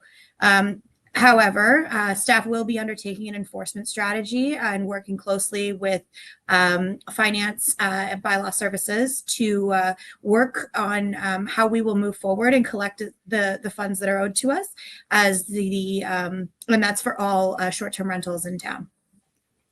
Thank you very much for that clarification. I do appreciate it. On the lake driveway, I think there was some concerns with the residents. Is there some kind of wetland or protective land behind that project? And I'm not 100% sure. I had the question asked to me, and just wondering if that will still be protected behind the lake driveway piece. Yeah, this backs onto Duffins Creek and Duffins Marsh, right, and falls under TRCA. So they're going to have to satisfy any TRCA requirements. And again, that happens through site plan. Okay, perfect. Those are my two questions. Thank you. Okay. We did not divide, so I'll move them. They're mayor's directives. Can I get a seconder, please? Second by Councillor Lee.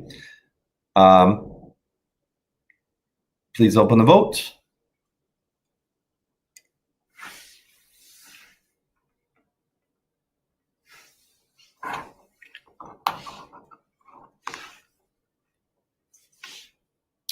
And that carries.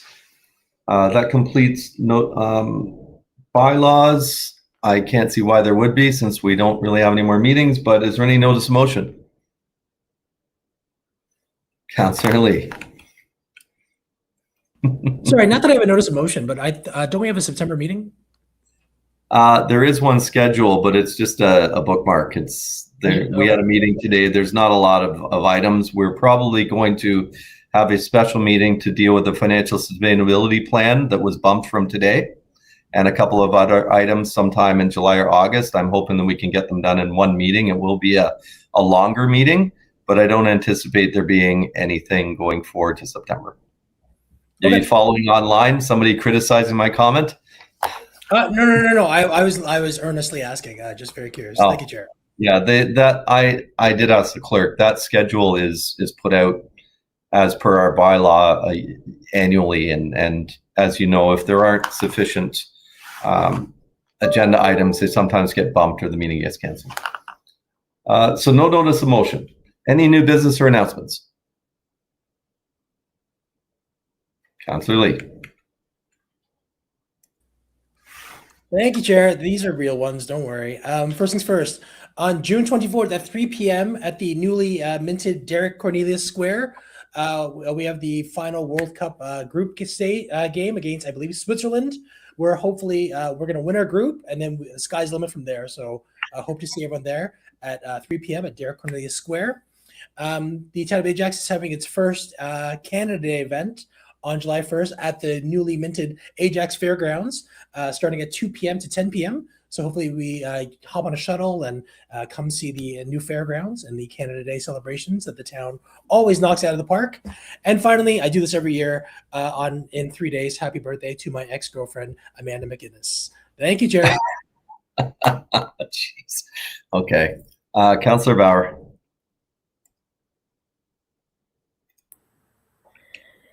Thank you, Mayor.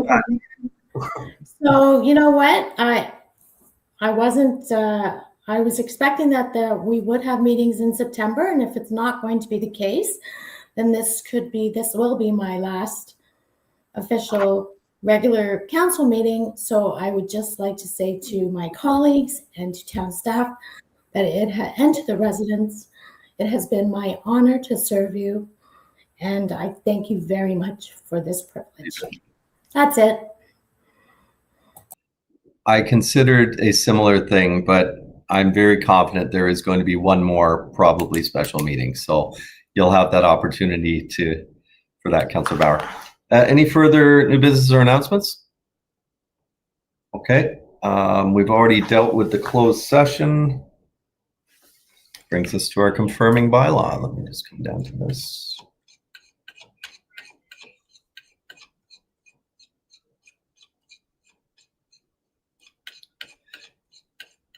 There it is. Can I get a mover and a seconder for the confirming bylaw, please? Moved by, let's have somebody new. You guys are too quick on the draw. Moved by Councillor Dyes, seconded by Councillor Tyler Morin, that bylaw 82-2026 being a bylaw to confirm the proceedings of the Council of Corporation of the Town of Ajax at its regular meeting held on June 22nd, 2026 be approved. Questions, comments? Please open the vote.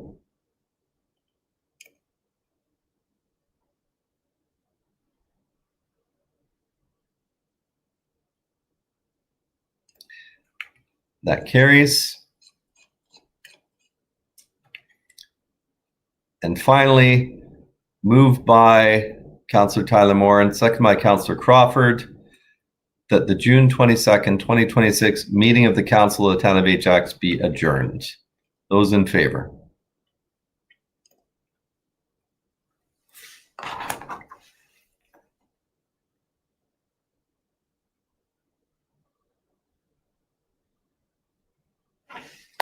I'm sure that carries, except for Councillor Lee. I'll just take a moment just to say thank you everyone to staff. Yeah, there we go. And I hope everybody has a very great and very safe summer. Enjoy the rest of your day.